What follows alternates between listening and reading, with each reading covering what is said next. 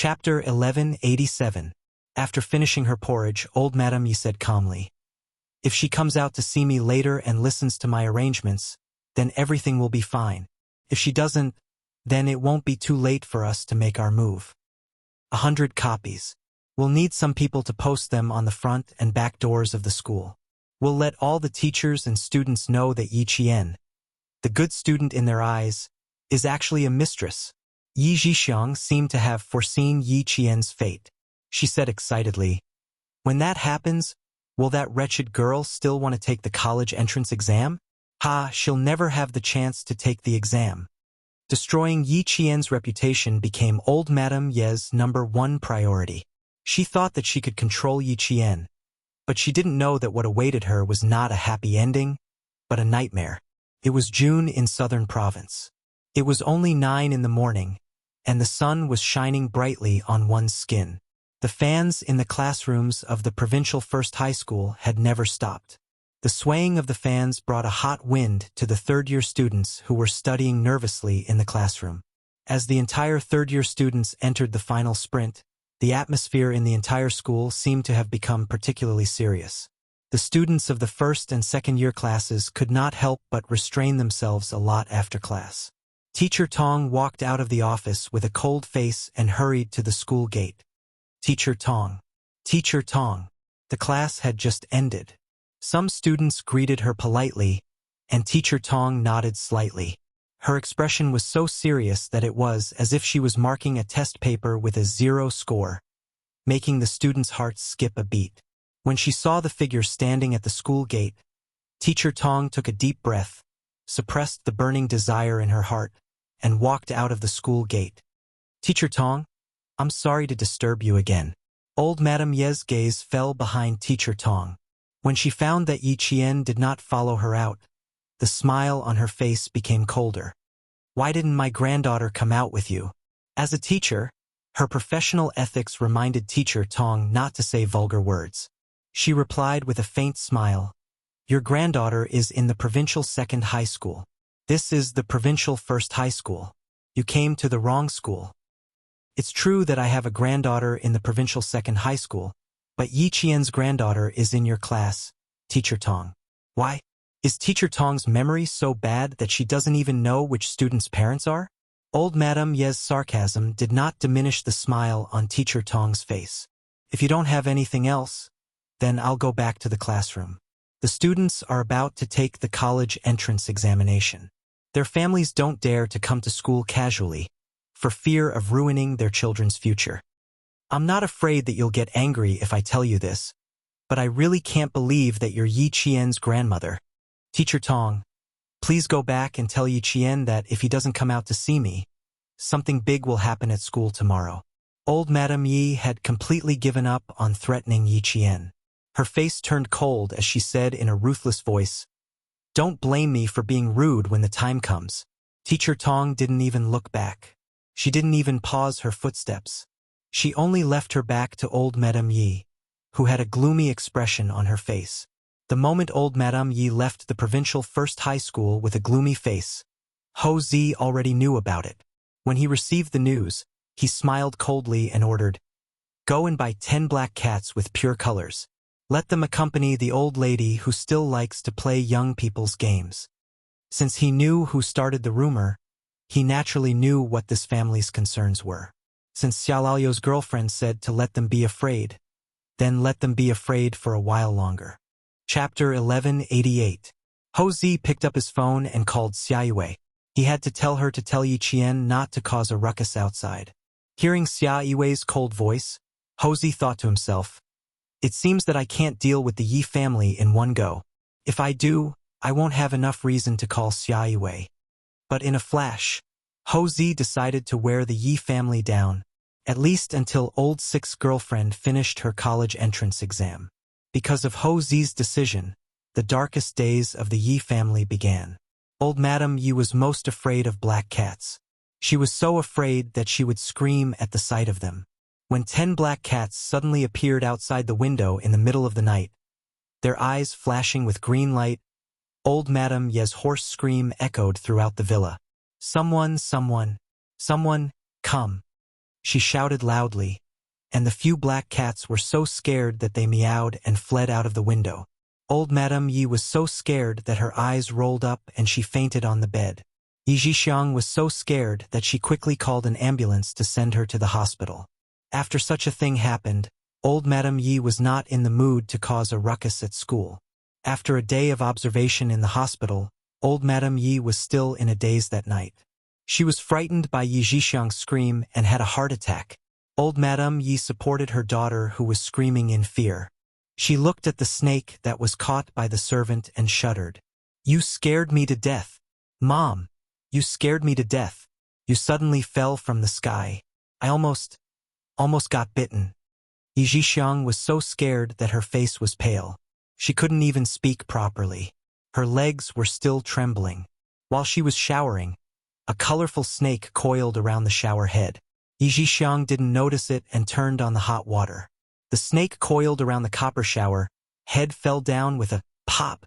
Yi Zhixiang screamed on the spot. Two strange things happened yesterday and tonight. Old Madame Yi knew that Ho Zi had made a move. He did not send anyone to teach her and her daughter a lesson, but he knew what their weakness was. She was afraid of cats, her daughter was afraid of snakes, and her son-in-law was afraid of the police.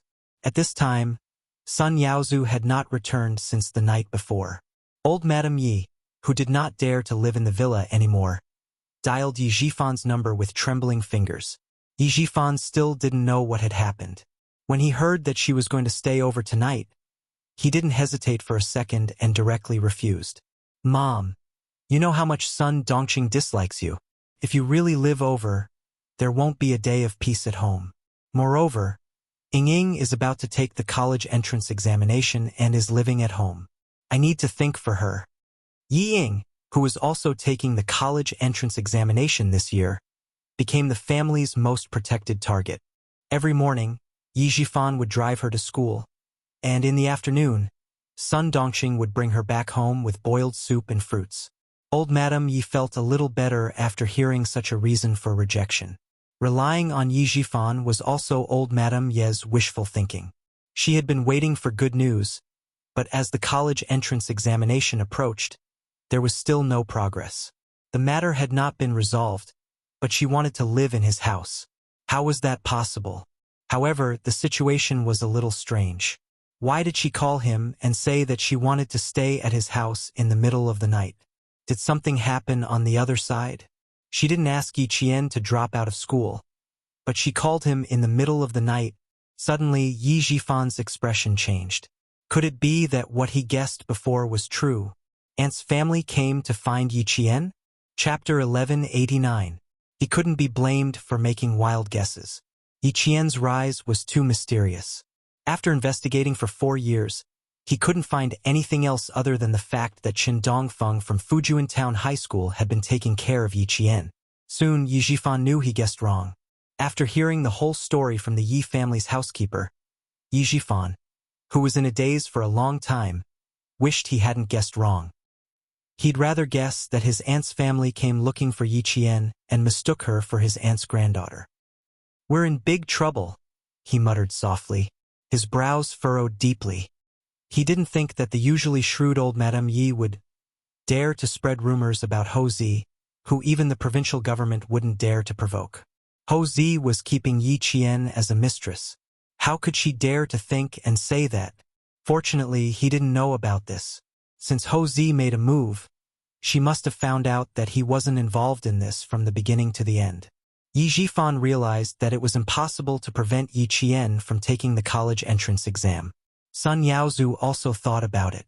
After hearing about what happened from his subordinates in the villa, he decided to stay in a hotel and didn't plan to go home for a while. Old Madame Yi and Yi Zhixiang suffered when he didn't go home. With a knife on their necks, they worried about him every night. In less than 3 days, the mother and daughter lost a lot of weight. Old Madame Yi used to be in good spirits, but after 3 days, she finally looked like she was in her 60s instead of her 50s. The soft knife that Ho Zi set up was very bright and sharp, but it just didn't fall down for a while. The old Madame Yi finally went directly to the hospital under great mental pressure. Sun Yaozu, who didn't come back, called back a few thugs from the coastal area to guard the hospital, which made Madame Yi feel more at ease. There were still 4 days until the college entrance exam.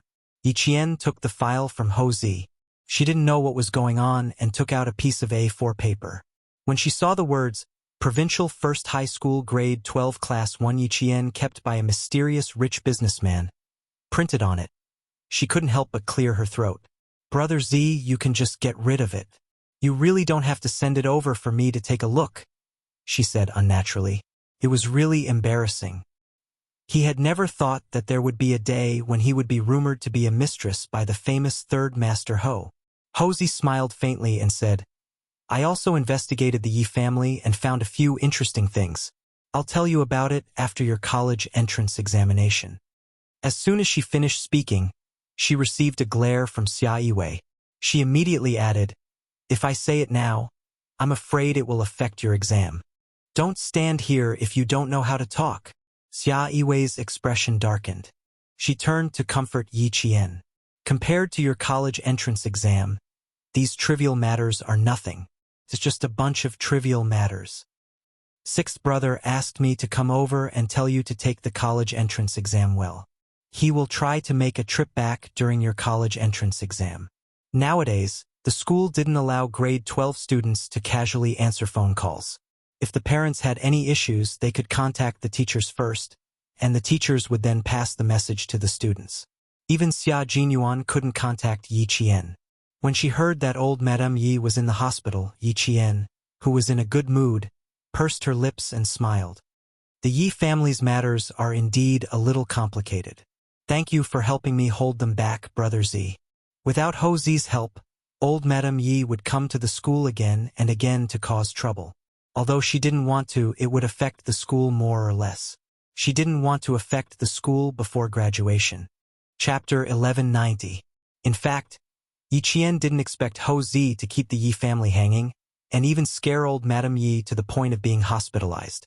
He didn't expect this at first, but when he saw Ho Zi chasing after Xia Yiwei, he vaguely understood why he made the Yi family worry for so long.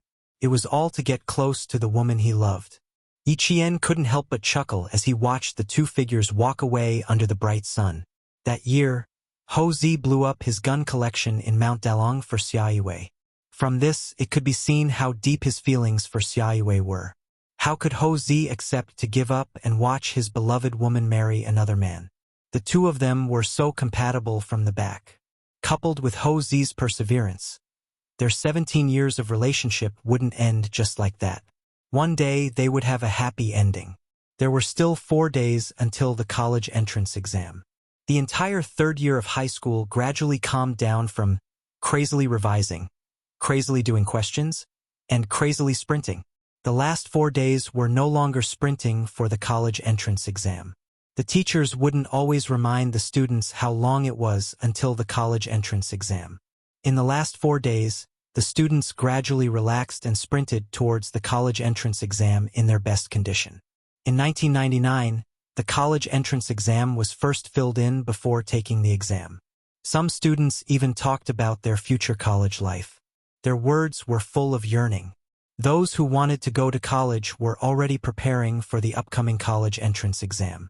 When they chatted, the most common words they heard were, "What will happen when I go to college?"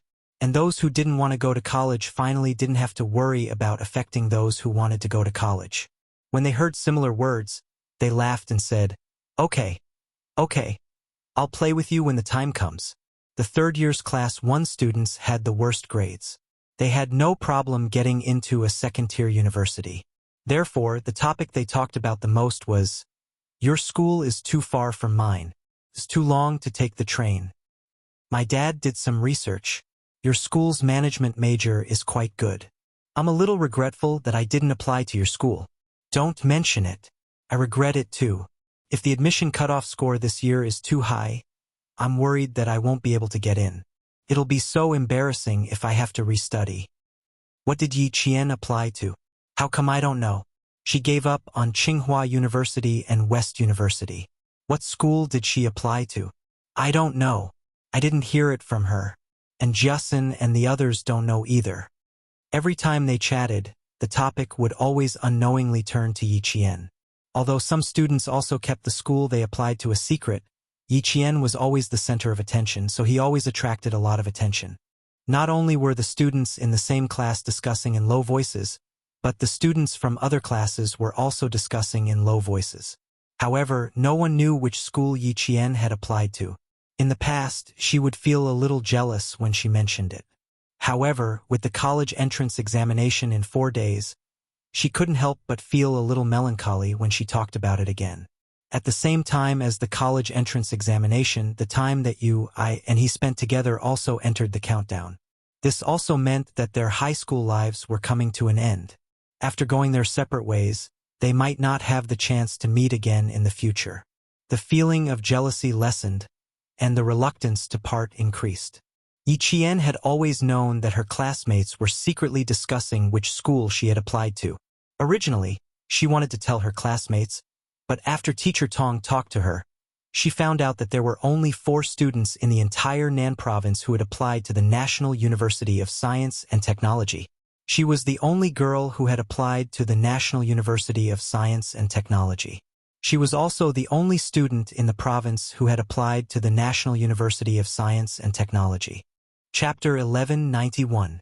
As the Hua University and West University of the military schools, the National University of Science and Technology only accepted a small number of students each year. The admission score for the engineering and technology courses was sometimes higher than the admission score for Hua University and West University.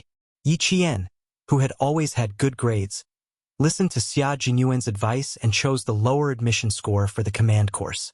Even she had to fill in her application and major conservatively. It was obvious how difficult it was to get into the National University of Science and Technology in the 1990s. After Teacher Tong's reminder, Yi Qian remained silent on his application for the college entrance exam. Fortunately, the students did not pester him, which made Yi Qian feel a little relieved. On the 3rd day of the college entrance exam, the 6th floor of Class 5 seemed to have been triggered. Pieces of paper floated up from the 6th floor like snowflakes, followed by the students of the 4 classes on the 6th floor. The candidates of the 3 classes downstairs were dumbfounded. Damn! Are they tearing the books? No way, there are still 3 days left. Don't they plan to revise anymore? The students of grade 12 class 1 looked up from the sea of test papers and stacks of revision materials. They were a little confused. Tearing the books. Did the 4 classes upstairs have to be so arrogant? They seemed to be enjoying themselves. What should I do? My hands are itching too. Anjusin rubbed her hands and muttered to Yi Qian. Why don't we go to the rooftop later and tear a few books? I want to tear those evil English books. Yi Qian looked at the empty desk in front of him and smiled. You can try. I can't do it. As he spoke, Teacher Tong came over with dozens of woven bags. The class representative, Lu Xian, followed closely behind with dozens of woven bags in each hand. Teacher Tong, who was standing by the podium, still had a gentle smile on her face. She said to the students who didn't quite understand why LV Xian came in with a woven bag, "Every year, the revision materials, class notes, and test papers of our grade 12 class 1 students will become the hottest materials in the next grade 12 class 3. As for me, in order to prevent you from tearing up your books like the 4 classes upstairs, I've prepared in advance to collect and bind your books. Students in the first row of each group, go to Lu Xian to get a woven bag and put away the revision materials that you no longer need." The classroom was suddenly filled with wails. They had been fighting with Teacher Tong for 2 years, but they still lost. "Teacher Tong, we also want to tear the books. I heard that this will reduce stress. We need to reduce the pressure, Teacher Tong." After wailing, all of them began to talk about it with smiles on their faces. The college entrance examination was coming, and they were about to part ways. Laughter could dilute the sadness of parting. After sending off the graduates one after another, Teacher Tong looked at the youthful faces filled with the temperament of the rising sun, and the gentle smile on her face deepened. "Take out your test papers with the highest and lowest scores and tear them apart on the last day of your high school career." Just as he finished speaking, the students laughed again. "What about Yi Qian? She doesn't have a highest or lowest score. Even her average score is the same." In her second year of high school, Yi Qian's grades had always been strangely stable. No matter how difficult or easy the test papers were, she could always maintain the same score. It was as if she had calculated it beforehand. Yi Qian smiled and said, "I also have a test paper with high and low marks, but I don't have the chance to tear it up." She spread her hands in front of her desk. Only then did the entire class realize that her desk was the cleanest and tittiest desk in the entire class. How could it not be clean and tidy without a single book? Her homework, revision materials, and test papers had already been taken away by the teachers in advance to prevent her from learning from the other students and tearing the books. Chapter 1192. The difference, the treatment, the treatment. It should be taken away in advance for the next batch of third-year students to worship and look up to. No way, not a single set of test papers is left. I wanted to snatch one for my sister. The teacher is too cruel, not leaving a single set for us students. Amidst the laughter, the monotonous high school life began to come to an end. Time passed by unconsciously. Looking back, it was already time to say goodbye. And where is my message book? Anyone who didn't leave behind a calligraphy piece, remember to leave it. There are only 3 days left. Don't let me have any regrets. Yang Su, what's your contact information? Why didn't you fill it out? How am I going to find you in the future? In 1999, the most popular forms of communication were home phone, MSN, and QICQ, which had just emerged. Yi Jian was an exception. She did not have any of the 3 forms of communication. And Justin was angry. Damn, do I have to put up a missing person notice if I want to find you in the future? After her anger subsided, she left with Yi Qian through the back door at noon. She entered the internet cafe with the speed of a turtle and applied for a QQ number for Yi Qian. What's your name? Invincible in the province's #1 middle school? What about email? There has to be one. I also have to choose a self-portrait. How about a blonde girl? Opening the 1999 QICQ application, Yi Qian filled it out slowly. Although QICQ was not as popular as MSN, it was very popular in the student group. In 2000, QICQ became the main contact information for students. Could be said that every student had one. When Yi Qian wrote his name in the name column, and Justin was puzzled, "Green helmet? What kind of name is that? Shouldn't it be more domineering? Also, helmet is a hat, right? Can I understand it as a green hat?" Cuckolded. Facing a good friend who could twist a very normal name into a different meaning, Yi Qian, who was already used to it, calmly said, "Green represents hope, and the helmet represents protection. You can use normal thinking to understand it as protect the green hope. Don't you think it's more domineering?" And Justin silently bit her fingernails and said with some internal injuries, "You are indeed much more domineering." It turned out that being a cuckold could be understood in this way. The ability of good students to understand things was much higher than theirs. Yi Qian didn't bother registering her cell phone or pager number. She didn't have a cell phone or pager number. It didn't take long for Yi Qian to have a 6-digit QQ account, while Justin became her first QQ friend. Seeing her online name, Yi Qian couldn't help but rub his forehead. "Please call me Empress. You're really domineering. You must have watched too many kung fu movies." A Qing dynasty drama was popular all over the country. Even she, who never watched TV, would occasionally watch it when she had a headache. The actors were very familiar. One of the maids and 2 of the girls later became big stars. However, at that time they were already past their prime. "I like how domineering the Empress is," and Justin said as she took out a graduation message book from her bag. "Come on, let's add a few students' QICQ numbers. Later, we'll go to the stationery store to buy a graduation souvenir book. Everyone in the class has one, but I don't see you getting one." Classmate Jane Eyre. Sometimes you have to go with the flow. In her previous life, Yi Qian had developed a cold and quiet personality. She had never participated in any group activities. Chapter 1193. There weren't as many class activities as there were in high school when she was studying in town. Plus, her classmates had developed a habit of not asking her to come along. So it was normal that Yi Qian didn't participate in class activities.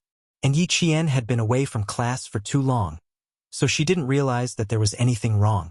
If it weren't for Justin's reminder in high school, she would have remained like she was in middle school, acting alone and avoiding class activities. And Justin had helped Yi Qian a lot in her second year of high school.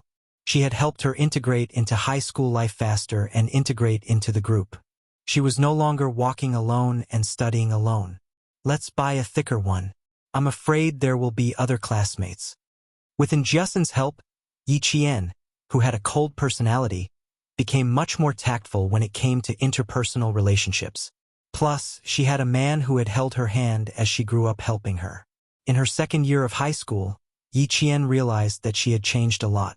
At the very least, she could communicate with her classmates normally and wouldn't subconsciously keep a distance. No matter how thick it is, it can't be that thick. Prepare two. One for class and one for other classes. And Justin made the decision. Yi Qian didn't have any objections. In fact, Yi Jian had never thought of preparing a graduation note. She had been reborn and had lived two lives. No matter how much she integrated into the student life, she was still young and had not experienced many things. She was different from a student who had not experienced many things. But Justin was right. Sometimes she needed to go with the flow. Everyone in class had a message book, so how could she be an exception? Some of her classmates had started preparing one a month ago. She was the latest. Thanks to Justin's suggestion to buy 2 guidebooks, Yi Jian handed her guidebook to LVXIN after returning to school that day. In less than an afternoon, the entire guidebook was filled with the words of every student in the class. Wow, Yi Qian applied for QICQ today.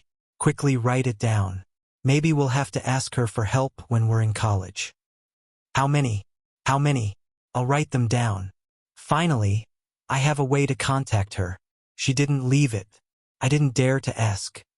As for the other message booklet, after Zhang Bin conveniently took it away, the message booklet began to circulate among the various liners.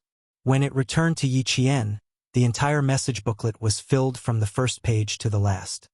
He's very popular. Should we add all the students who left QICQ? And Justin clicked her tongue in amazement as she flipped through the comments. I dare say that all the top 100 seniors have left comments. Yi Qian, who was earnestly writing his blessings in a message book, didn't even raise his head as he smiled faintly. I'll go to an internet cafe and add them one by one after the holidays. We can still keep in touch in the future. Yi Qian, are you done yet? Let's take a photo together. A boy stood at the door of the classroom and said with a young and inexperienced voice, Several classes of students are waiting for you on the lawn. They are all waiting for you to come down. Every year, the provincial first high school would give the examinees a day and a half off. One day was for the students to rest and prepare for the exam, and the other half was for the students to take group photos in school. Taking group photos was very important. It was so important that half a day wasn't enough. After taking group photos with the entire class, it was time for the students to take group photos with each other. After the third year of high school, some students might not see each other for the rest of their lives. The only way to preserve this moment was to take group photos. Chapter 1194. Yi Qian. Over here, over here. And Justin, who was standing beside Zhang Bin, jumped up and down like a rabbit as she waved at Yi Qian. They've been waiting so long for you that they've turned into a giraffe.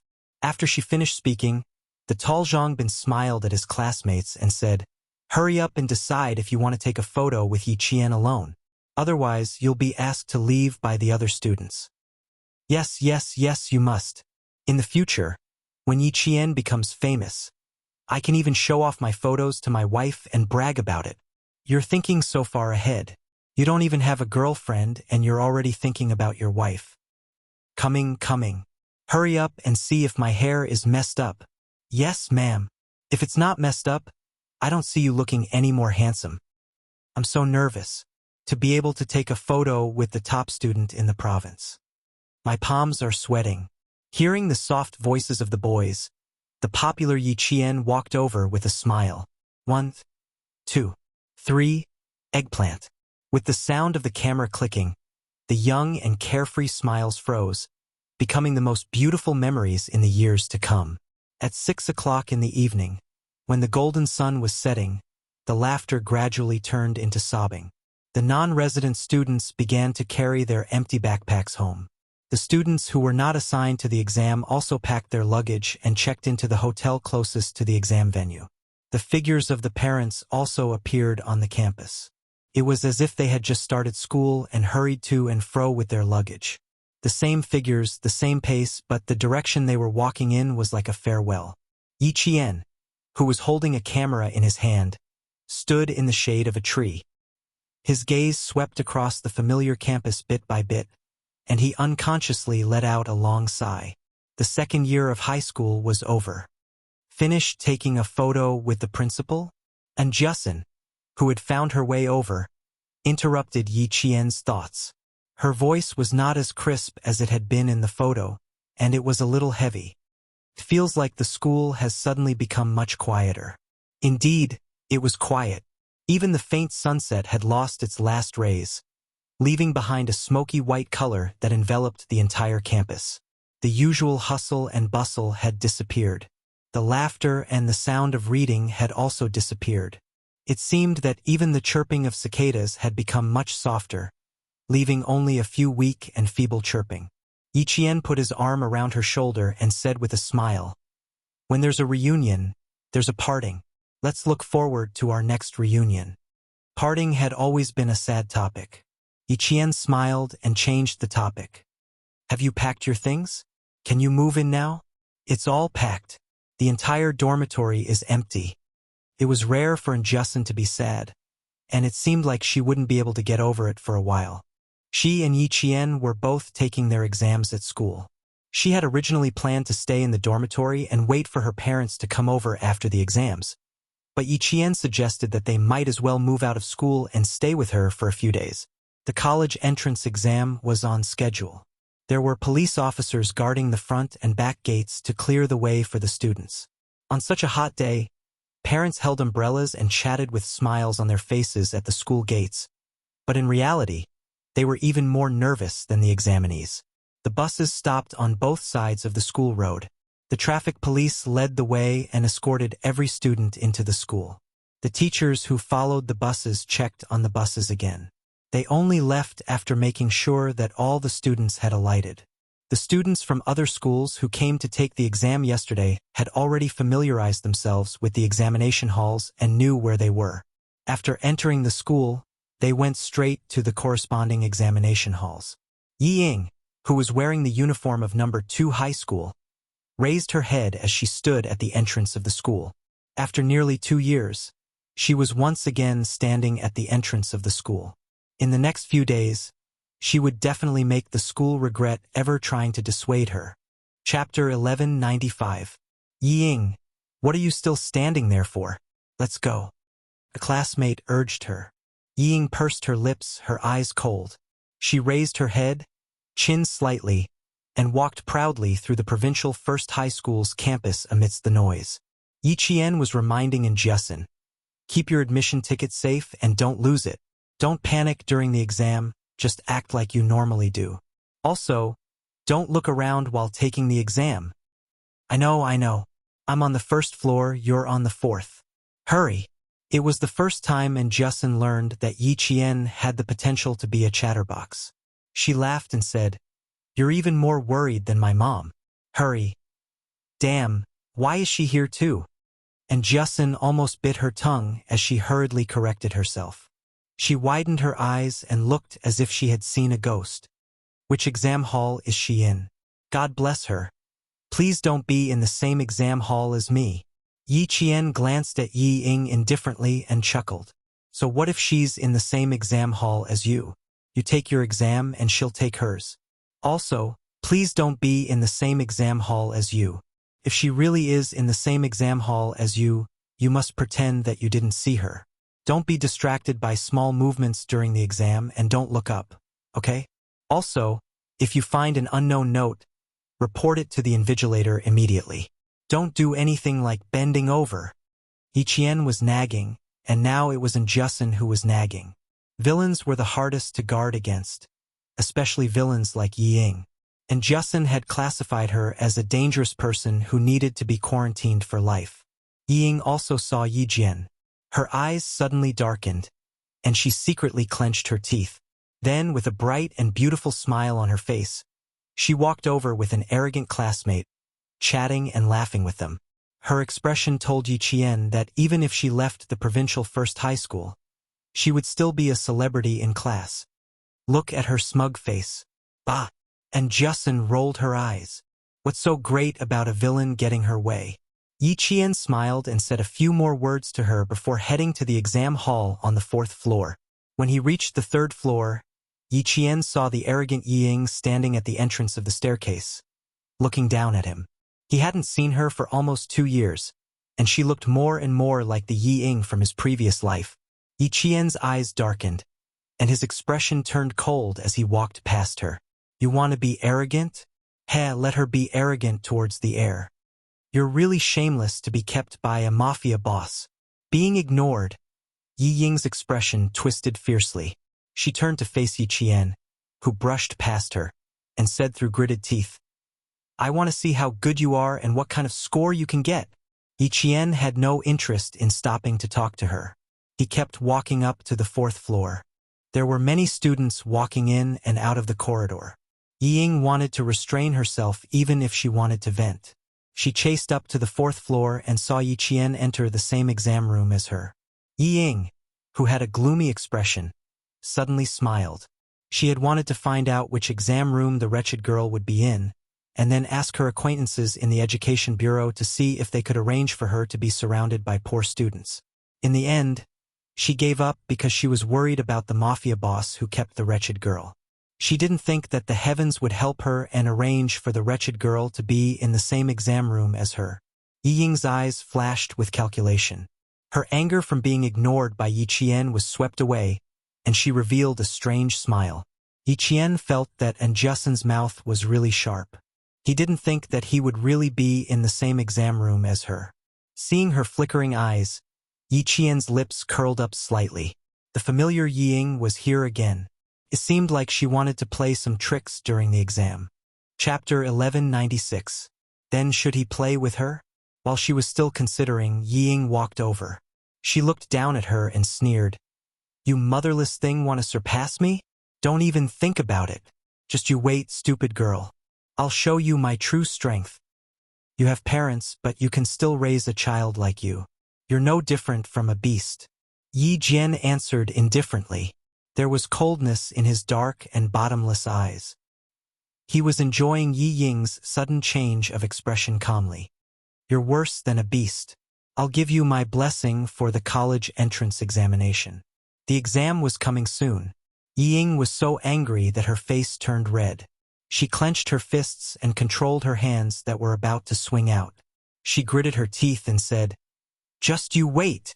Since middle school, other than just you wait. What else can you say? Ying, I've been waiting.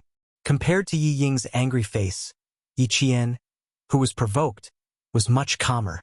He continued to provoke her. You still want to play tricks in the exam? I'm also waiting. I'm looking forward to it. He said Yi Ying's plan as if he could read her mind. She was so shocked that the anger on her face was replaced by shock. Luckily, Yi Jifan taught her well. Yi Ying was only shocked for a short while. She pressed her lips together and said, I won't let you be proud for too long. I'll make you understand that you're not as good as me. So what if you have good grades? Do you think you can stand out just because you have good grades? What else do you have besides good grades? Do you know what you need to walk out of society? Relying on connections. Do you think you're qualified to compete with me? As more and more students entered the exam hall, Yi Ying ended the confrontation with what she thought was a fierce glare. She returned to her seat. The sun had already shone on every corner of the school. Someone stood in the shade of a tree outside the school. His handsome face had a faint smile, and his eyes were gentle as he looked at the corner of the school building. He ran all the way here because of traffic control, but he was still a little late. He didn't personally send her to the exam hall. Time ticked away, and the parents who had been waiting all lowered their voices and chatted softly. Their topics revolved around the school that they had applied to and their daughter's results. Xia Jinyuan listened quietly without any intention of getting involved. It was not until the name he was most familiar with came up that he raised his eyebrows slightly and looked over. After listening for a while, his thin lips curved into a perfect smile. His little fox was so famous that even the parents of the students knew about her. 30 minutes had passed since the exam started. Yi Qian, who didn't know Xia Jinyuan was there, started answering the questions on the last page. Her writing speed was too fast, and she was very famous in all the schools in the southern province. The invigilator stood beside her, watching her answer the questions while scanning the exam hall with his sharp eyes. The invigilator, who was gradually attracted by her answering speed, couldn't help but wipe his sweat. Too fast, too fast. As a teacher, he couldn't keep up with her speed. After 50 minutes, Yi Qian finished answering all the questions. At 60 minutes, he was the first student to hand in his paper and leave the classroom. Her departure caused the entire exam hall to become even quieter. The godlike existence of Yi Qian from the province was indeed famous. No, pass. Yi Ying, who was still working on the questions, looked at the figure walking past her. She bit her lower lip and stared at her unfinished paper with a gloomy look in her eyes. Chapter 1197. Other than the occasional nervous coughing in the large classroom, the entire examination hall was so quiet that only the rustling of the pens could be heard. Yi Qian's early submission of the papers had undoubtedly stimulated the students' answering speed. Even the invigilator suddenly felt the pressure increase. He stood at the side of the aisle, his eyes fixed on all the students. If he found any suspicious cheaters, he would immediately go over to investigate. Yi Ying, with a gloomy expression, clenched the note tightly. She pretended to sit up straight and glanced at the empty desk 2 seats away from her from the corner of her eye. She put away the note with great reluctance. She actually handed in her papers so early. She couldn't move at all. Wretched girl, you're lucky. There was still 1.5 hours left between 9 o'clock a.m. and 11:30 a.m. The examinees were still writing at a high speed, burying their heads in the questions. Accompanying them were the tireless cries of the cicadas. The cries were sometimes loud and sometimes hurried, just like the mood of the examinees as they worked on the questions. Why is there a kid coming out? No way, it's only been 70 minutes? Whose kid is it? Let me see. There's a girl called Yi Qian in our provincial first high school. My child said that he took 2 mock exams with her. She was the one who handed in her papers early each time. A parent who was also an examinee from the provincial first high school craned his neck to look at the school. He immediately recognized the girl who was walking over and exclaimed, "Oh my! It's really Yi Jian. This kid. She's amazing. Amazing. She's done with the exam." Yi Qian was no stranger to the parents of the provincial first high school. She was the representative of the entire school at the opening ceremony every year. Every time the teacher introduced her results, she was so far ahead that the parents of the new students gasped. The difference between first place and second place was not a difference of 5 or 10 points, but a difference of 70 or 80 points. Yi Qian planned to go home and cook for Njiasen when she came back from the exam. When she was a short distance away from the back door of the school, Yi Qian could hear the discussion of the parents. She couldn't help but stop in her tracks. She only wanted to hurry home and cook a good meal. She forgot that she would be seen by the parents if she came out so early. Without thinking much, Yi Qian walked to the left side of the classroom building. 3 o'clock. A familiar and elegant male voice came from the other side of the wall. Yi Qian, who was standing in the middle of the shrubs, had a glint in his eyes. He raised his head and looked in the direction of the 3 o'clock. The June sun was so bright that it was like a handful of broken diamonds scattered everywhere. The girl he loved looked up and smiled at him. "You're here."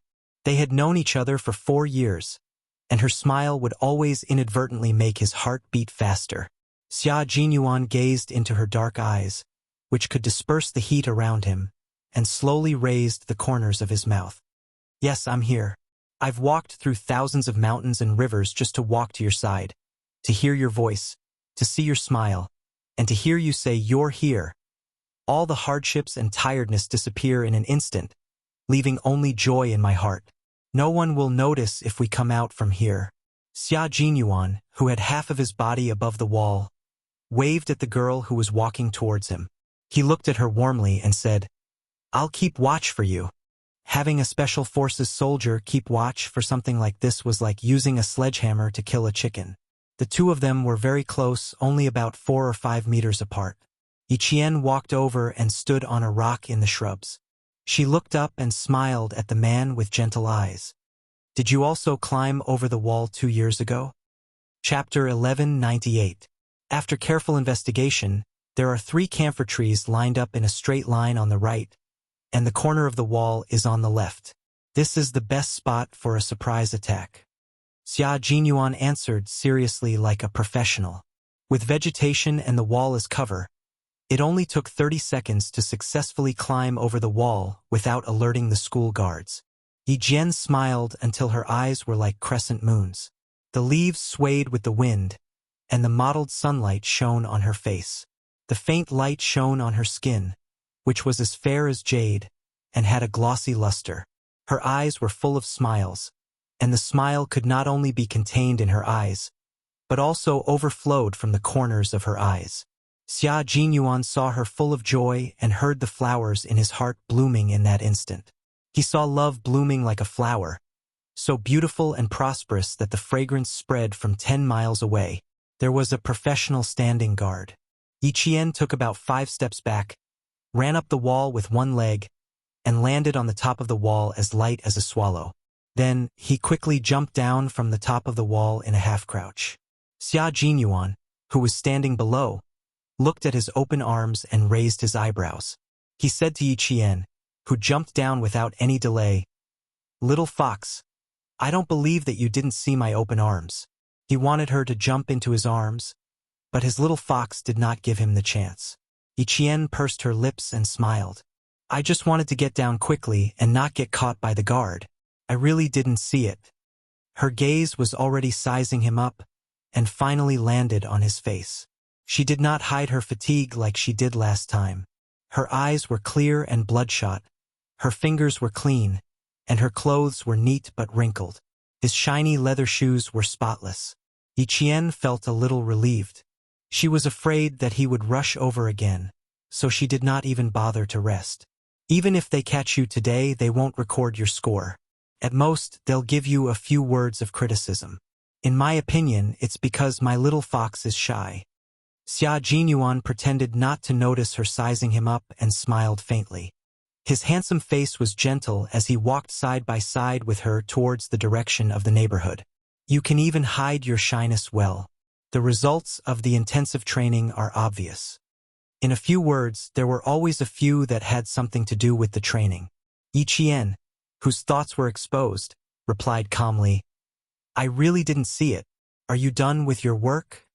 Talking about hugging and cuddling had always been her weakness, so she had to change the topic immediately. Xia Jinyuan could not help but laugh at her calm appearance. He gently pinched her small and round earlobe and said softly, "Graduated from high school. Little fox, do you still remember the promise you made?" During the National Day military training 2 years ago, she had said that she would confirm her relationship with him after she graduated from high school. Xia Jinyuan had rushed over because of his promise. Of course, Yiqian remembered. Hundreds of days had passed, but his feelings for her were still the same. The graduation of the 3rd year of high school was on schedule, and so was her promise. She looked at the man who had been waiting for her for 4 years with a smile. "I've always remembered it in my heart. I've never forgotten it." When he made the promise, the little fox's eyebrows were young and tender, and her face was embarrassed. But now, she was natural and unrestrained, and she answered him with a calm demeanor. The scenes of the past flashed before his eyes, and today, he finally waited for the flower to bloom. Xia Jinyuan closed his eyes. Filled with tenderness, he lowered his head and kissed her forehead gently with excitement and sincerity. Chapter 1199. Although they were far away from the school gate, it was only a few hundred meters from the back gate to the residential area. The residential area was mostly rented by the parents of the provincial first high school students. A girl wearing the provincial first high school uniform was being kissed on the forehead by a tall and handsome man.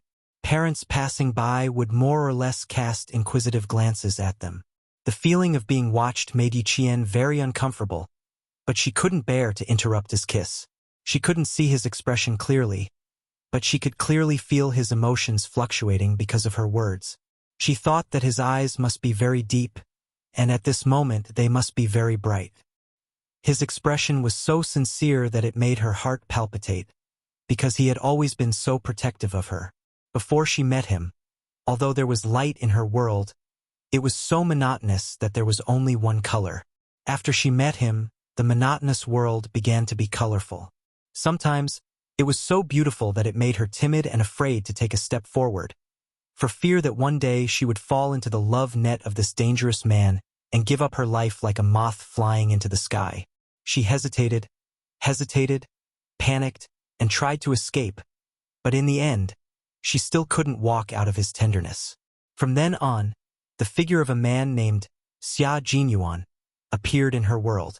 The sun was scorching, and the leaves were swaying in the wind. The rustling sound of the leaves was like the sound of flowers blooming in her heart. Yiqian reached out and slowly hugged the man who had traveled thousands of miles for her. She couldn't refuse him, and she didn't want to refuse him. Yiqian's hug made Xia Jinyuan feel happiness rush into his chest. The overflowing happiness made this man, who had walked through the battlefield, almost burst into tears. He knew Yiqian too well. It was more difficult for her to make such a bold move in front of so many people than for her to fight on the battlefield. Her emotions were usually calm and reserved, and she would never reveal them easily. Now, for his sake, in order not to make him sad, she took the initiative to reach out her hands and buried her head in his embrace like a little bird. He knew that after 4 years of waiting, the flowers would bloom, and the most beautiful results would also come. No matter how many pairs of eyes stared at them, they did not break up immediately. Xia Jinyuan hugged the girl he had been thinking about day and night tightly. He did not want to let go of her so soon. His feelings could not be described with words. He only knew that he was very happy now, very happy.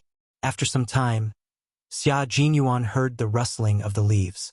He loosened his arms around her, put his chin close to her ear, and whispered, "What should I do? I want to carry you back now." Yiqian rubbed his chin and replied softly, "Hold it in. Don't be impulsive. Pay attention to control your emotions. Don't lose your composure. You won't feel awkward, but I will." At this moment, Yi Jian's cheeks were abnormally red.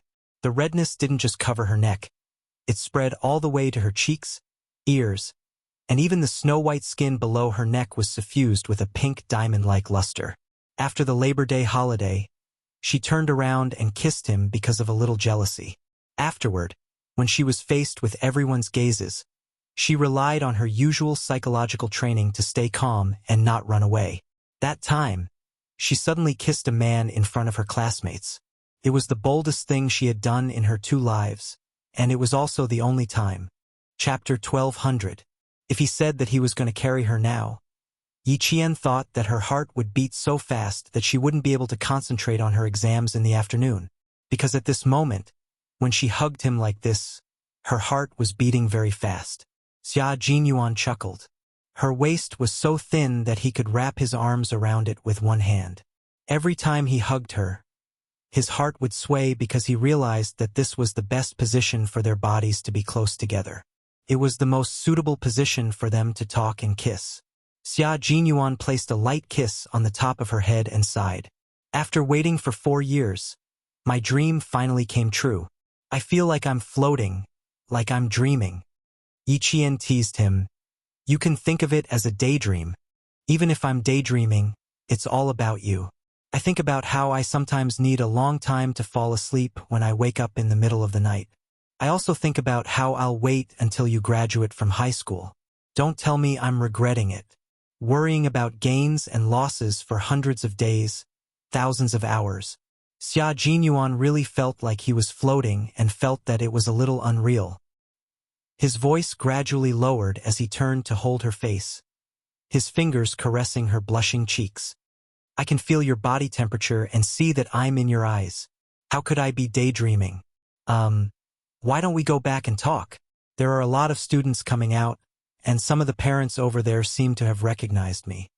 Yiqian loosened her grip on his muscular waist and tugged at the corner of his shirt.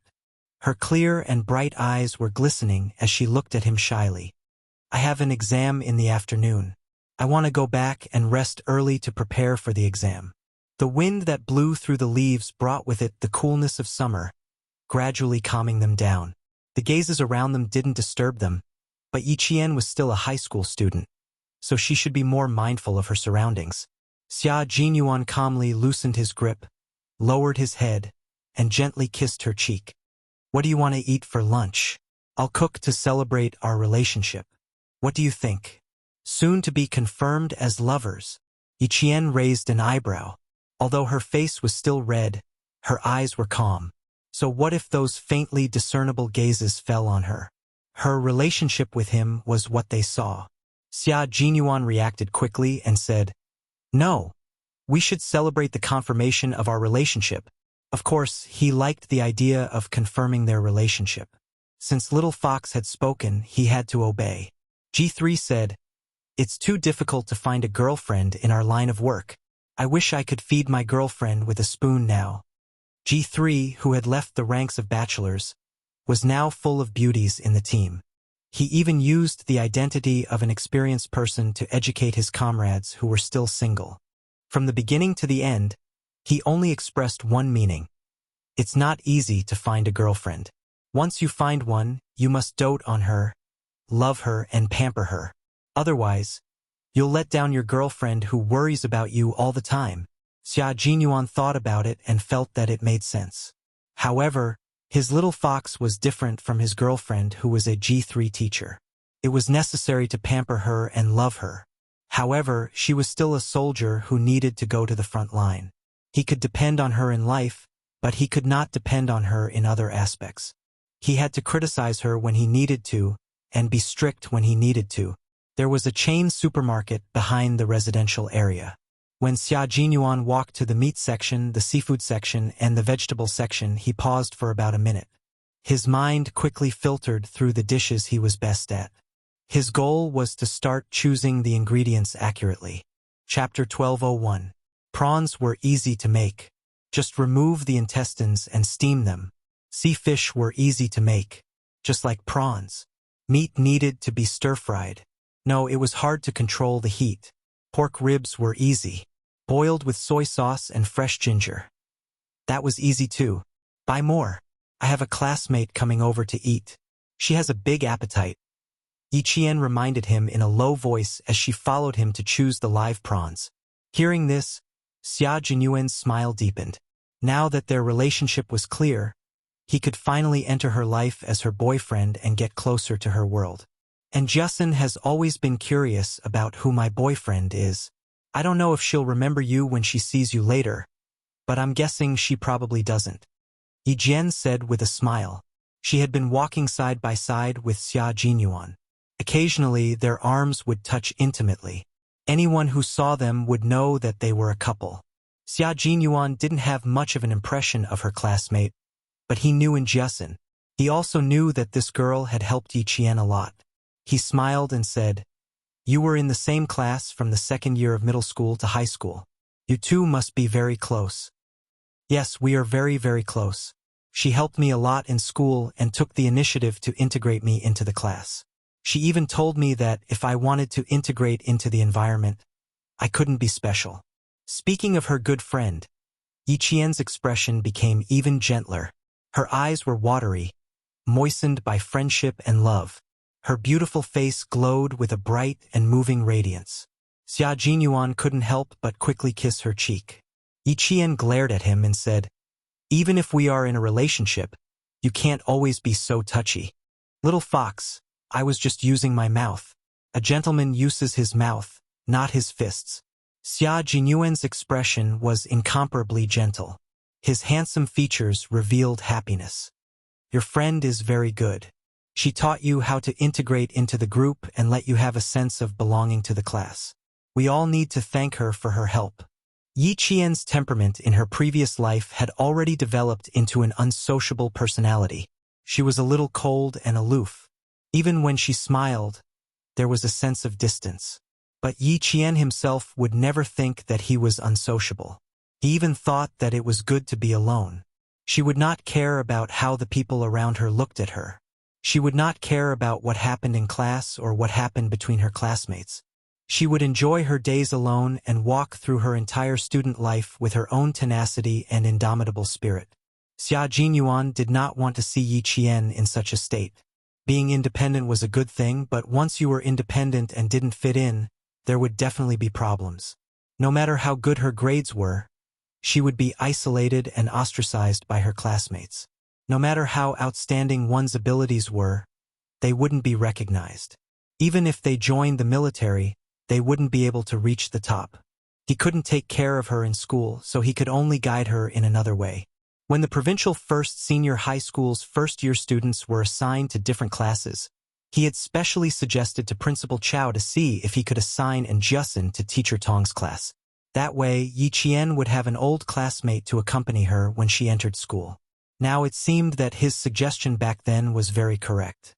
And Jiasin, who was cheerful and good at socializing, did indeed take care of Yi Qian in school. The problems that he had worried about previously did not occur, and she always maintained a good relationship with her classmates. Xia Jinyuan, who had a plan in mind, had always used his own way to hold Yi Qian's hand and guide her to grow up. He had used his own way to silently protect the girl he loved as she grew up. Chapter 1202. And Jiasin is a very important friend of mine. I promised her that if I had a boyfriend, she would be the first to know. Yi Qian chose a piece of pork rib and smiled gently. She likes pork ribs. Why don't we make braised pork ribs together? Braised pork ribs were a little difficult. Xia Jinyuan pondered for a while and replied, "We can try. It should be braised pork ribs with soy sauce." When they came back from grocery shopping and reached the third floor, Xia Jinyuan suddenly picked up the unsuspecting Yi Qian and ran up to the fifth floor with a low laugh. "Although I can't carry you from outside, I can carry you from the nearest distance." Although Yi Qian was a little shocked, he quickly wrapped his arms around Xia Jinyuan's neck and let Xia Jinyuan carry him home. She didn't know how to fall in love. She only knew that when she saw how happy he was, she couldn't bear to reject him, nor could she bear to reject him. The sweet interaction didn't end until Jiasin came back. One of them was cooking in the kitchen, while the other was setting the table in the dining room.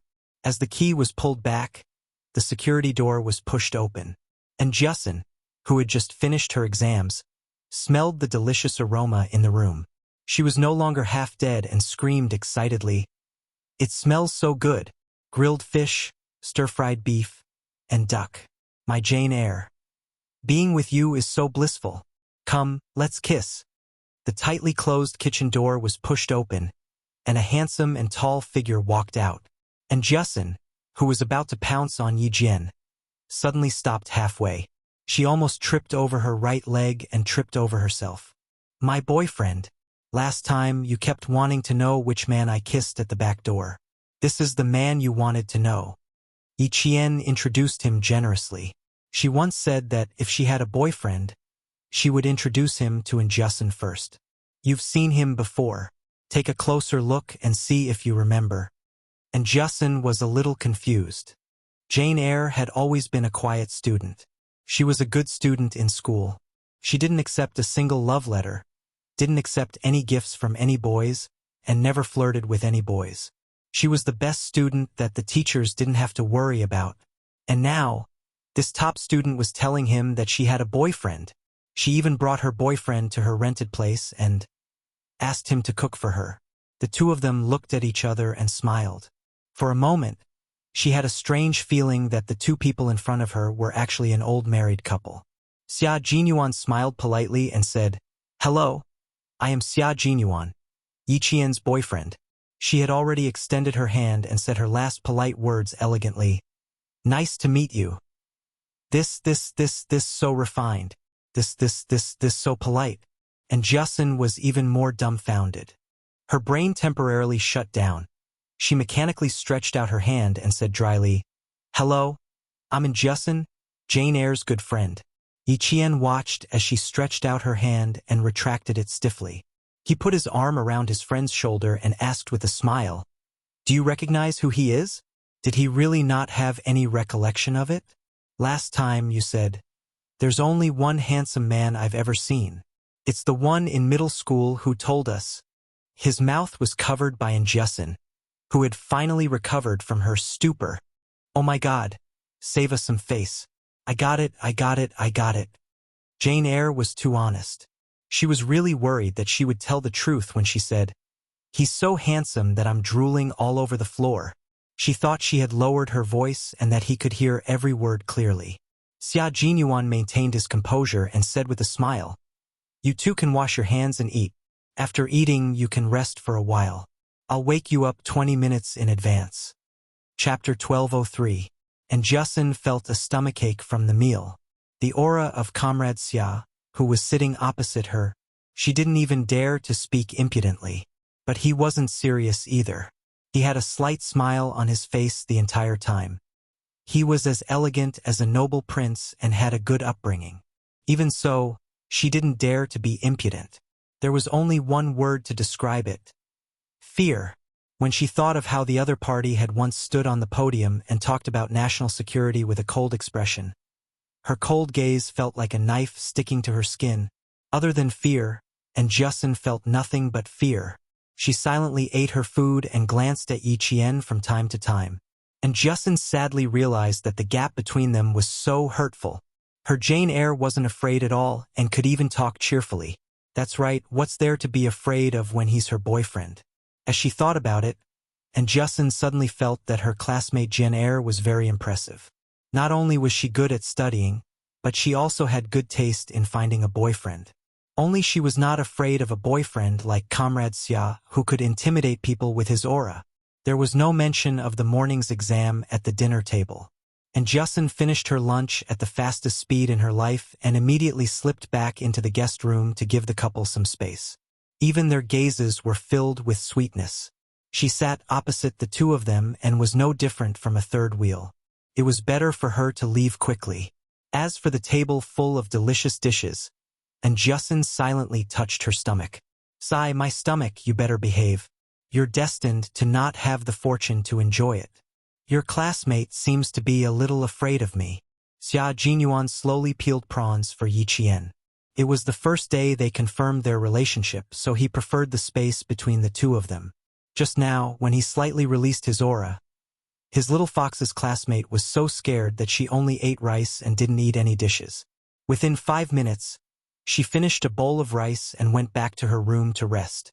Yi Qian glanced at him disdainfully. "Don't you know why Justin is afraid of you?" There was a smile at the corner of his mouth. His gaze was firm and there wasn't a trace of emotion in it. It was obvious that he did it on purpose. His girlfriend was smart enough to see through his little scheme. Xia Jinyuan shamelessly replied, "We'll treat her to a meal later. Today is a special day, so I have to mark it as the first day of our relationship." Couldn't be helped. Major Xia would occasionally play petty tricks. It was a pity that Justin didn't have the fortune to enjoy such a sumptuous feast. Yi Qian smiled and nodded. Next time, he really needed to treat Justin to a big meal. "You go to the master bedroom to rest later. I'll go with Justin and ask her how she did on the test this morning." In return, Major Xia let out a long sigh. Fortunately, he had a long vacation this time, so long that he needed to personally send the little fox to Demon King Li's training camp. After the exam, everything would be fine. Yi Qian, who was grinning from ear to ear, quickly planted a kiss on his handsome cheek. "Make it up to her. I'll go with her first." Love was important, but so was friendship. In the room, and Justin was lying on the bed and flipping through the textbook.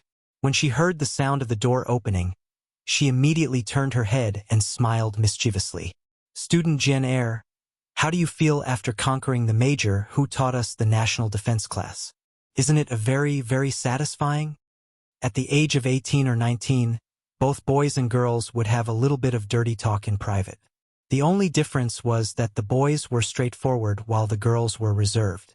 "What do you mean by satisfying?" Yi Qian didn't react in time. Instead, he answered seriously, "If you mean satisfying, then it is indeed satisfying. Also, when we were training together, it was very satisfying." Chapter 1204. And Justin rubbed her forehead. How could she have forgotten about Jane Eyre's innocence? But what did she mean by training together? At this point, Yi Qian didn't intend to hide anything from her. She laid on the bed and looked at her best friend who had never asked about her and had always helped her. She said softly, "Justin, I have something to tell you." What is it? Why are you so serious?" And Justin was frightened by her serious face.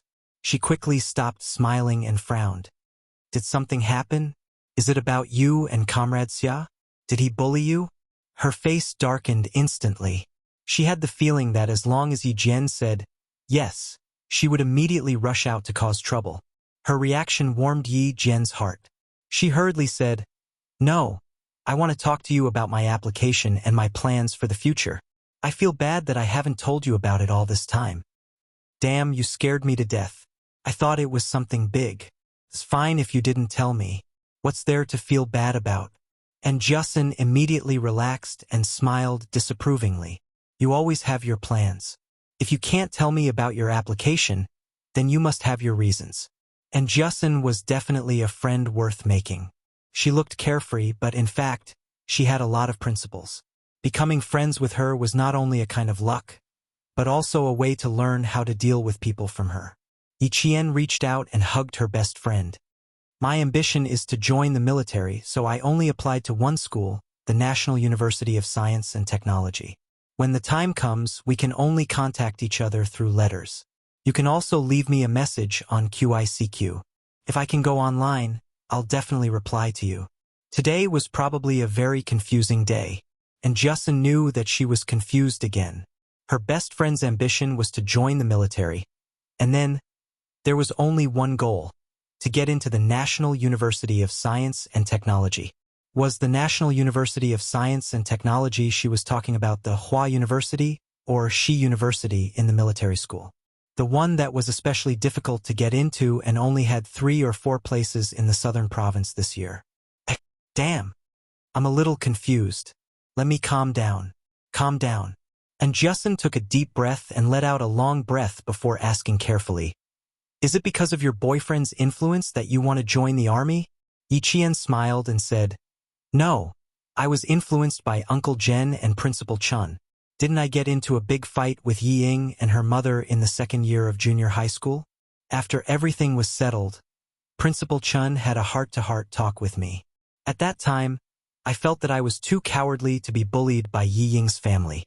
There had to be a way out, so I started to think about joining the army. At first, I just didn't want to live like a coward. Later, I completely fell in love with it. I liked the roars when I trained with the soldiers. I liked to pick up a gun and hear the sound of bullets being fired. I liked the feeling of wearing jungle camouflage and fighting with the soldiers. Justin, I've already been on this path for 4 years.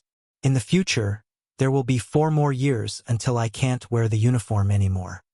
And Justin's expression was as if she was listening to a fantasy story. For years, classmate Jane Eyre had already decided to join the army 4 years ago. Oh my God! 4 years ago, wasn't she in the 2nd year of junior high school? On the 2nd year of junior high school, she thought all day long, "I wonder what good food the snack shop has brought. I'll go and try it later." Chapter 1205. Or maybe she was thinking, "I need to ask Mom for an extra $1 tomorrow. The spicy dried pork sticks in town are delicious. Also, why isn't Friday here yet? I want to watch TV tonight." While she was thinking about these things, Jane Eyre was thinking about joining the military and getting into university. The difference in hurting people was here again. "I thought you couldn't find me every summer and winter? Actually, I've been training with the soldiers in the military. It's much more fulfilling than watching TV at home all day." Yi Qian's voice was very soft, like the sound of flowing water, and Justin could hear it without a trace of awkwardness. Hearing this, and Justin clicked her tongue and suddenly laughed out loud. "Ha ha ha. Then Yi Ying was asking for trouble when she came looking for you during the National Day of Senior Year.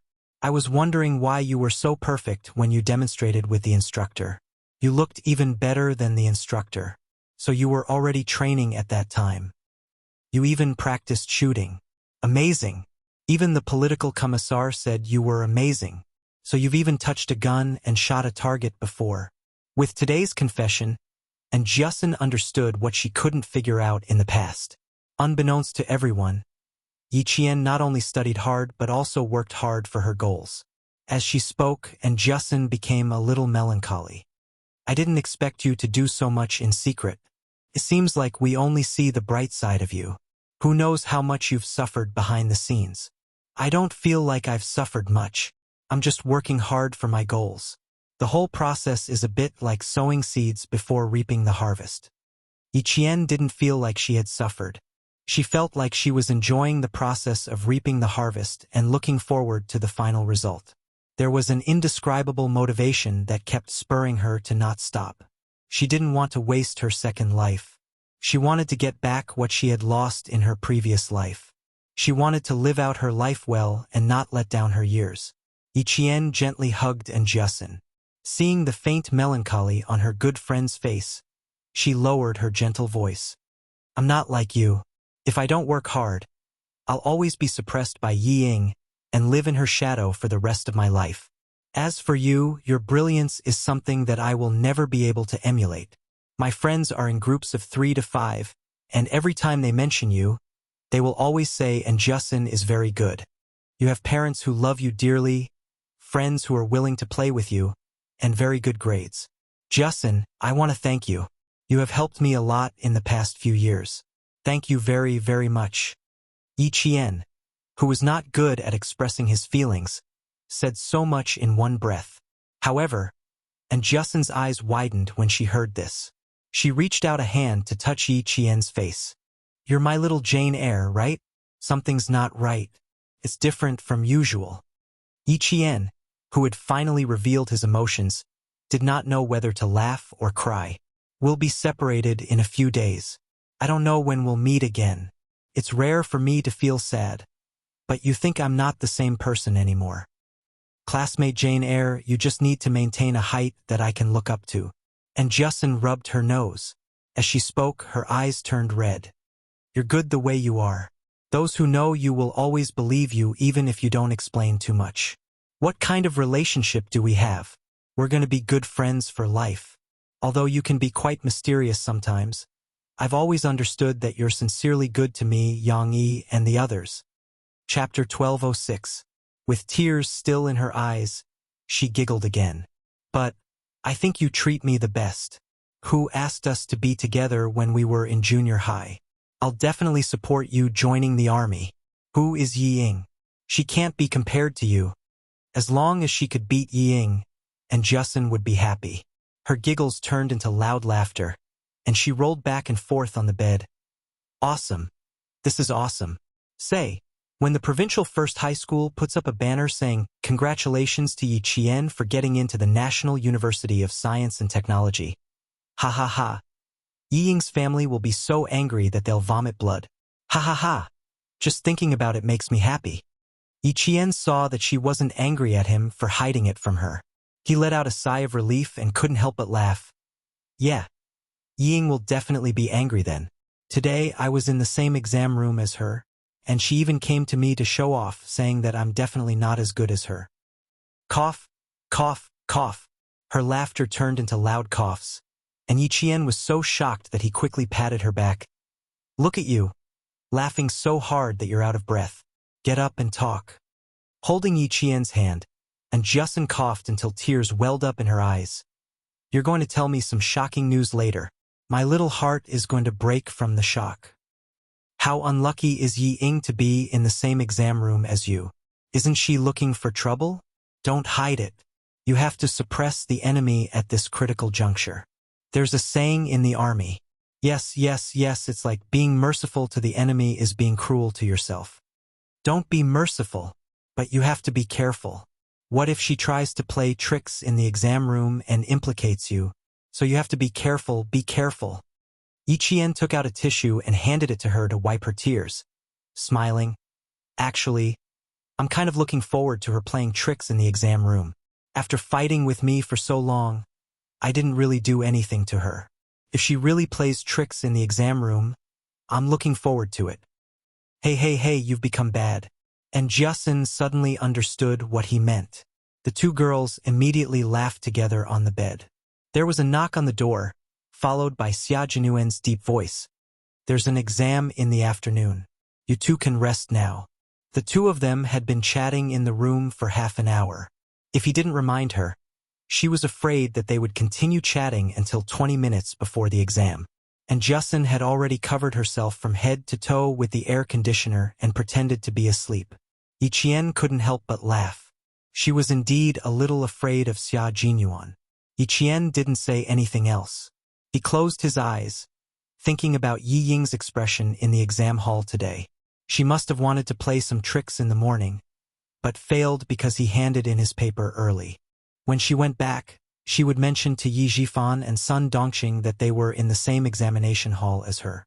She couldn't rule out the possibility of more tricks in the afternoon. Yi Zhifan desperately wanted to move back to his household register. The reason was very simple. He didn't want to see himself go further and further away from him. He didn't want Yi Ying to be unable to surpass him. In order to achieve his goal, he even asked old Madame Yi to come out of retirement, but the result was still the same. In the middle of it, she was really thankful that old Madame Yi spread rumors to Yi Zhixiang that Yi Zhifan and Hou Zi were kept as mistresses. In the end, Hou Zi was alerted to deal with this matter. Because of this, Yi Zhifan, who wouldn't give up until he achieved his goal, was suppressed, and he didn't dare to make any more moves. Chapter 1207. Yi Zhifan wouldn't give up so easily now that there was a chance to make all his efforts go to waste and even disqualify him from the college entrance exam. There was a 50% chance that Yi Ying would make a move in the afternoon. Yi Qian, who was lying on the bed, closed his eyes and thought. Meanwhile, Yi Zhifan, who was sitting on the side of the hotel bed, was quietly listening to his daughter speak. Dad, I want to take a gamble. If I lose, I'll admit it, but I still have a 50% chance of winning. Dad, I want to try. Yi Ying, who had finished her lunch, didn't even bother with her lunch break. She gritted her teeth with a sinister expression. As long as there's a chance, I'll give it a try. I won't let her have the chance to step on my head again. Dad, I've always remembered how she kicked me out of the provincial number 1 middle school back then. Sun Dongqing sat on the side and looked at her husband and daughter. After a while, she couldn't hold it in anymore and said fiercely, "We have to teach that wretched girl a lesson. Otherwise, she'll think that our Yi Ying is easy to bully." If it weren't for old Yi always telling her not to go to the provincial number 1 middle school and cause trouble for that wretched girl because it would affect his reputation in the government, she would have gone there long ago. Go and take the things. Don't cause trouble. Yi Zhifan didn't agree immediately. This was a serious matter and related to his daughter's future. He couldn't afford to make any mistakes. He gently reprimanded his wife and then said to Yi Ying, although the risk is 50%, Yi Qian's ability is a little beyond my expectations. Ying, Dad can say that you don't have a 50% chance of winning. Yi Ying's voice suddenly rose and sounded a little shrill. Dad, are you saying that I'm not as good as Yi Qian? Even you think that I'm not as good as her? Who said that? Who said that our Ying is not as good as that wretched girl? Sun Dongqing, who was cleaning the table, jumped up and pointed at Yi Zhifan's nose. Yi Zhifan, I'm telling you, don't compare that wretched girl to our Ying. Our Ying is a top student at Tsinghua University and West University. Even her homeroom teacher said that as long as she performs normally, it won't be a problem for her to get into the top universities. What can this wretched girl get into? I think she should thank the heavens for even getting into a third-rate university. Yi Ying was even angrier. If Yi Qian could only get into a third-rate university, why would she do something like that during the college entrance exam? Mom, can you stop interrupting? I'll talk to Dad. Can you go back to your room and rest? Yi Ying's voice was filled with anger. Dad, I don't care how confident I am. I have to try. If I really fail, I'll just repeat my studies for a year. If you succeed, think of a way to make this matter worse. Let the Education Bureau punish Yi Qian, as a warning to others and permanently disqualify Yi Qian from taking the college entrance exam. You also have to think about the jade pendant in our hands. If the person behind the jade pendant knows that Yi Qian is more promising than me, do you think he will abandon our family and support Yi Qian? None of the other words had touched Yi Jifan's heart. Only this sentence had touched the bottom of his heart. The sound of footsteps could be heard in the hotel corridor. It was the parents who had accompanied their children to school for the afternoon exam. Listening to the sound of footsteps and the parents' reminders gradually fade away, Yi Jifan waited until the surroundings were so quiet that only Yi Ying's heavy breathing could be heard. He said, "Be careful." The sun was at its brightest in the afternoon. Yi Qian stood at the school gate and looked at a boy who was wearing the provincial number 1 middle school's uniform. The boy walked unhurriedly beside them and smiled at Xia Jinyuan, who had brought her over. "Go back and wait. You don't have to stand under the sun. I'll be back in about an hour. Go back and rest." Chapter 1208. No matter how clean he was, she still felt that he had not rested well. "Okay, I'll watch you go in." Xia Jinyuan also looked at the boy, who looked decent in the provincial number 1 high school's uniform. His thin lips curled up slightly. "I'll come and pick you up in the afternoon." And Justin looked at her good friend who was sweetly reminding her and could not help but feel disappointed again. Yi Qian, who had fallen into the river of love, had indeed changed. He was no longer as unattainable as before.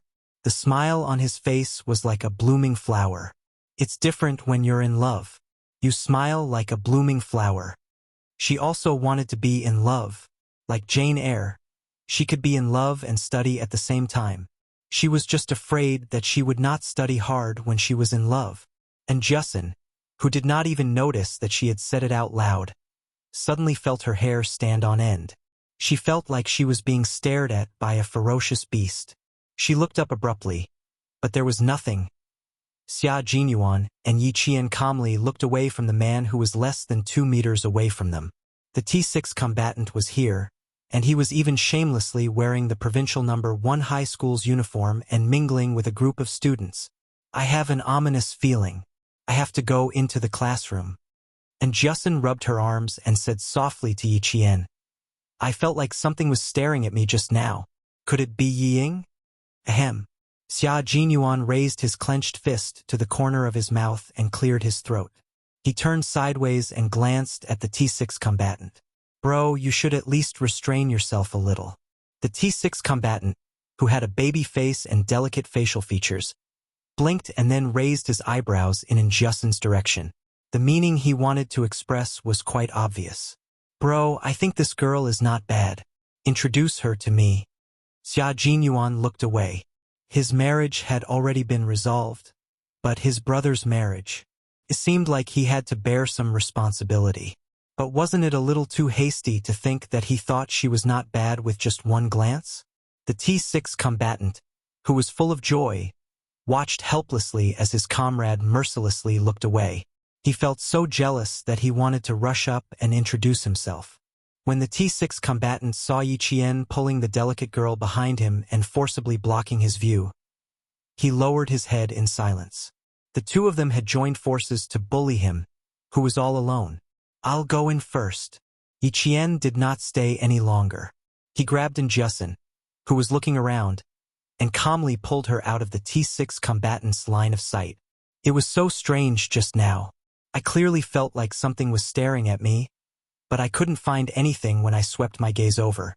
Do you think it's that despicable Yi Ying's doing?" And Justin still hadn't forgotten the stare that gave her goosebumps. After taking a few steps, she turned around to look behind her. Yi Qian smiled and said, "It's nothing. Maybe you're a little nervous about the exam later. Don't be nervous. Your foundation in mathematics has always been very good. Mathematics was your forte in junior high, let alone in high school. You could even make it into the top 10 of your cohort and get into the university of your dreams." As the two of them walked further and further away, the T6 combatant came up to Xia Jinyuan and said with a smile, "That must be Yi Qian's good friend. She's quite a nice girl. You two seem to hit it off. Do you want to come out for dinner tonight? Introduce her to me? You have a strong motive." You even shamelessly put on a high school uniform. Xia Jinyuan removed the hand on his shoulder and looked up and down at the T6 combatant, who still looked decent in his school uniform. He said mercilessly, "You want to get a girlfriend dressed like this? It would be strange if a girl would fall for you." Chapter 1209. T6 humbly asked for advice. "I'm inexperienced, so please give me some tips. I secretly took this set of clothes from my cousin's closet. I'll be returning it later."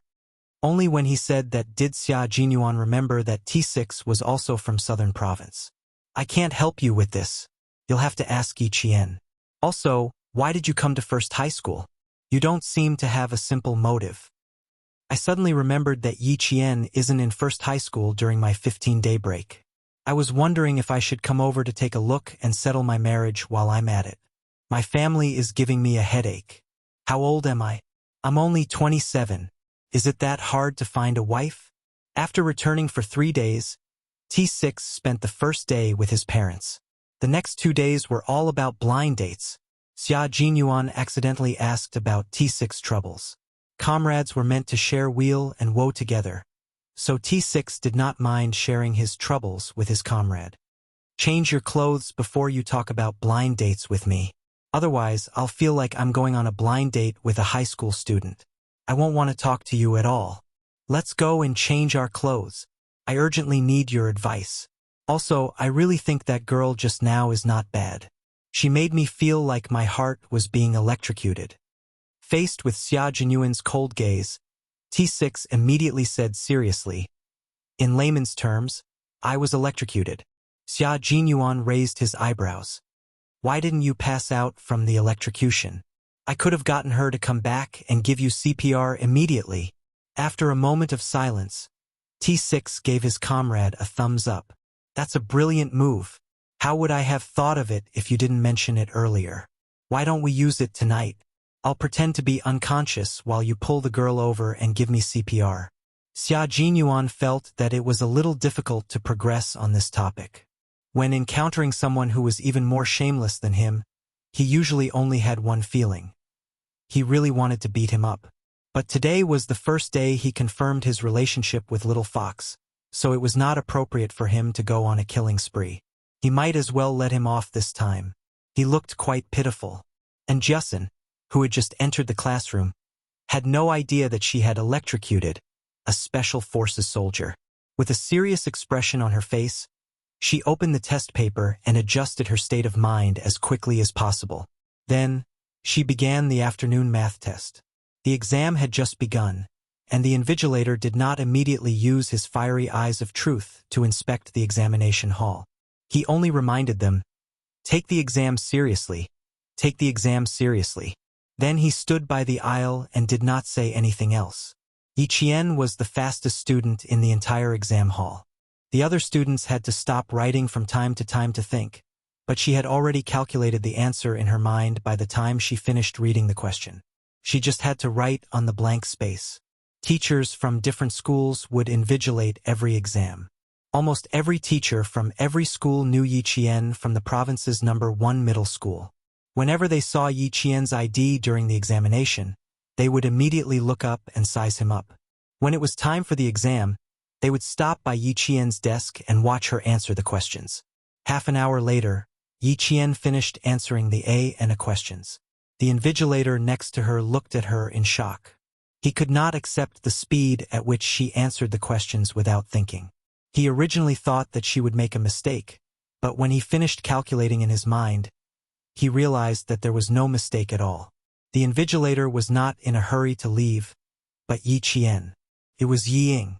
She worked on the questions for a while, then glanced down from the corner of her eye. When she saw that the invigilator was still there, she was so angry that she bit her lower lip so hard that a circle of teeth marks appeared. Of course, Yi Jian knew that someone had been looking at her with a gloomy gaze. She remained calm and answered the questions one by one, not giving herself any chance to be distracted. Chapter 12:10. The invigilator blocked Yi Ying's line of sight, so she couldn't see Yi Qian's speed. She also didn't see that Yi Qian had already started working on the questions on both sides of the CD and CD. After the invigilator left, She glanced over and saw Yi Qian stop writing to think about the last two questions. Seeing this, Yi Ying sneered disdainfully. Didn't they say that she was fast at solving questions? Didn't she always hear the students from number 1 middle school say that Yi Qian handed in his paper early again? It must be a lie. How could her speed be considered fast? What a joke. Yi Ying had always been conceited. In addition, she was like a fish in water in the provincial number 2 high school. Her speed in solving questions in every exam was also very fast, which made her even more unwilling to believe that Yi Jian could really solve the questions faster than everyone else. I'll let you be smug for a while, damn girl, Yi Ying muttered softly. Her eyes flashed with malice. She didn't look at Yi Qian anymore and quickly caught up with her own questions. If she wanted to set him up, she had to finish the questions herself. Every time, she relied on her own ability to rank among the top few in number 2 middle school. With such outstanding results, Yi Ying didn't believe that she couldn't beat Yi Qian. Yi Ying wasn't stupid. It was just that when she met Yi Qian, she was a little crazy. It was easy for her to make wrong decisions and make wrong decisions. But this time, even Yi Zhifan agreed. It had to be said that for the jade pendant, Yi Zhifan was also gambling with Yi Ying's future. If he lost, with Yi Ying's intelligence, it wouldn't be a problem for her to repeat a year and get into university. If he won, he would make sure that Yi Qian would never be able to get back the jade pendant. He would make sure that she would never be able to change her life. This was a gamble with life. In Yi Zhifan's heart, he wasn't just betting on Yi Ying's future. He was betting on his own future as well. Today, he deeply understood that the reason he rose from a village official to a provincial official was all because of the jade pendant in his hands. Compared with his career, Yi Zhifan chose his own career. As long as he had a smooth career and had a meteoric rise, there would be no problem for his daughter to re-enter a university. It was just a waste of another year. Yi Zhifan himself did not hold much hope that Yi Ying would be able to stop Yi Qian from taking the college entrance exam. Yi Ying had never won against Yi Qian in the past few confrontations. Now that Yi Qian had Ho Zi behind him, and he was not sure if his aunt's family had come to look for their relatives. Furthermore, he had to pay attention to his image as an official at all times, so he had some misgivings when dealing with Yi Qian. Letting his daughter take action was the best choice. Whether they could win or not depended on God's will.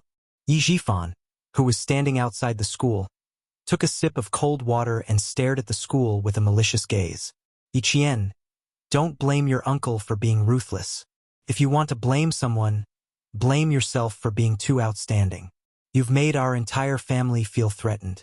Only by getting rid of you will we be able to move on quickly. Gigi was still tirelessly calling out. The parents were fanning themselves with their cattail leaf fans to disperse the worry in their hearts. I don't know if this year's math will be difficult. Last year's math was too difficult. One of my colleagues said that a few students fainted in the classroom. What a sin. 3 years of hard work went down the drain. It was all in vain. Isn't that so? Please don't let anything happen this year. The worst thing is to see a child faint from nervousness. The parents will be sad. When the child wakes up, they won't be able to accept it. That's right. Thousands of soldiers and horses crossed the bridge in hopes of getting into a university during the college entrance exam. Sai, please don't let anything happen. Chapter 12:11. Yi Zhifan heard the constant chatter of the parents. He raised his head and looked at the setting sun. His Ying's mental fortitude for the exam was not bad, so he didn't have to worry about her fainting. But he didn't know if she would succeed. Passing notes in the college entrance exam was the worst method. It was very likely that both parties would suffer, and neither of them would be able to participate in the exam. Ever since Yi Ying said that she planned to use the passing notes method to frame Yi Qian, Yi Zhifan didn't have much hope. Instead, he hoped that his daughter would be smarter. The worst-case scenario would be that both parties would suffer. He would definitely have a way to make his daughter retake the exam for a year and resume it. Time ticked by, and the sun in the west finally stopped shining directly on the teaching building. The examination hall seemed to have become much cooler. Yi Qian, who was solving the questions, was a little excited. The more excited she was, the more focused she became. Her brain was like a high-speed computer, solving all the questions on the exam paper. As she wrote, the corners of her mouth rose, revealing a smile that none of the other candidates had. The invigilator standing next to her was a little uneasy. She could solve the college entrance exam questions. Smile, this was the first time in 3 years of invigilating. Finally, the invigilator stopped staring at Yi Qian from time to time. A student like this wouldn't cheat because there was no need for her to do so. Yi Ying, who was paying attention, saw this and a vicious look flashed across her eyes. Then, she revealed a faint smile. Next, she would definitely make Yi Qian get kicked out of the classroom by the invigilator. She would make it impossible for her to participate in the college entrance exam. As for how she would do it, Yi Ying, with a cold smile, switched the exam paper from side A to side C. She actually skipped the first half of the exam questions and started on side C, which required analysis. The iron leaf fan spun quickly, sending a chill to the candidates who were sweating from solving the questions. Something seemed to be brewing in the air, making the atmosphere in the exam hall more and more tense. There was even a hint of dullness in the air.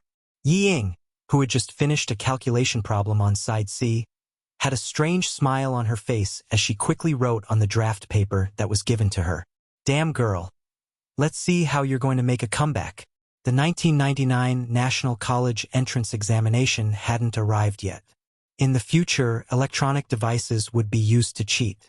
Yi Ying's method was the most commonly used in this era, but it was also the most dangerous and the least intelligent way to cheat.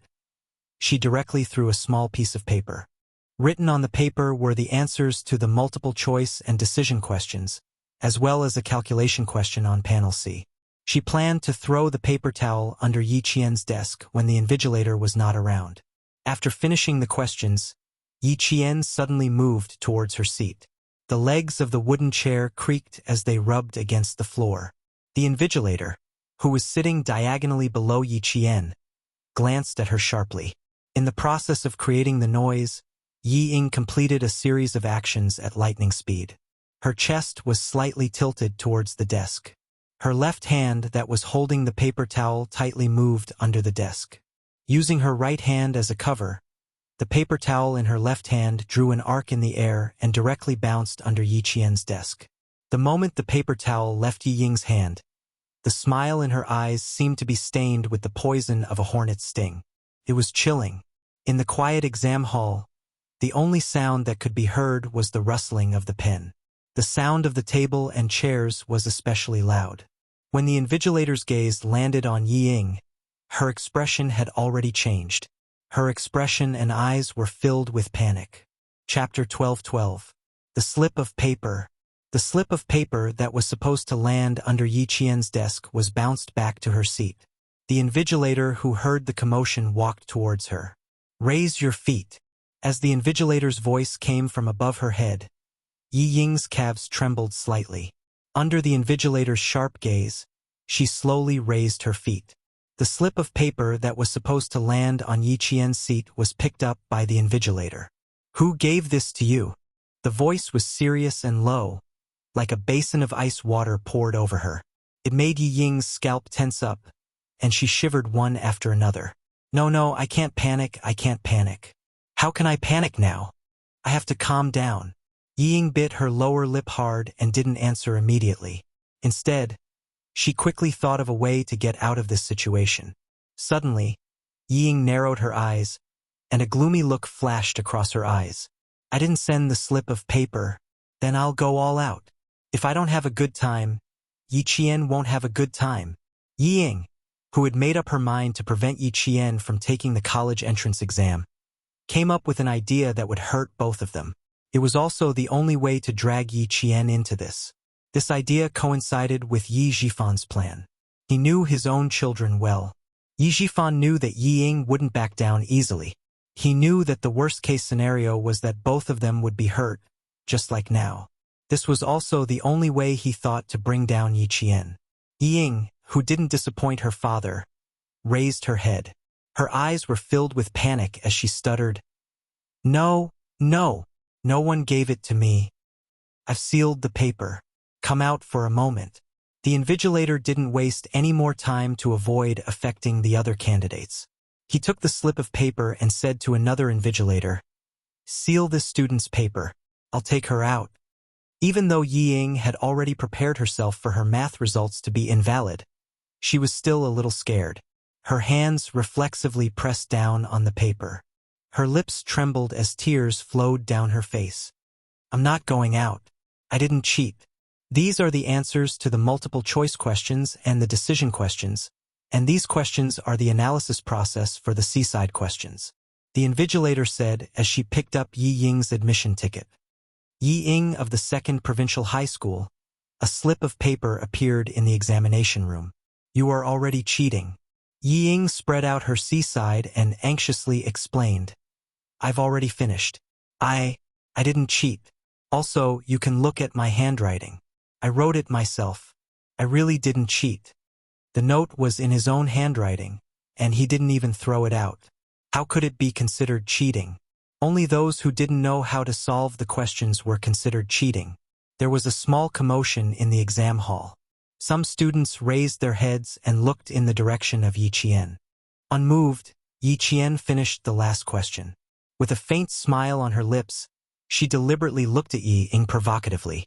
Just as his gaze landed on her, Yi Ying's expression looked as if she had grabbed onto a life-saving straw. She cried, "Yi Qian, hurry up and explain. The teacher is going to ban my exam papers. Hurry up and explain." Then, she said to the invigilator, "Teacher, I didn't have a choice. Please forgive me this time. I won't pass the answers to Yi Qian again. Please forgive me this time." She wouldn't do it. She begged me to give her the answers. "Teacher, Yi Qian and I are cousins. My sister begged me. I couldn't refuse." Chapter 12:13. Hearing this, Yi Qian almost laughed out loud. Could it be that the scheme she came up with in the afternoon was this kind of stupid scheme? It seemed that he had overestimated Yi Ying. How could such a scheme be called a scheme? "Yi Ying, you're digging your own grave." "Teacher, let's talk outside so that we don't affect the student's performance." Yi Qian wanted to teach Yi Ying a lesson, but he wouldn't implicate the other students. Even if it had nothing to do with the other students, it would more or less affect their performance. Yi Qian sealed the test papers and didn't even look at Yi Ying.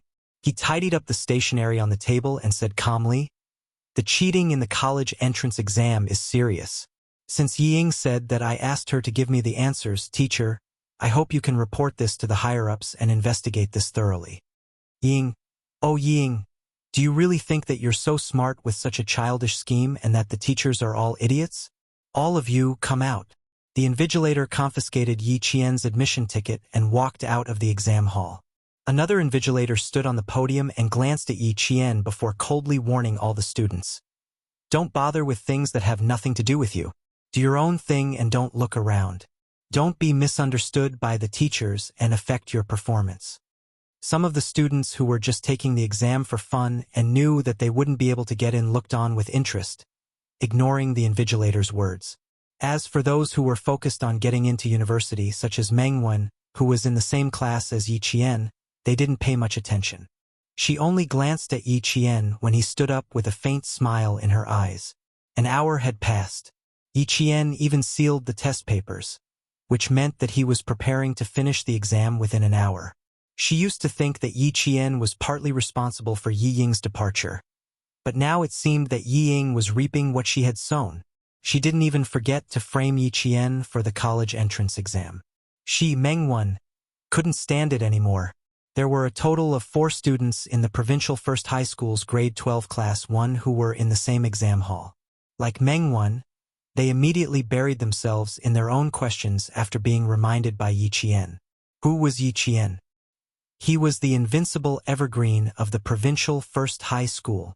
Whoever dared to compete with her would end up in a miserable state. She was admired by all the teachers and students in the school. Did she need to ask Yi Ying from the 2nd senior high school for sex? The teachers and students of the entire first high school would not believe it and would even laugh out loud. Moreover, the college entrance examination was the most rigorous examination in the country. How could Yi Ying play tricks? In a moment of carelessness, he had destroyed himself by playing with fire. With such a small episode, None of the examinees in the third examination hall dared to move around. They were afraid that they would be targeted by the invigilator for the rest of the examination. All of them straightened their backs and obediently buried their heads in answering the questions. Yi Qian and Yi Ying were brought to the office of the examination hall in a school building. Not only were there people from the Provincial Education Bureau present, but there were also school leaders present. When Principal Chow saw Yi Qian, he was more than a little surprised. "Yi Qian, why are you here?" Other students could appear in this office, but Yi Qian was definitely not here. "I came out of nowhere. This student from the provincial second high school framed me. She said that I begged her for the answers and she couldn't resist my pleading, so she wrote them down. The slip of paper with the answers is in the hands of the invigilator," Yi Qian said casually. His expression was calm and composed, without a trace of panic. Chapter 12:14. The tearful Yi Ying expressed her deep disappointment and self-blame. "I knew it. I knew I shouldn't have agreed to your request. You never admit anything and only blame me. You came here for no reason, and I came here for no reason." The leader of number 2 high school was also there. When he saw Yi Ying, the surprise on his face was no less than Principal Chow's. Hearing this, he naturally had to protect his own student. He said in a deep voice, "Yi Ying, don't cry.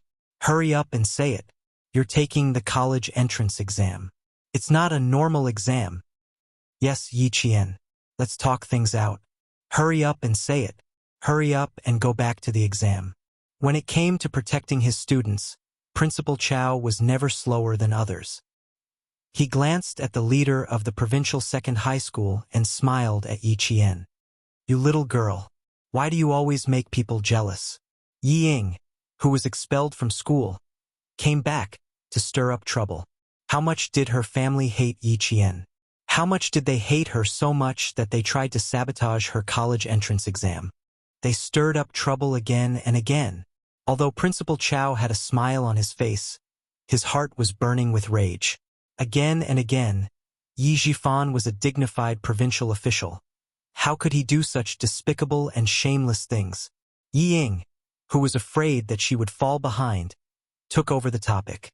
She wiped her tears and told the whole story with a determined gaze. "I didn't need to cheat to get my results. All the teachers in the provincial second high school knew about it. When Yi Qian came looking for me, I hesitated. But later on, she begged me too much. My heart softened and I gritted my teeth and agreed. Who knew? When I sent the note out, I was too nervous and didn't succeed. Then, the teacher found out. Teacher, I'll take responsibility for my own actions. This is my fault. I admit my mistake. Yi Qian didn't get my note. Can only be considered as cheating. Please let her go and let her go back to the exam." Her words were beautiful. The teachers present shook their heads. She was too naive. Did she think she would be fine just like that? Being caught cheating in the college entrance exam was not just a little serious. The Provincial Education Bureau would be notified, and it would be recorded on one's record for life. The leader of the provincial second high school was so angry that he slapped the table and scolded, "Stupid! Before the college entrance examination, we have repeatedly reminded you that you must not help others to cheat. Once you are caught, no matter how you explain it, you will be disqualified from the college entrance examination." Yi Qian, did you hear that? You must remember that you absolutely cannot help others cheat because of your feelings. Principal Chow said with a serious face. He did not even mention the word deal. Instead, it was as if he was warning Yi Qian not to learn from Yi Ying and harm himself. The leader of the Provincial Education Bureau looked at Yi Ying's admission ticket, then looked at Yi Qian's admission ticket. His gaze fell on Yi Qian, who was no stranger to the Provincial Education Bureau. He asked in a deep voice, "Yi Qian, do you have anything to say?" Principal Chow did not believe that Yi Qian, who wanted to study at the National University of Science and Technology, would ask the students of the provincial second high school for an answer. Neither did the Provincial Education Bureau. Yi Qian smiled and said calmly, "Just now, everyone heard Yi Ying say that she was going to pass the answer to me, but she was too nervous and didn't succeed. I want to confirm it with her again." He turned his gaze to the righteous Ying and said, "I'm sorry. Can you say it again?"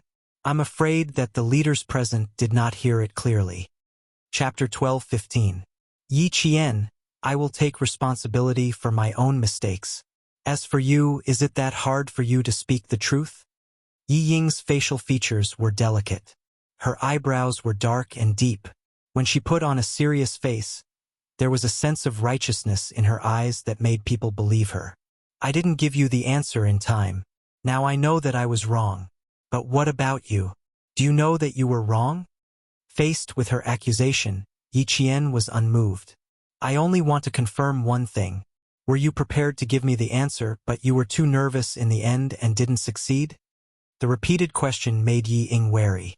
What was this wretched girl trying to do? Why did he have to confirm it again? No matter what she wanted to do, she could forget about returning to the exam hall today. That's right. If I wasn't nervous, the note would have been in your hands a long time ago. Yi Ying wiped her tears again and said in a choked voice, I regret it. I shouldn't have agreed to it. I shouldn't have been soft-hearted. If you couldn't get in, you could only say that you didn't work hard enough. But as for me, I did questions every day. I didn't even play on Saturdays and Sundays just to get into the university I wanted. In the end, the leader of the provincial second high school was so angry that he glared at Yi Qian. He was so angry, so angry. Yi Ying was a top student from the provincial second high school who could get into Tsinghua University. The school had high hopes for her. Who knew that she would be ruined by Yi Qian from the provincial first high school? Yi Qian from the provincial first high school. Yi Qian? Yi Qian?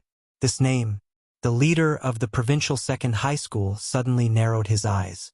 Yi Qian from the provincial first high school? Finally, the furious leader of the provincial second high school understood why the name Yi Qian sounded so familiar. Wasn't this the student who rejected the direct offers from Tsinghua University and Shi University? Why would she ask Yi Ying to copy the answer? Why would the provincial first high school's poster ask Yi Ying to copy the answer? Something was wrong. Something was wrong. Wasn't something wrong? After she finished speaking, Yi Ying noticed that Yi Qian's lips were slowly curling up. When he glanced at her with a mocking gaze, she also realized that something was wrong. Dear leaders and teachers, I am Yi Qian from the provincial first high school. Yi Qian took 2 steps forward and stood in the middle of the office. She held her head high and her eyebrows with the toughness of a soldier. He said calmly, Yi Ying to me, everything she said was a joke. First, I've never asked her for an answer. Secondly, I never had to ask anyone for an answer. You're lying. A sharp voice interrupted Yi Jian's words. Yi Ying, who also took 2 steps forward, said sternly, I didn't say a single lie. She did ask me for an answer. Yi Jian raised her eyebrows and continued calmly. Thirdly, I've already finished the exam and sealed the papers, so it's even more impossible for me to ask her for the answers. What? How could she be so fast? The entire office fell into silence. The exam was over. Yi Qian from the provincial first high school finished the math exam an hour earlier? How was that possible? Did you finish the exam? Or did you finish all the questions? The leader of the provincial education department asked in a deep voice. Yi Qian, think carefully before you answer. This is very important. Chapter 12:16. Finishing the exam and finishing all the questions, the former was vague and undefined, while the latter was clear. Yi Ying also thought of it. Her defeated face suddenly lit up. Her sharp voice turned into a mean sneer. Finished in an hour? Yi Qian, I never knew you had this ability. The leader of the second provincial high school didn't have the confidence he had before. He could hear the unconcealable resentment in the student he thought highly of, and instantly felt that this cheating wasn't simple. Why did it sound like there was a personal grudge between them? Yi Qian answered the leader of the Provincial Education Bureau with a smile. I have a habit, my classmates all know. I like to finish all the questions within an hour. No matter which exam it is, I'm used to finishing it within an hour. The certainty in her smile, combined with her calm expression, made all the leaders present see that she was as steady as empty tie. From this, they could see the difference between the two girls. The student from the second provincial high school who spoke first had a thin tongue, as if he didn't know how high the sky was and how deep the earth was. On the other hand, the student from the first provincial high school spoke in an orderly manner. He didn't speak slowly or hurriedly. He calmly dealt with the cheating and didn't refute the second provincial high school student's aggressiveness. Instead, he first explained his situation one by one, then let the leaders decide who was right or wrong. Just from this one incident, the difference in character between the two was obvious. The more I did the questions, the smoother I got, so I didn't try to control it precisely. I finished it in an hour, about 10 minutes faster than usual. The students from the second provincial high school said I asked her for answers. I really don't know which me asked her. I really don't know which me asked her.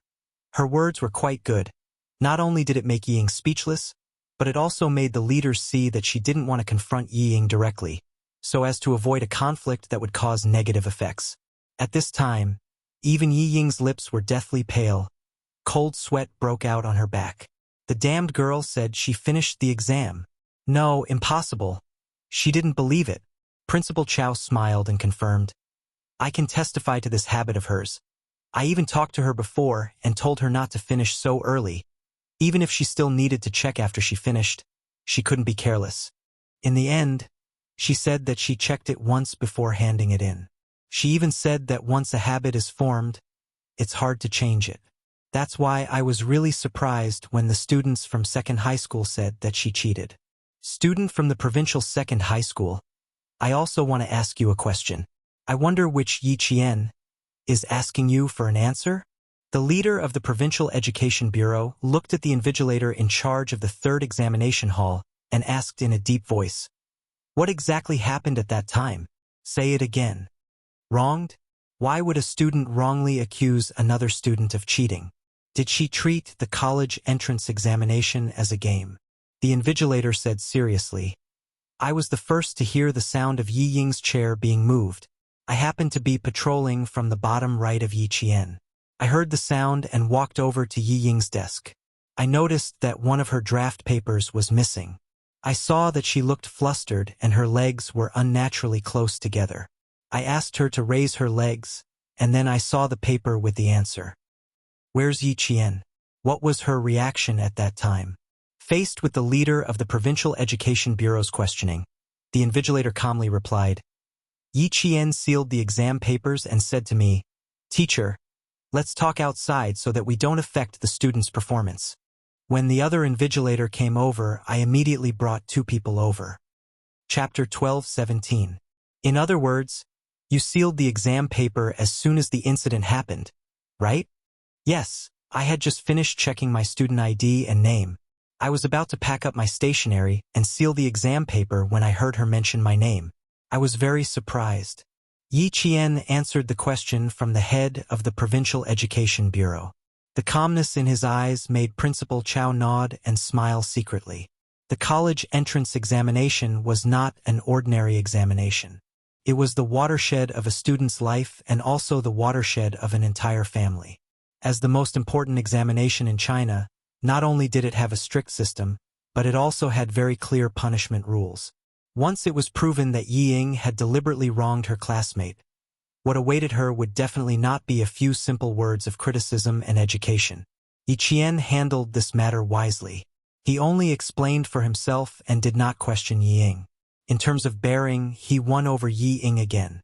If he got into a conflict with Yi Ying, even if it was found out that he was really wronged, his impression of Yi Qian would drop. He would more or less say, flies don't sting flawless eggs. Once the exam paper was sealed, it should not be taken out separately. However, the situation this time was special.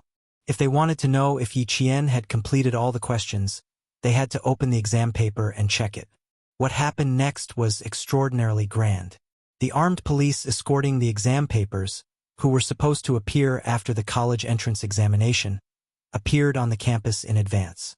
Their appearance shocked the parents waiting outside. Why are armed police officers here? Were the morning's math papers going to be taken away in advance?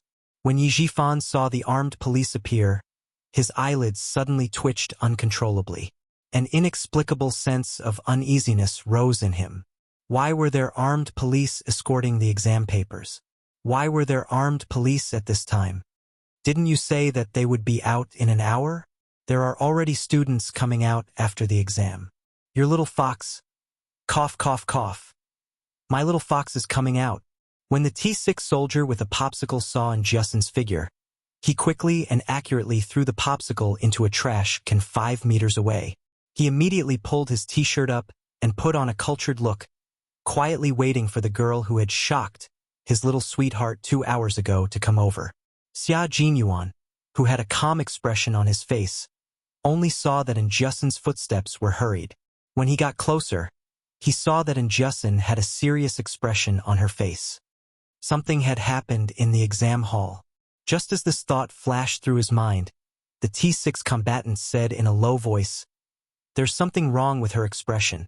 Yi Qian hasn't come out either. Q King, I'm afraid something has happened in the exam venue." "Yes, it's possible," Xia Jinyuan replied calmly. Something must have happened if little fox had not come out yet. And Justin's expression was extremely serious, and there was even a hint of hostility between her eyebrows. As she ran out, she suddenly saw Xia Jinyuan, and her eyes lit up. She sped up and ran out of the school gate. Yi Qian is in trouble. Ying, that despicable person, actually accused Yi Qian of asking for an answer. Bah! Did Jane Eyre need to ask her for an answer? Why don't you take a piss and look at yourself in the mirror? What's the situation? How will the school handle this? Xia Jinyuan, who knew what had happened, did not even frown. He asked calmly, "Are the relevant departments investigating this matter?" She was so worried about her good friend that she did not notice the T6 combatant. Although he spoke quickly, he answered clearly, "Yi Qian's exam papers will be opened for inspection again under the supervision of the armed police, who are responsible for escorting the exam papers in the 3rd examination hall, after all the examinees have finished their exams. I'm so angry. I knew it's hard to guard against despicable people. I was careless and let her come out to stir up trouble again."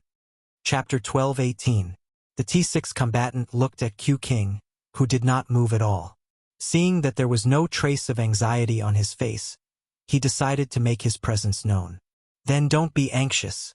Yi Qian will be fine. Are you thirsty? Shall I treat you to some water?" This was destined to be an unpleasant beginning. And Justin frowned and said angrily, "Who are you? What does it have to do with you whether I'm thirsty or not? Why do you look like a human trafficker who abducts and sells young girls on campus?" The T6 combatant felt his heart shatter into pieces when he heard that. Human trafficker? He looked so pure and kind, and it was obvious that he was a righteous person. How did he become a human trafficker in her eyes? But this little girl's temper was quite fiery. When she was angry, her almond-shaped eyes were dark and bright, like the moon at night. There was a cold glint in them. Her expression was very tense, and she was especially concerned about Yi Qian's matter. She valued friendship and righteousness. "I'm good friends with him. When I saw that you were sweating profusely and your voice was still hoarse when you spoke, I wanted to treat you to some water to moisten your throat." The T6 combatant's gentle and patient explanation made Justin feel a little embarrassed. She said a little sheepishly, "I'm sorry. My temper can be a little rash sometimes. Please don't take offense." She had another advantage. Honesty. "It's fine, I know you're anxious." The T6 combatant smiled and said to Xia Jinyuan, "I'll go buy some water. You can ask more about it later."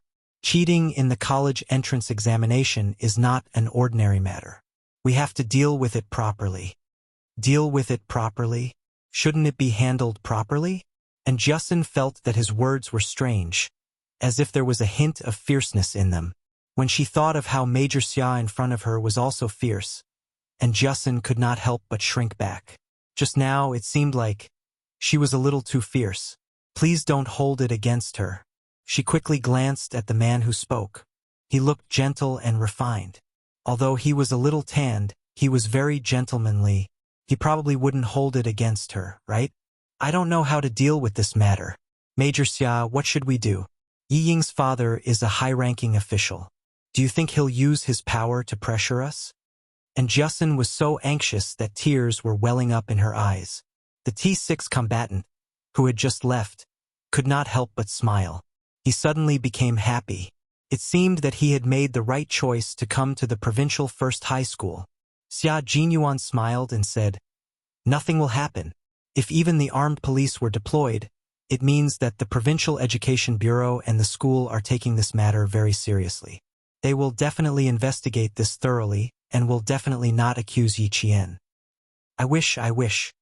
And Justin was still worried, but she had no other choice but to wait anxiously. T6 came back with 3 bottles of mineral water. Xia Jinyuan, who had one hand in his trouser pocket, nodded slightly at him. His slender fingers stroked the keys on his phone, indicating for T6 to talk to Justin while he went to make a call. When it was time to hand in the papers in the afternoon, all the students sealed their papers and left the examination hall. The quiet campus became lively, and the teaching building became extremely quiet. Yi Ying, who was walking between the 2 teachers, bit her lower lip when she saw the armed police. She had an arrogant look on her face, but she was afraid that Yi Qian would look down on her. So she pretended to be calm and walked with him to the 3rd examination hall with an arrogant expression. She would never believe that the wretched girl would be able to finish all the math questions. Absolutely not. Even if the wretched girl had really finished all the math questions, she would definitely not have gotten them right. Only her answers would be correct. Her mouth was on her. She would not relent and insist on it. Let's see what she could do about it. Yi Ying, who was constantly cheering herself on, walked to the entrance of the 3rd examination hall. When she saw one of the armed police standing there expressionlessly with a real gun, her knees could not help but go weak. She could not lower her head. She definitely could not lower her head. She definitely could not lose to the wretched girl. Chapter 12:19. Yi Ying turned her head and shot a venomous look at Yi Jian, who came after her, before stepping into the examination room. Yi Qian, who was walking with Principal Chow, smiled faintly. So what if she didn't want to admit defeat? In the end, she would only end up worse. An armed police officer stood guard at the entrance of the 3rd exam hall while another armed police officer entered the empty hall. A well-respected examiner from the Provincial Education Bureau entered after him.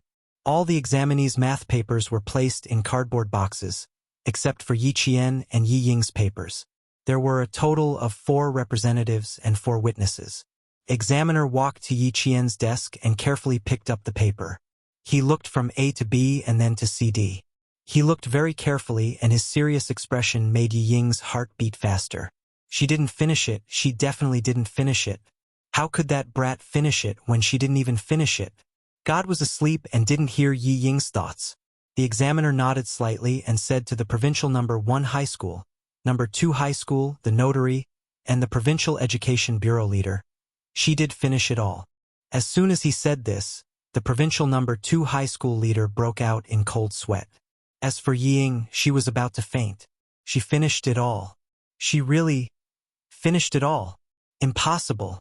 Impossible. How could it be? How could she finish it all?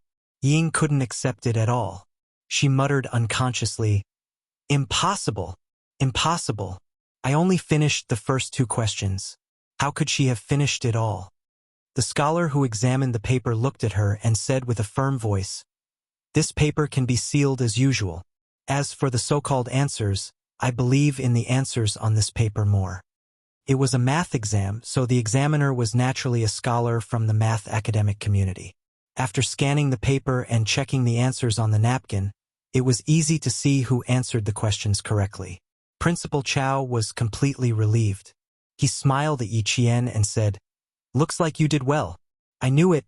How could you ask a student whose grades were worse than yours for the answers?" He glanced sharply at Yi Ying, who still refused to accept the reality, and said coldly, "If we don't investigate this matter properly, it will be unfair for the college entrance exam.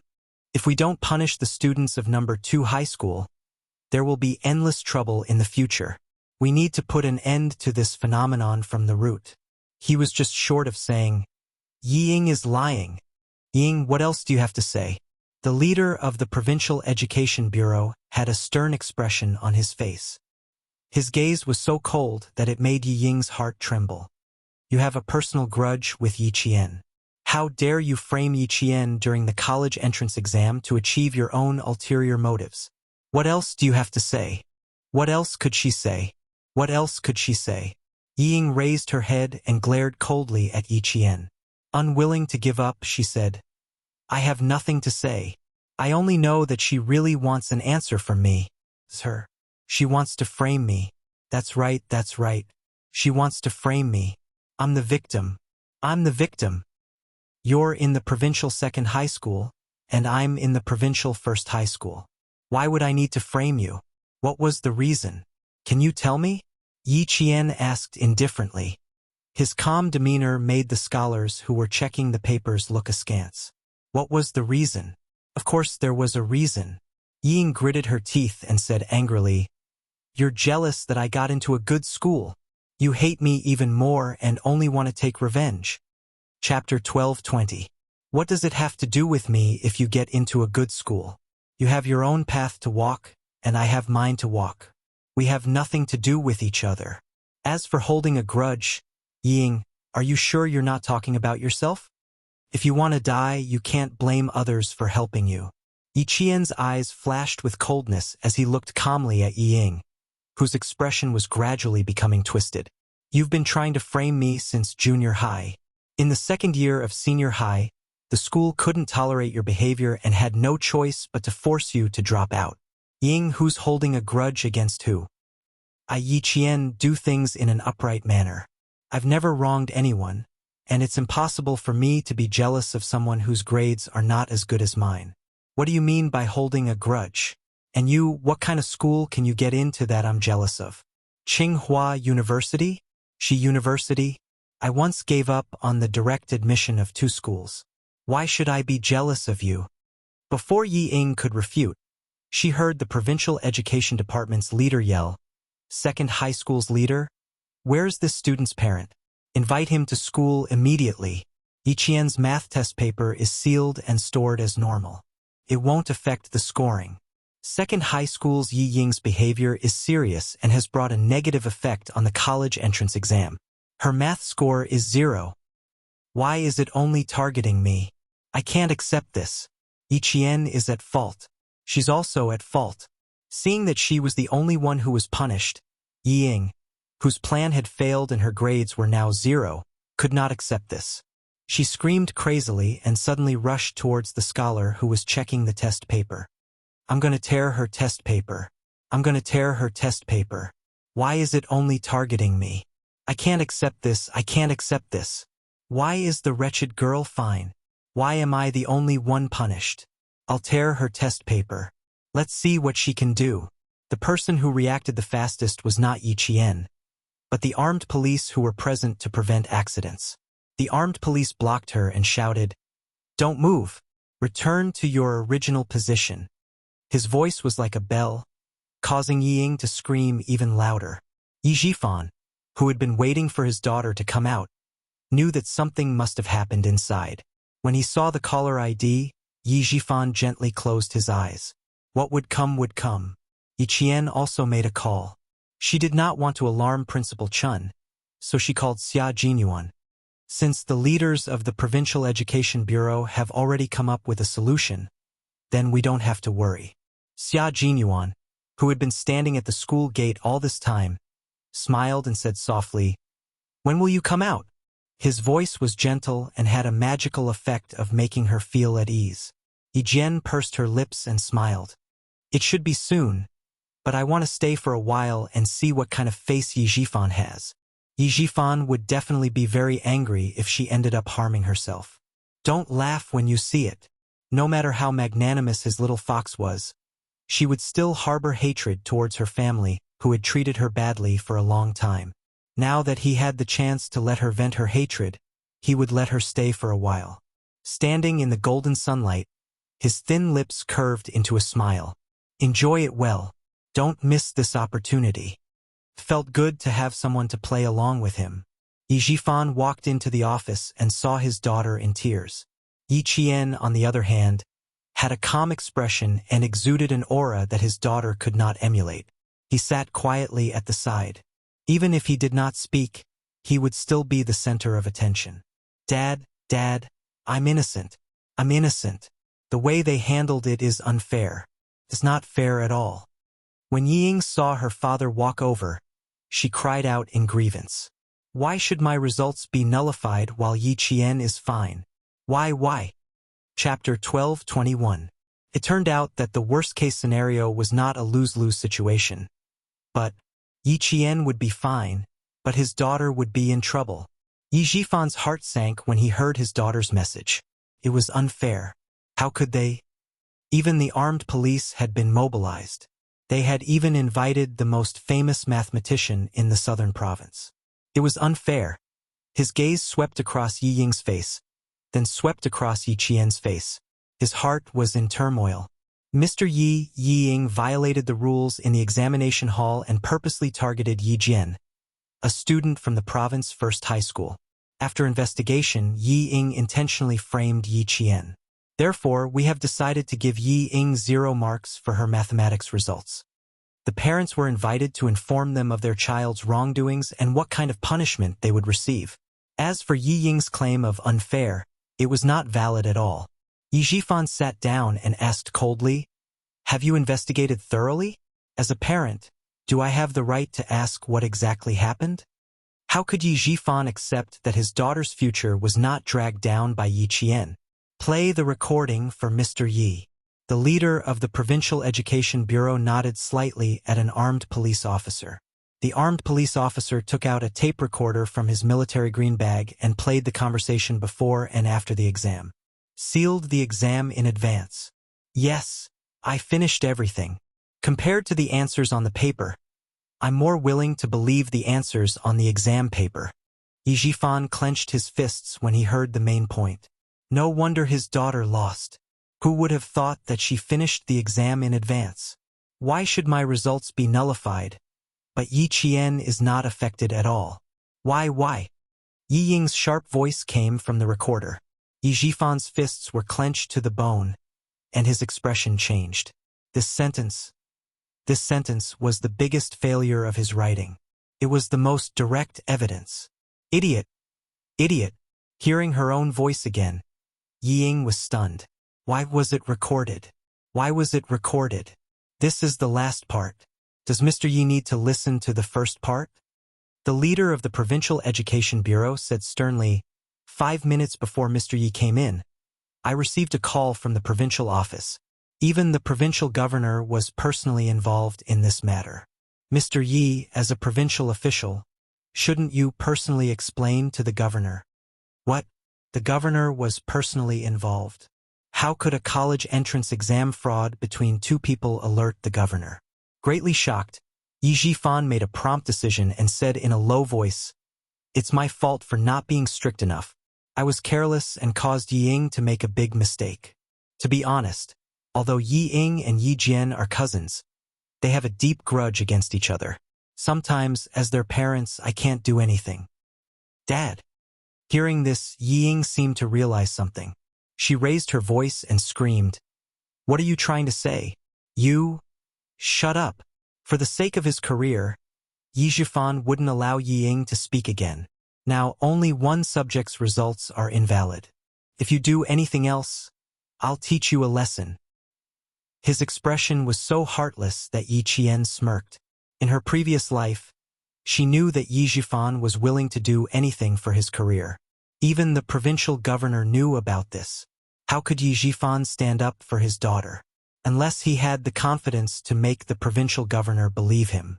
Obviously, he didn't. Therefore, he couldn't help Yi Ying twist the facts. Chapter 12:22. Yi Ying was shocked. Then, she heard her father say bitterly, It's my fault for not teaching her properly. That's why she did something so reckless. She ruined herself and almost ruined Yi Qian. I don't have any objections to the Provincial Education Bureau's decision. I accept it completely. No, I don't accept it. Yi Ying never thought that after this incident, her father, whom she had always respected, would actually not help her. Her tears flowed uncontrollably. Her eyes were filled with horror. How did this happen? How did it become her fault again? Yiqian was fine. Why? Why did this happen? Why did this happen? Sun Dongqing didn't understand either. She only knew that her daughter's math score was calculated as 0, and that cheating would be recorded in her personal file for life. She rushed towards Yi Zhifan like a mad woman. Yi Zhifan, you bastard. You actually watched your daughter suffer and let that little bitch get away with it. You ruined our daughter. You ruined our dream of going to university. I'm going to fight you. I'm going to fight you. Ying lay on the bed and cried loudly. Yi Zhifan looked at Sun Dongqing's appearance and then looked at his daughter's stupid face. He suddenly felt irritated. He pushed Sun Dongqing away and said in a low voice, "This is a hotel. Don't you and your daughter have embarrassed yourselves enough? I'm not helping my daughter? Your daughter was stupid enough to say in front of so many people that she wanted to tear up Yi Qian's test paper. She was the one who was stupid. Do you know that? If I don't help her, do you think I won't fucking help my own daughter? Do you know why Yi Qian is safe and sound? What the fuck do you know?" Yi Zhifan, who had always been elegant, was finally forced to lose his composure. His eyes were bloodshot as he shouted. His cold expression made Sun Dongqing retreat step by step. She finished all the questions in an hour. Your good daughter thought that she was smart and that Yi Qian was inferior to her. She finished all the questions. Why did she still write a note? Did she want to tell everyone that she was trying to frame Yi Qian? Other than making trouble. What the fuck do you know? Even the governor is asking about this. What can I do? Tell me, is this our fault? Or is it Yi Qian's fault? As long as you can prove that it's Yi Qian's fault, I'll fight for justice for my daughter even if it means risking my life. Sun Dongqing was dumbfounded. She fell heavily onto the bed and did not regain her senses for a long time. How could this be? How could that wretched girl be so powerful? I just heard the examinees next door say that this year's math exam questions are very difficult. I'm afraid they didn't do well. Damn girl. How can you be so powerful? You finished all the questions in an hour. You're asking me, but who am I supposed to ask? Yi Zhifan opened a bottle of mineral water, his eyes dark and his chest heaving up and down. It's already the best outcome that we can get. Also, go and find out where Director Huang's daughter is studying. Ying can't stay in China any longer. She'll be sent overseas after the college entrance exams. Send him overseas? Ying stopped crying and lifted her head from the pillow. Her red and swollen eyes glowed. Dad, I want to study overseas. I don't want to stay in China anymore. Find out more about her first. We'll talk about it after the college entrance exams. At the very least, she needed to have the college entrance exam scores. Even if she wanted to go to a better school overseas, she would still need to have a good score in China. Yi Zhifan raised his hand and pressed on his swollen forehead. He stared coldly at his indignant wife and shouted, "Also, you're not allowed to cause trouble for Yi Qian at school. Do you hear me?" Chapter 12:23. Yi Zhifan still wanted to wait for Ying to get her grades before going abroad to study. Who would have thought that things would take a sudden turn in the evening? At 7 o'clock in the evening, the provincial office called and asked him to go back immediately to attend a meeting that he could not miss no matter what. Old Yi, you have to be mentally prepared. Before Yi Zhifan hung up the phone, the colleague who informed him of the meeting suddenly said such a sentence, which made Yi Zhifan, who had always been calm, panic. He wanted to ask more questions, but the other party hung up in a hurry. Obviously, this was the best the other party could do to remind him. In order to let Yi Ying sleep a little longer, the family stayed in the hotel and did not go home. Sun Dongqing saw her husband's face change drastically. Because of what happened to Yi Ying during the day, she was uneasy. Seeing this, she asked in a panic, "Who called?" "The provincial office called and asked me to rush over for a meeting." Yi Zhifan, who pressed the corners of his mouth tightly, knew that his voice was tense when he spoke. He looked at his daughter, who was studying in the room. No matter how stupid and disappointing she was still his daughter. Moreover, what she did during the day was approved by him. And because Yi Zhifan knew that he was responsible, He did not teach Yi Ying a lesson for saying such a stupid thing at the end. Remind me to be mentally prepared. It seems that this meeting has something to do with me. Sun Dongqing, whose calves were suddenly weak, was anxious. Then what should we do? What has something to do with you? It can't be. Sun Dongqing, who was in a panic, kept quiet. Can't be. Because of what happened to her daughter during the day. Although she did not say it out loud, Yi Zhifan, who knew what she wanted to say, had a dark look on his face. Sun Dongqing felt even more uneasy. Sun Dongqing waited until 12 o'clock in the morning, when she finally heard a knock on the door. At the same time, she received the bad news that broke her heart. Tell your daughter that she doesn't need to take the college entrance examination. After discussion with the relevant departments, we will punish her severely. Yi Ying from the provincial second high school will be disqualified from taking the college entrance examination for 3 years. The expressionless Yi Zhifan told Sun Dongqing the results of the meeting in one breath. This time they had lost. Their family had lost big time. Yi Ying had already fallen asleep. When she was woken up and found out the result, she didn't even make a sound. She opened her eyes wide and fainted in front of Yi Zhifan and his wife. She was disqualified from the college entrance examination for 3 years. It was over. It was over. She was finished. Ying Ying, my Ying Ying. Sun Dongqing picked up her daughter, who had fainted with her eyes wide open, and wailed, My Ying Ying. Don't scare your mother. Don't scare your mother. Yi Zhifan, who only had one precious daughter, was also scared out of his wits. Trembling, he dialed 120. He tried to catch his breath and pinched his philtrum. His face was pale with fright, and his hands were trembling. Yi Ying was sent to the hospital early in the morning. By the time she woke up, the morning had already passed. How could this be? Old Madame Ye's voice came from outside. She was so old that one could hear her withering. Why did you admit it back then? Wrong, wrong, wrong, wrong. How could you admit it? So what if the provincial governor knows? The most he can do is criticize you for the conflict between the two children. It's not like he can remove you from your position. Old Madame Yi was really angry. She didn't expect that 1 or 2 people would be defeated by this wretched girl. She couldn't accept it. Mom, let me be alone. I don't want to say anything right now. Yi Zhifan sat with his head raised. His indifferent expression was unfathomable. Chapter 12:24. Old Madame Yi was a difficult person to deal with. She was so frightened by Ho Zi that she was sent to the hospital, so she had no idea what was going on outside. She was also worried that her daughter would be in danger, so she repeatedly reminded her not to cause trouble for Yi Qian. There was no need to mention her son-in-law, Sun Yaozu. He already knew that his mother-in-law and wife were behind this when Ho Zi said those harsh words. He knew that he couldn't casually interfere in this matter. Gossip between women should be treated as gossip between women. If he interfered, Ho Zi wouldn't just release a cat or a snake. She would probably send someone to put a gun to his head. Fortunately, old Madame Yi was clear about her daughter's family. After Yi Zhixiang was frightened by the snake, she immediately called Sun Yaozu and told him not to interfere in case Ho Zi targeted him. Old Madame Yi would definitely help her daughter and son-in-law's family from the bottom of her heart. This was also the main reason why Sun Yaozu respected old Madame Yi. However, old Madame Yi didn't have any good intentions towards her adopted son.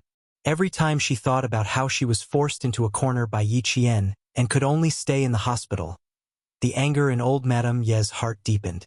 If she didn't vent the discomfort in her heart, she was afraid that she would really have to stay in the hospital for a long time. How can you still be quiet at this time? You have to deal with Ying Ying's matter properly. You definitely can't let a bastard of unknown origin climb onto Ying Ying's head.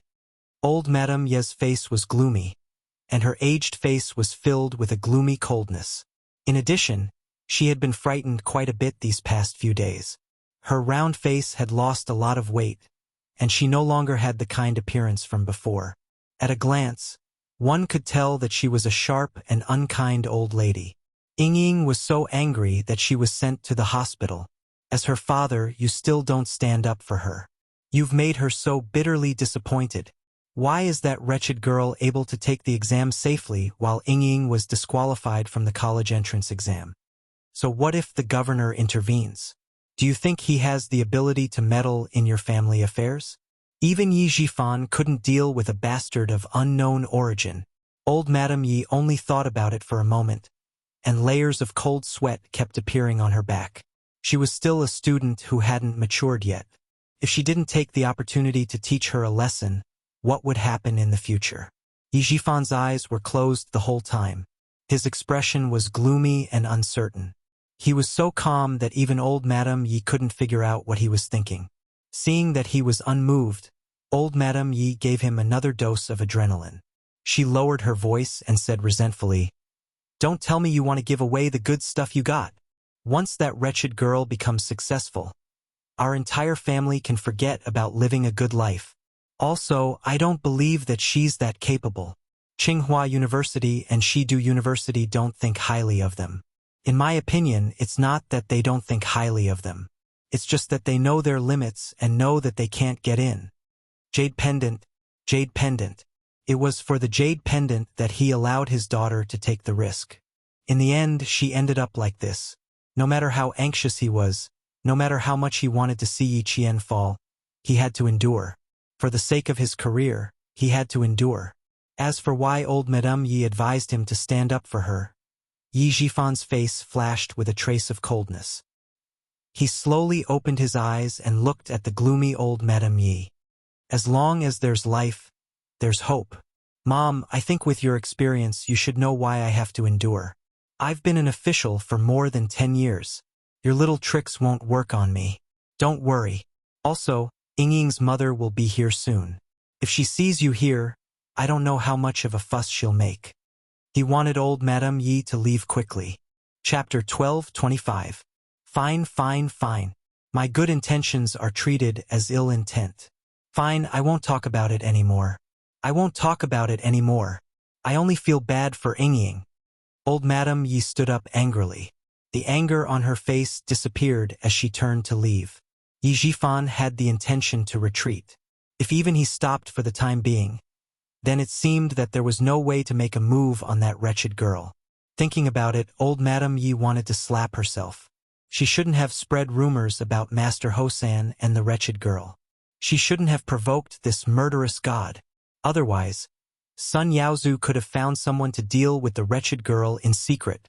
Ying's tears had already wet the pillow. Even her grandmother, who was never close to her, couldn't stand it anymore. How could her father tolerate it? Did he think that she was inferior to Yi Qian? That she couldn't be compared to Yi Qian at all? Canceling the college entrance examination for 3 years. The worst result wasn't that she and Yi Qian couldn't take the exam, but that Yi Qian could continue to be successful while she hid in the hospital like a coward, unable to go anywhere. Sun Dongqing, who was holding a bowl of chicken soup, came in and saw her daughter's tear-stained face. The anger in her heart erupted like a volcano. She couldn't hold it in. That old woman was right. If you can't even protect your own child, you don't deserve to be a parent. Fine, fine, fine. She could tolerate Yi Jifan not making trouble for his own future. She knew that he was doing it for the family and for Ying to start all over again. But she couldn't tolerate it. What right did a wretched girl, who was inferior to her daughter in every aspect, have to hold her head high? If she hadn't been soft-hearted and taken her in, who knew where she would be begging for food? Ying, your father is in a difficult situation. We have to understand him. But don't worry, I'm not afraid of getting my shoes wet. When you get better, I won't let that wretched girl off. I'll definitely avenge you. Ying, who had been crying with her eyes closed, suddenly opened them. Her bloodshot eyes were filled with viciousness that made people panic. Her hands gripped the snow-white bedsheet tightly, and she said word by word, "Mom, I won't let her off. I won't let her off. I know. Have a good rest. Mom will definitely stand up for you."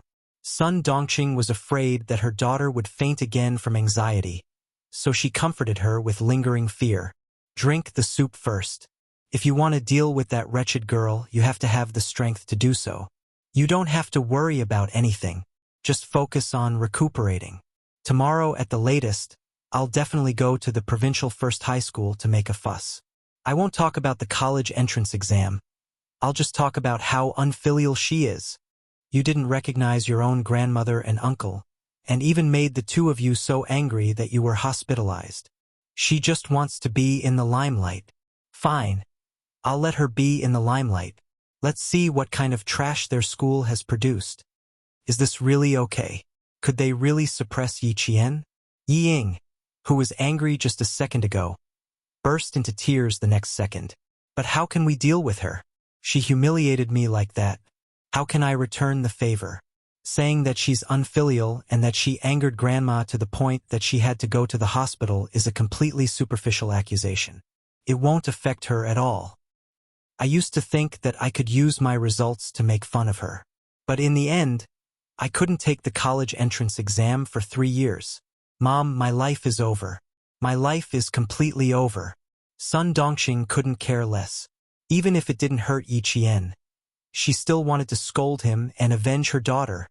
Chapter 12:26. Looking at her pale daughter crying so hard that she could barely breathe, Sun Dongxing couldn't hold back her tears. The mother and daughter cried together. One moment they were scolding the unfairness, the next moment they were cursing Yi Qian for getting a 0 in the college entrance exam. If there really was a way, Yi Zhifan wouldn't have been so quiet. If Sun Dongxing wanted to stand up for Ying, what else could she do other than go to the school and make a scene?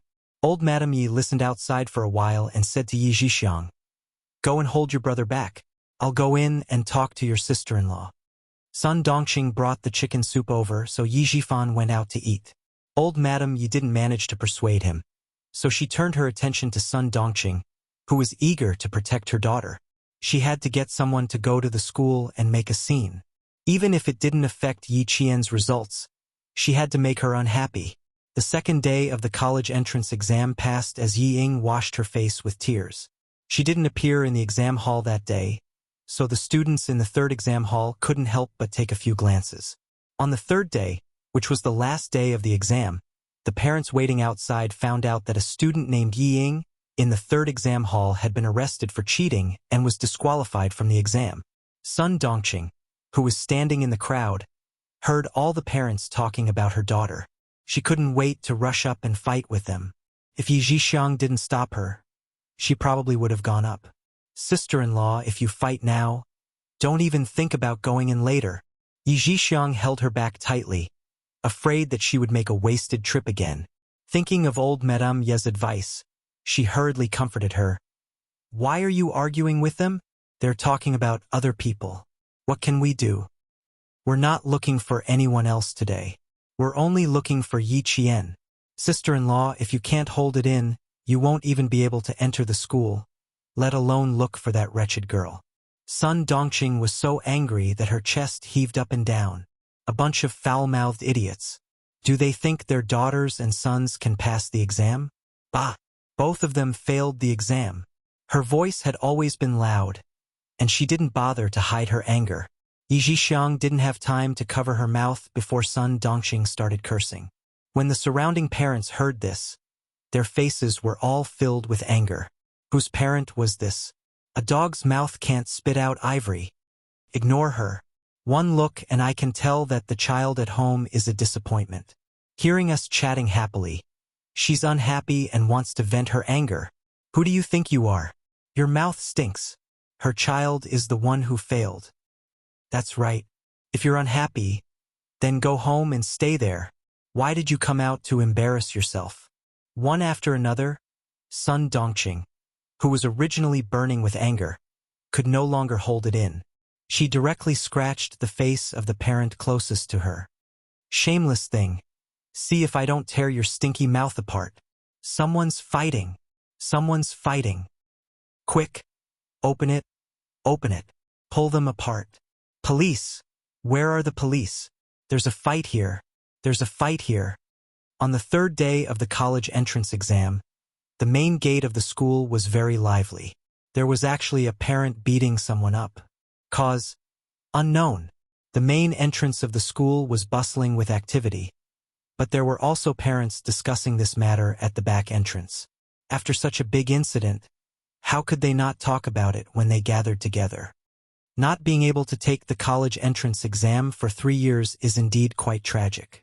The T6 combatant who had been with Xia Jinyuan for 3 consecutive days sounded rather regretful. He sighed and said, "That little girl is too evil. It's only right that she be taught a lesson. Otherwise, she'll really think that she's invincible in the future." He sounded rather regretful, but when he finished speaking, it was as if an icicle had shattered. It was cold and heavy. Chapter 12:27. Xia Jinyuan and Yi Qian did not mention Yi Ying. Knowing the result, there was no need to mention her. This kind of person did not deserve to appear in their conversation. He replied indifferently, "Sooner or later you'll have to pay for what you did. Being disqualified from the college entrance exam for 3 years is not a big deal." Unfortunately, he did not have anything on Yi Zhifan. Dealing with Yi Ying was a piece of cake. The only person Yi Qian really wanted to deal with was Yi Zhifan. Thinking of Yi Zhifan, Xia Jinyuan's eyes turned cold. Even Xia Yiwei was surprised by how fast he was promoted, but they could not find anything wrong with it. A provincial cadre who had been promoted solely based on his personal achievements had a clean resume that couldn't be any cleaner. The only suspicious thing was that Yi Zhifan was always able to coincidentally come across major events that could have contributed to his career. For example, when he was promoted from the city to the provincial office, he was able to handle the massive ice storm properly and reduce the country's financial losses. He was promoted to the provincial office because of this one ice storm. Being too clean was also problematic. At the same time, it made him feel alarmed. He could tell that there was someone secretly helping Yi Zhifan. Until Yi Qian came out, Xia Jinyuan was still thinking about how to make a hole in Yi Zhifan's clean resume to find out who was helping him. In response, Yi Qian smiled and said, "Don't worry. Even if we find out who it is now, I can't do anything about it. The most important thing is to build a good foundation." With Yi Ying's disqualification, Yi Zhifan would probably keep quiet and not dare to make any moves. Yi Qian did not know about what happened at the front gate of the school. After leaving the school, he got into Xia Jinyuan's car and went back to visit Uncle General after a few hours of apologizing. Yi Zhifan finally reached a private settlement with the parents and settled the matter with money. When old Madame Yi found out, she was so angry that her ribs hurt. "Idiot, idiot! Who told her to cause trouble for that wretched girl? Look at her. She's so stupid that she didn't even enter the school gates and fought with her parents. Idiot! How could there be such a stupid thing? I couldn't persuade him no matter how hard I tried. He even scratched me." Yi Zhixiang covered her face and glanced at the door of the ward. She said softly, "Mom, Yaozu said that we should go back to the countryside before second brother can react. They couldn't let him know that they were the ones who instigated son Dongxing to go to school." Old Madame Yi happened to be annoyed by staying in the hospital. In addition, there seemed to be no movement on Ho Zi's side, so she also had the idea of returning to the countryside. "Well, it's not peaceful recently. Let's go back to the village and take it as a distraction." Therefore, when Yi Qian and Xia Jinyuan drove back to Shuka village, Sun Yaozu also drove old Madame Yi back to Shuka village. The village was not as lively as the city, but it was more peaceful. Looking at the starry sky, Yi Qian, who was lying on a bamboo chair, said to Uncle Jen with a smile, "When Principal Chun comes back, you can play chess and fish with Principal Chun every day." "Good. It's good that he's back. Your Uncle Chun has been running around his whole life and worrying about you for so many years. It's time for him to retire." Uncle Jen sipped his tea, his kind smile never disappearing. He looked at the girl with a satisfied expression and smiled slightly. "You have to be more careful when you're outside in the future. Don't let your emotions affect your decisions. I think Major Xia, who came back with you, is a reliable person. With him taking care of you, your Uncle Chun and I can rest assured. But you have to know that relying on others is never as good as relying on yourself. Only by working hard on your own can you have a foothold. Those who truly care about you won't always spoil you or spoil you, but will remind you when you're in the prime of your life." Uncle Jen was like that. He never forgot to remind Yi Qian. Chapter 12:28. Yi Qian and his granduncle were looking up at the starry sky as they chatted. Xia Jinyuan, who had gone to the army to meet his old comrade, was also looking up at the starry sky as he chatted with political commissar Yen. The more important Yi Qian is to the military, the more responsibility she will have. I'm just afraid that she won't be able to handle it at such a young age. Political commissar Yen said with a mixture of worry and joy. He then turned to look at the young major who had a bright future ahead of him and joked. Everyone knows that you have feelings for Miss Jian. Xia Jinyuan felt that there was nothing to hide from his old comrade and Yi Qian. He smiled and said, even political commissar knows about it. It seems that I can't hide my feelings from anyone. He didn't deliberately hide it from anyone, not even his parents. He told them long ago in case his mother, who had a long reach, intervened before he got his girlfriend. He admitted it without any concealment, which made political commissar Yen a little stunned. Then he laughed and said, you are really honest. In my opinion, it is not so easy to win Jian Er's heart. Even if you really win her heart, there will be changes before you marry her. A smart and intelligent girl would be popular wherever she went. Moreover, Miss Jian had a bright future ahead of her. Those young men with good taste would definitely not miss out on this opportunity. Major Xia had been in the army for many years. Sometimes he couldn't even find someone he wanted. This undoubtedly gave others many opportunities to pursue Miss Jian. It wasn't impossible for there to be changes in their relationship. Political commissar Yen didn't treat Xia Jinyuan as an outsider and directly reminded him. In fact, the meaning behind his words was very obvious. If he wanted to be with Yi Qian for a long time, it would be best to settle the matter first to avoid complications. There will be changes if I don't marry her, and there will also be changes if I marry her. It depends on the person. Xia Jinyuan's smile spread from the corners of his mouth to the tips of his eyebrows, revealing his reserved confidence. I'm different from Yi Qian. We will be lovers in the future and will also be comrades. Political commissar, when the time comes, you can wait to attend our wedding banquet. Political commissar Yen was naturally happy to see this happen. He also felt that the two were indeed a good match. The man was handsome and the woman was intelligent. They had known each other for many years and knew each other very well. If they could really get together, they would be happy. Sure. I'll be waiting for your wedding invitation. As they spoke, they talked about when they would be leaving. Then, they asked about Yi Qian's college entrance examination, as if they were his elders. When the college entrance examination results are out, Yi Qian and I will leave. It should only take about a week. Xia Jinyuan answered them one by one, and his tone was rather respectful. Her grades have always been good, and she has a good chance of getting into the National University of Science and Technology. The military is also waiting for her score to be released. When the time comes, there will be a series of arrangements. He didn't directly mention the specific arrangements, but political commissar Yen could tell that Yi Qian's future path would be much smoother than it was now. A gratified smile appeared on his resolute face as he sighed. Little girl Jian has finally made it. Even if the days from now on are bitter, she will be willing to suffer. If you really manage to win her heart, you must treat her well and love her. She suffered a lot when she was young, and her mind is sharp. If you do something wrong to her in the future, it will be in vain even if you sincerely repent. At the mention of this, Xia Jinyuan's face became serious and he said solemnly, don't worry. That day will never come. He had seen her suffer. At first, he was attracted by her fearless gaze. Then he was interested in her tenacity, and finally, he was surprised by her intelligence. As the days passed, he was attracted to her day by day. By the time he realized his feelings, it was already too late. It was so late that he couldn't restrain himself no matter how hard he tried. He could only let nature take its course. Chapter 12:29.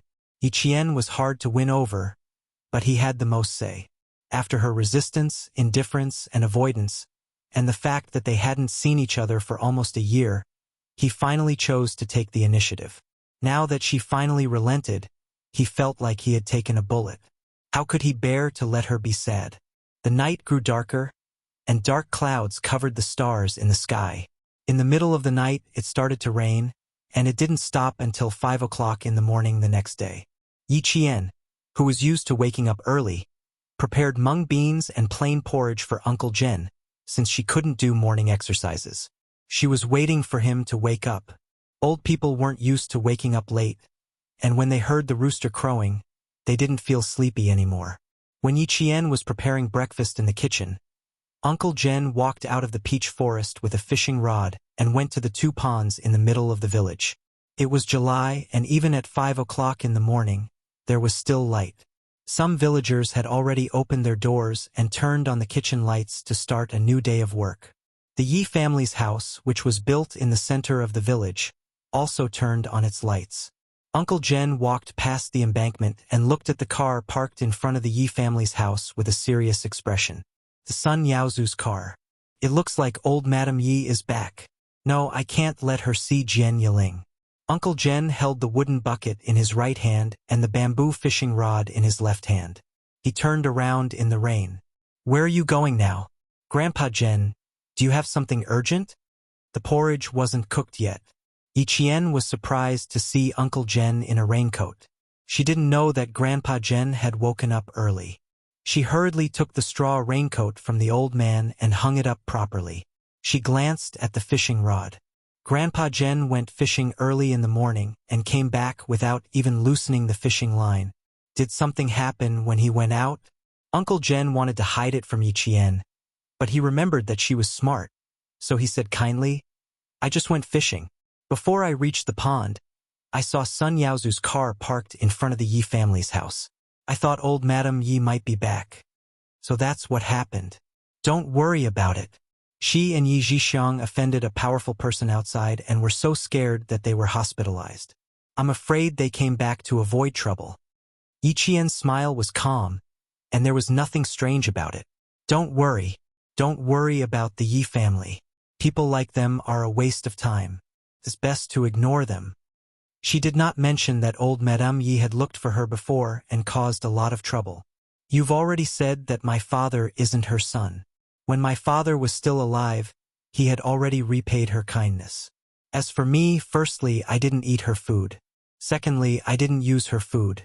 She wants to put on airs in front of me. She really can't put on airs.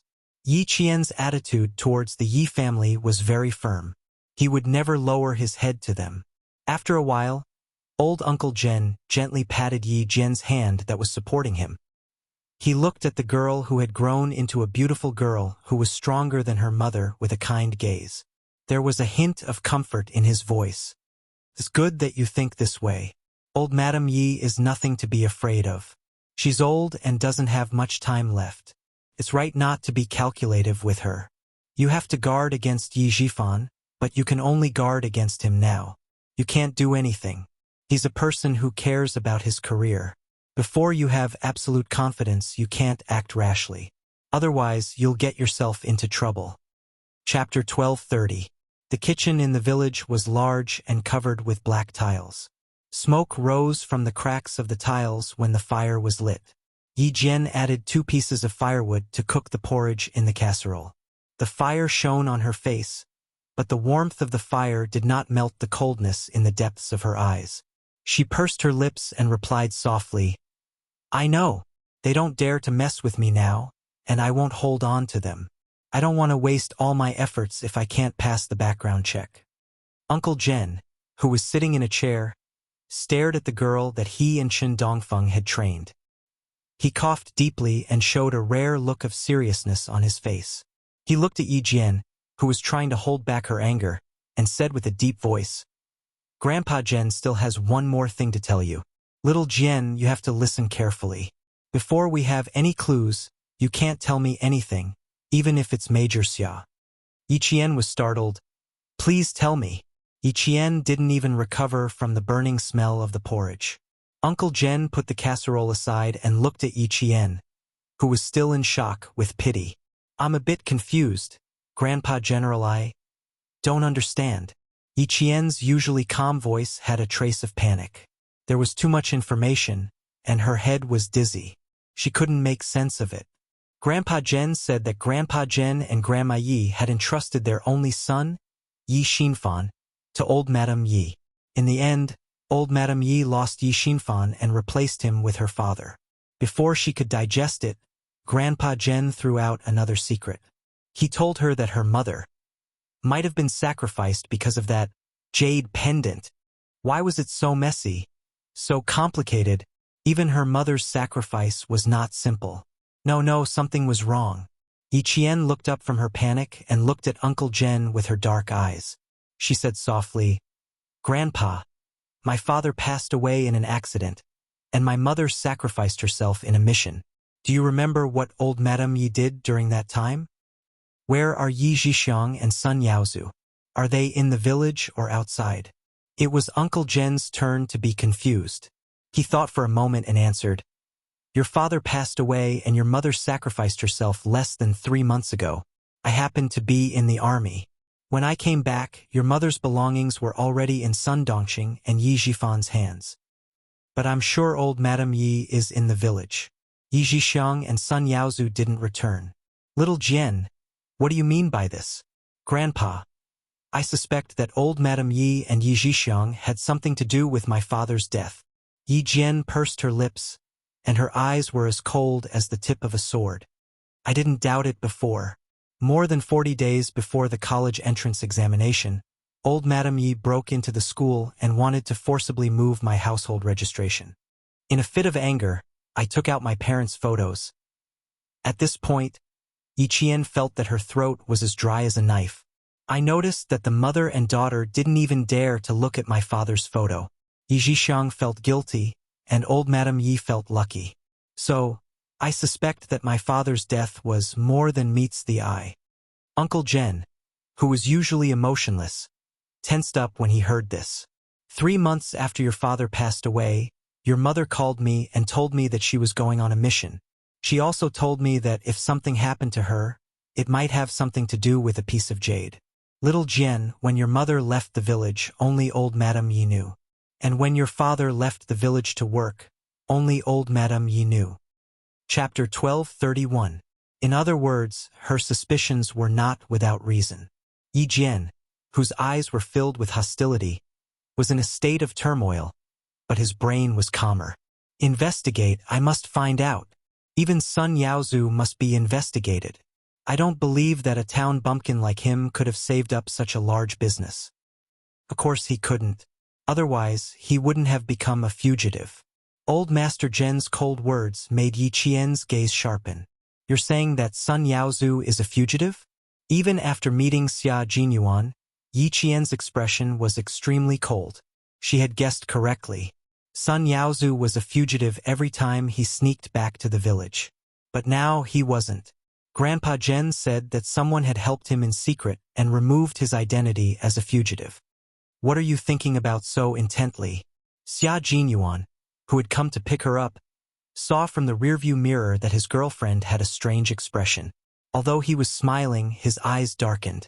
At 6 o'clock in the morning, he received a call from Old Master General. He said that Yi Qian wanted to visit the military base and asked him to drive her home. It was understandable that she wanted to visit the military base. She had deep feelings for the military base in Fujian town. Since she was back in the village, she naturally wanted to visit. But he didn't expect to see this little fox. However, this was a serious matter. Old Master Zhen had repeatedly instructed her not to mention it, not even to Xia Jinyuan. Yi Qian forced a smile. "I don't feel good knowing that I can't accompany Grandpa Zhen even when I'm back." Was that really the case? Xia Jinyuan didn't believe her. But there must be a reason why she couldn't say it directly. He didn't pursue the matter. He smiled and said, "Grandpa Zhen has to wait for Uncle Chun to come back before we can go to the military base together. I think Uncle Chun will be back the day after tomorrow at the latest. At night, you can accompany Grandpa Zhen again." Principal Chun needed to hand over the work of the Provincial First High School's library. Knowing that Yi Qian would be leaving for the military base in a week, he asked the two of them to drive away first. He would return after handing over the work. If they followed the normal procedure, they should be able to return to the village by noon today. Yi Qian did not want to hide the truth, but he had no choice but to do so. He tried his best to adjust his emotions, and the cold expression on his face gradually relaxed. Fortunately, he had undergone special training, and after adjusting for a while, the coldness from before disappeared. Seeing this, Xia Jinyuan said casually, "I really didn't know that I was Sima Zhao. Everyone knows that. Even political commissar Yen saw through me. He kept teasing me last night." He also said that in order to prevent any unforeseen circumstances, it's best to marry you as soon as possible. It was easy to say, but Yi Jian was shy. As she listened, her fair face turned red. She said awkwardly, How did the political commissar know? Doesn't that mean Captain Liu also knows about it? Of course, I even promised to send you an invitation when we get married. His 8 characters had just been revealed, but he was already thinking so far ahead. Yi Qian glared at him. Hearing his low voice, he relaxed. The day after tomorrow, Yi Qian waited for Uncle Jen and Principal Chun to come over. He also heard another big news. Yesterday, old Madame Yi suddenly suffered a stroke and collapsed. The hospital said that she would not be able to move her limbs in the future. Her mouth was crooked, and she needed to be taken care of. Yi Jian's lips curled up slightly. This was retribution. However, Yi Qian quickly threw this matter to the back of his mind. The military already knew about her score, and they asked her to pack her luggage immediately. Oh, she didn't even need to pack her luggage. She just needed to take the relevant documents and go with Xia Jinyuan to the naval base in the southernmost part of the country. The first page of a new chapter was opened. Chapter 1232. Shuka village had already become Yi Qian's harbor. Every time he left, he would see Uncle Jen standing at the edge of the village, watching him leave. He missed his hometown even before he left. In the past, Uncle Jen stood alone at the entrance of the village. Now that Uncle Chun was by his side, Yi Qian couldn't help but smile with tears in his eyes. I'm afraid I won't have many chances to come back in the future. Yi Qian wiped away the tears that were about to seep out of his eyes when he couldn't see the 2 elders anymore.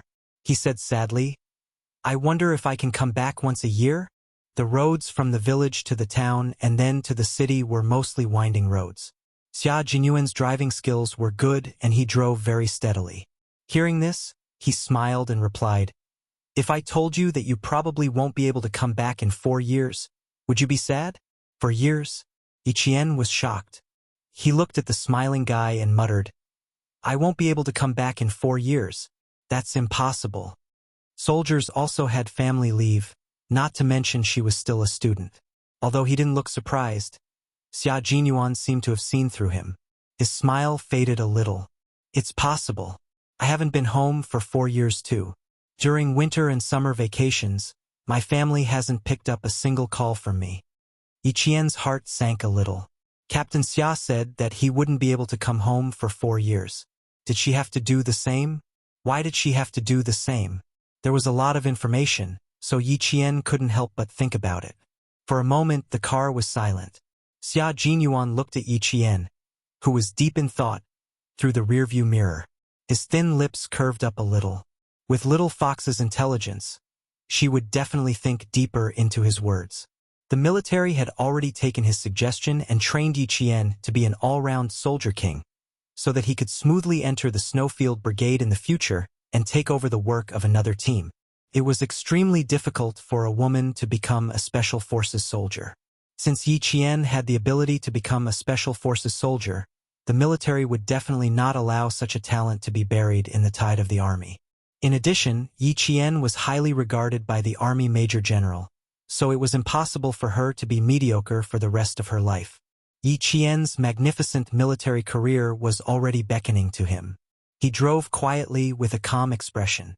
Yi Jian, who was deep in thought, gradually became serious. She seemed to be thinking of something and looked at Xia Jinyuan thoughtfully. Before she could retract her gaze, the man who was driving calmly looked up and smiled at her through the mirror. His elegant smile was indescribably flirtatious. Yi Qian glared at him before saying, Is it because the military wants to train me to be like you? Otherwise, you wouldn't have said that I might be like you, unable to return home for 4 years. Other than that, she couldn't think of any other reason why she might be like him, unable to return home for 4 years. That was why his little fox was so smart. She could immediately think of the key points after he said a few words. Before the matter was completely settled, everything was unknown. She just wanted to know what to expect. Be mentally prepared that you won't be able to return home for 4 years. At home, there's Uncle Chun taking care of you. If anything happens, I'll inform you immediately. Xia Jinyuan didn't deny it, nor did he confirm it. He maintained a faint smile, and his voice was as cold as jade. I believe you know how high the expectations the military headquarters has for you. Work hard, and I will always be waiting for you in front. When you join the Snowfield Brigade, when you become a true comrade, I'll use the best time to carve out our love. Chapter 12:33. Even though he didn't say anything, Yi Qian already knew that the military had the intention of training her to be like Xia Jinyuan. They hoped that she could become a special forces soldier who could fight on the front lines like him. Just thinking about it made Yi Qian's heart surge. Her dark eyes were brighter and brighter than the stars in the midsummer night. Xia Jinyuan's smile deepened. The day of fighting together was not far away. Shuka village was getting further and further away from them. When they reached the town, Yi Qian saw a car with a provincial license plate parked in front of a food wholesaler. 3 familiar figures walked out of the wholesaler with a few red plastic bags in their hands. Yi Zhifan, who was walking in front, turned around and said something. Yi Ying's expression immediately tensed up. Sun Dongqing, who was walking at the back, replied angrily. She put an arm around Yi Ying's shoulder and comforted her daughter in a low voice. Yi Qian's cold gaze swept across the family of 3. She narrowed her eyes slightly and asked the man who didn't seem to notice the family of 3. Captain Xia, old Madame Yi suddenly had a stroke. Was it Brother Zi's doing? Also, why do I feel that Yi Ying was disqualified from the college entrance examination for 3 years? Yi Ying's actions would only result in a 0 score being disqualified from the college entrance examination for 3 years. Back then, the head of the Provincial Education Bureau said that she would only get a 0 score. Who knew that there would be an unforeseen event that night? She didn't come to the examination hall the next day. No matter how she thought about it, Captain Xia had something to do with it. It had been a week. Xia Jinyuan didn't expect her to ask about it again. He answered vaguely, "Evil will be repaid with evil. Their family can do things that harm others. Sooner or later they will pay for their actions." After hearing his words, Yi Qian smiled. Her gaze towards Xia Jinyuan became gentler. There was someone who always helped her solve her problems without her noticing. He never said anything. Everything was handled in secret so that she wouldn't be distracted. In this life, with such a person by his side, those cold and damp past events seemed insignificant. Old Madame Ye's stroke was quite serious. She had been staying in the town hospital for the past few days and had not been sent to the city hospital, which was 6 hours away from Fujian town. The situation was too sudden. Even if Yi Zhixiang wanted to send him to the hospital, she couldn't send him to the city hospital when he was sick. I don't know why he suddenly had a stroke when he came back. He was mumbling something that I couldn't hear clearly. Yi Zhixiang's eyes were a little red and swollen.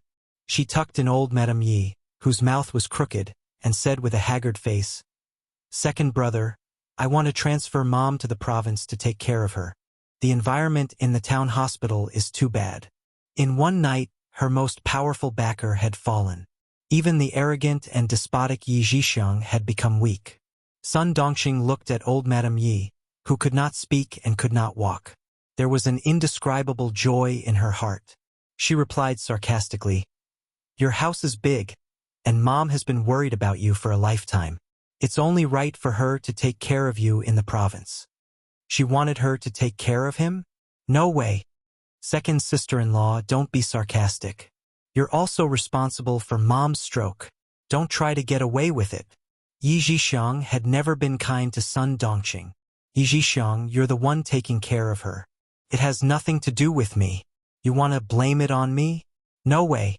Sun Dongqing, who was not to be outdone, immediately retorted. You used to make things difficult for me. Now that something has happened, you're thinking of me. Yi Zhixiang, do you think I'm still as easy to bully as before? Chapter 12:34. Less than 2 minutes after entering the room, the sister-in-law and sister-in-law started arguing. Although old Madame Yi could not speak or move her legs, her mind was clear. When she heard the argument, she spoke in a hurried and incomprehensible tone. Her eyes were locked on Yi Jifan's face, and her hands, which could still move, were knocking on the bed. She was hinting for Yi Jifan to stop the fight. Yi Jifan glanced at her. He knew that she wanted to talk to him, so he looked at Yi Jixiang coldly. Mom is in this state, and you're still in the mood to argue with your sister-in-law? Sun Yaozu has already made arrangements at the hospital in the provincial capital. I'll take you and Mom there. Who's arguing with her?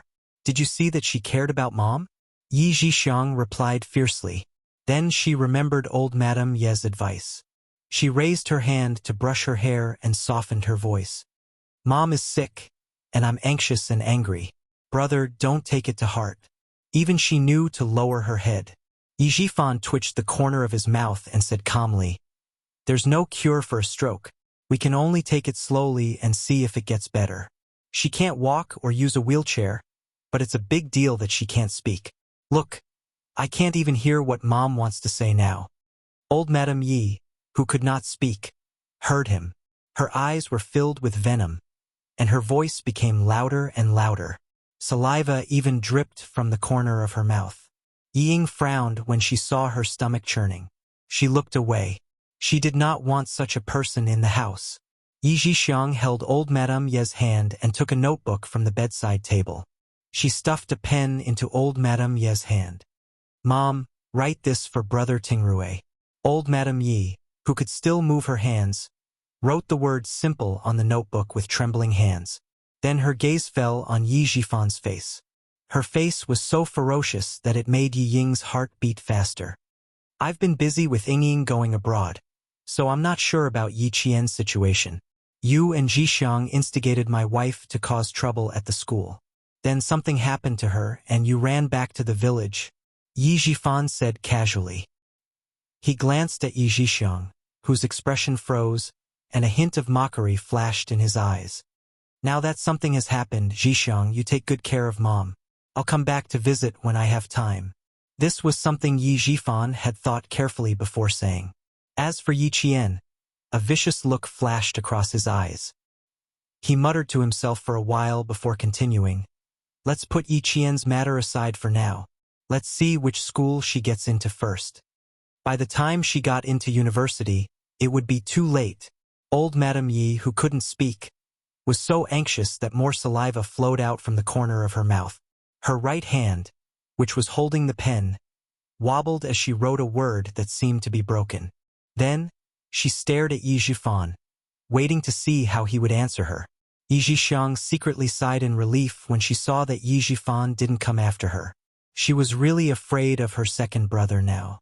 Yi Jifan picked up the notebook and looked at it carefully. Then, he smiled faintly and said, Mom, you should ask Sun Yaozu for this kind of thing. He's good at murder and arson. I don't have that kind of ability. Kill Yi Qian? Old Madame Yi was really awe-inspiring. When old Madame Yi heard this, she pounded the bed with both hands. Her cloudy eyes were filled with indignation and anger. She couldn't speak or move. No matter how indignant she was, it was useless. Yi Jixiang was so angry that she gritted her teeth. She glanced coldly at the silent Ying and sneered. No wonder you're not as good as Yi Qian. When something happened, second brother didn't even dare to take responsibility. He only wanted to push Mom to the wall. Now that Mom is no longer here, second brother is really quick to change his mind. Chapter 1235. Yi Jixiang. Sun Dongxing's reaction was intense. She couldn't bear to hear that her daughter was worse than Yi Qian. No matter how bad my daughter is, she's still better than your two troublemaking sons. Don't think you can bully me just because you gave birth to two sons. I'm not afraid of you now. Don't think I'm easy to bully. Second sister-in-law, you're so impressive. Why don't you show off in front of Yi Qian? Look at you, Ying was disqualified from the college entrance exam, and you still have the cheek to talk about my two sons? That's right. No matter how bad my two sons are, they didn't embarrass themselves in front of the school students. Yi Ying was so angry that her face turned pale. No matter where she went, people would make fun of her. Even her own aunt was making fun of her. Sun Dongqing saw that her daughter's expression was not right. She turned into a tigress and pounced on Yi Zhixiang. Bitch, your two sons are trash like Sun Yaozu. How dare you talk about my daughter like that? Ha, are you guilty? You're hitting me because you're guilty? Bitch, do you think I'm afraid of you? Yi Zhixiang was not someone to be trifled with. She picked up the foldable chair in the ward and stopped Sun Dongqing, who was unarmed, from moving forward. Yi Zhixiang's smile deepened. If you don't do anything, just wait for Yi Qian to get into a good university. Second sister-in-law, you heard it. Which parent didn't say how good Yi Qian is? Do you think you can send Ying abroad? Do you think you'll be better than Yi Qian once you're abroad? I think even if you send Ying to the best university abroad, she's destined to be worse than Yi Qian. Suddenly, Yi Zhixiang giggled and mocked them even more. I almost forgot. Ying was disqualified from the college entrance exam. It's written on her file. How can the proper universities abroad accept her? Every word she said was like a needle piercing into Yi Ying's heart. While it pierced her heart, it also made the coldness in her eyes thicker. And if the upper beam is not straight, the lower beam will be crooked. Be careful that the two cousins will become fugitives like uncle when the time comes. You'd better worry about yourself. Don't pass out from anger when you hear that Yi Jian got into a good university. Yi Zhixiang's mouth never had anything nice to say. She would say anything that made people uncomfortable. Yi Zhifan's face darkened. He looked at Yi Zhixiang coldly and said, "You played a big part in making Mom what she is today. Am I wrong?" Yi Zhixiang snorted. She could tell that no matter how close her mother was to her second brother, the cold-hearted second brother would never be close to her. Sun Dongqing was furious because she wasn't wrong.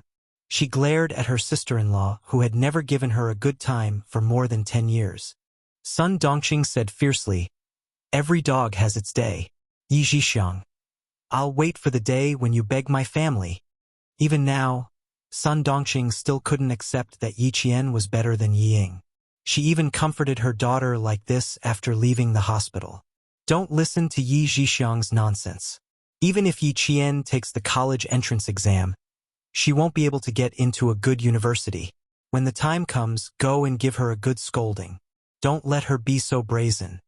After saying this in the afternoon, she was slapped in the face on the afternoon of the third day. A student from the provincial first high school who lived in the same building went home and told his parents that Yi Qian was the only girl in the province who was admitted to the National University of Science and Technology.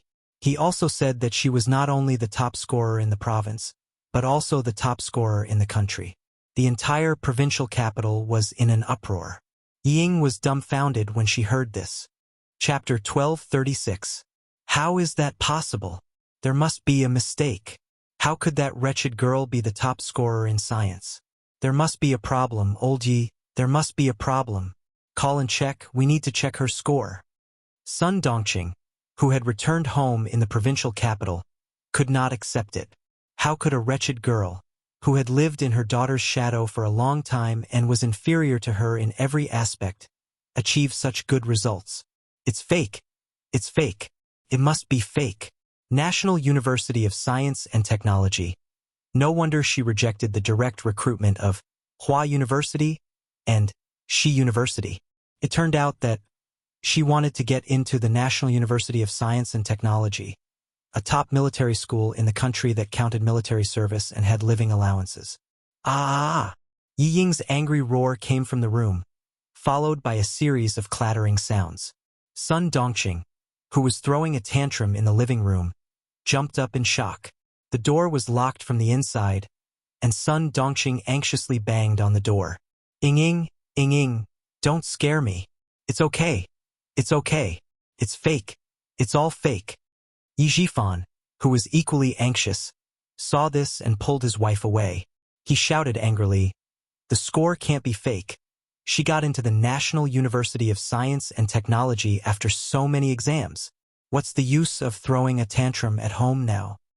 Military school, are we going to be soldiers? Soldiers. Ying, we can be soldiers too. If she's a soldier, you can be a soldier too. It's not a big deal. Sun Dongxing was afraid that her only daughter would take things too hard and her knees would go weak. We can be soldiers, we won't be worse than her. Soldiers? Yi Jifan's eyes narrowed slightly. If they could not find a good school overseas, being a soldier was not a bad way out. Moreover, with his daughter's intelligence, she could also get into the military school in the army. Your mom is right. If you want to join the army, we can sign up in the winter and try to get into the military school based on your results. Yi Jifan was much calmer and could convince Yi Ying more. Dad is also responsible this time. Come out first, we can talk. The door opened and Yi Ying walked out expressionlessly. Dad, Mom, I don't want to go abroad. I want to be a soldier. Help me find out if I can get into the military school in the army. I'll join the army this year. All right? Yi Jifan nodded. Joining the army was indeed a way out.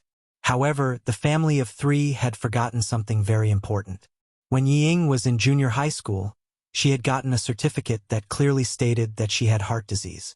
According to the physical examination standards for conscripted citizens, patients with heart disease were not eligible for conscription.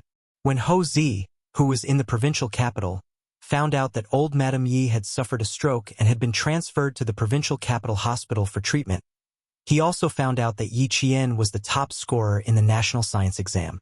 He called Xia Yiwei, who was no longer as cold to him as before. I heard that Yi Qian got into the military academy and is the top scorer in the national science exam. Sixth brother's foresight was extraordinary.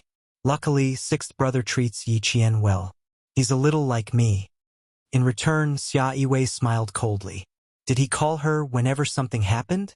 Yi Qian was the top scorer in the National Science Olympiad. Did he still need him to tell him? Sixth brother's surname is Xia, not Ho. Don't flatter yourself. With that, she hung up the phone. It was as if she was tired of talking to him. Ho Zi gripped his phone and smiled bitterly. Once a woman hardened her heart, it was really heartless. Who asked you to think that she will always be your woman? Now that she's not with you, you can continue to shamelessly pursue her. Ho Zi put away his phone and looked determined. He only had Xia Yiwei and he would only pursue her. Chapter 1237. After Xia Yiwei hung up, she immediately called Xia Jinyuan. Listening to the airport announcer's voice from the phone, Xia Yiwei said in a deep voice, Old Madame Yi has suffered a stroke and is in the hospital. Shouldn't you and Ho Zi stop? Xia Jinyuan, who was preparing to board the plane, smiled and said, I stopped a long time ago. You can ask Brother Z if he stopped. I can't talk to you anymore. Yi Qian and I are preparing to board the plane. You are now. Xia Yiwei's voice came from the phone. Xia Jinyuan's expression was normal as he hung up the phone. He had to admit that the two siblings hung up at a similar speed. Yi Qian, who was walking with a map of China, saw this and frowned slightly. Sister Yiwei didn't say anything. Why did you hang up? Yi Qian, who knew her results, was very calm. After the exam, she knew her results and knew that she would have no problem getting into the National University of Science and Technology. When she heard the exact news, she was only stunned for a second. Hard work pays off. She finally took a symbolic step forward. Now that she had calmed down, she held the map of China that she bought at the airport and looked at it from the north to the south with great interest. It's not convenient for me to say anything about her and Brother Z. I can only hang up. Xia Jinyuan, who didn't want Yi Qian to know too much, calmly changed the topic. The map only shows 9 sections of the sea in the south. The place we are going to isn't on it. Yi Qian didn't ask further when she heard that it was a personal matter. Her slender finger pointed at the blue area on the map and she smiled peacefully. Although I can't see it, I know a little bit. I don't want others to ask me about the latitude and longitude of the place we are going to. Li Jinyan doesn't care about superficial things. He only cares about personal results. Xia Jinyuan held her hand and walked into the cabin together. They found a seat and sat down. If you want to know more, let's go to the reference room tonight. The noon flight would take 2.5 hours to reach the airport. Then, They would need to take a 3-hour car ride to reach the port that led to the base. Then, they would need to take an hour to reach the base by boat. They would only arrive at the base at around 7 in the evening. The sky was blue and the sea was magnificent. A few rubber boats brought the first batch of eliminated soldiers back to the shore. When they were a few meters away from the shore, a Navy soldier wearing a tight black diving suit shouted, "Come down! Push the rubber boats ashore!" The soldiers sitting on the rubber boats looked sick. They looked sickly and weak. Some of their lips were pale and bleeding. Small wounds on their lips were bleeding from the sun. At first glance, they looked quite scary. Hearing the shouts, a few soldiers gritted their teeth and jumped into the water, ready to push the rubber dinghies. There were a few who were not convinced and directly shouted, "We have already been eliminated. Why are we pushing the rubber dinghies? If you want to push it yourselves." "I'm not doing it." They were eliminated and kicked out of the training camp island without a single chance. Many of the soldiers were still angry. Now that they were asked to push the rubber boats, they took the opportunity to make a fuss. The soldiers who went into the water looked at each other. They pushed the rubber boats with both hands but didn't say anything. "What? You have a problem because we didn't keep you?" The Storm Amphibian Frogman Commando who spoke jumped directly from the rubber boat into the salty and bitter seawater. His gaze was as cold as the ripples on the surface of the sea, and his voice was as sharp as a blade. "Children playing house? Let go if you're not satisfied? Not bad, you have guts." Chapter 12:38. The commando grinned, his white teeth gleaming under the sunlight. "It's pointless if you don't push me. Take care of yourselves." After that, he plunged into the sea, which reached his waist, and disappeared without a trace in the blink of an eye under the shocked expressions of all the soldiers. "He's gone? He's gone. What should we do?" The few eliminated soldiers who still wanted to resist and get off the boat were all dumbfounded. They jumped off the rubber boat one after another, and 2 of them even tried to chase after him. Someone pulled them back and said helplessly, "We can't catch up. They're real water ghosts. We can't catch up." The mysterious and dangerous deep-sea diving was a common occurrence for real water ghosts. Sometimes, even without equipment, they could dive 15 meters down in an instant without any problem. When they plunged into the water, the speed at which they swam down in 1 second was equivalent to the speed at which they swam out in 10 seconds. It was impossible for them to catch up. "Seems like there's a wave? Quick, push the rubber boat up. Without a water ghost to guide us, none of us will be able to reach the shore." The waves came as they wished, one after another as if they had calculated the time. For a moment, all of them jumped into the water like dumplings and began to push the rubber boat.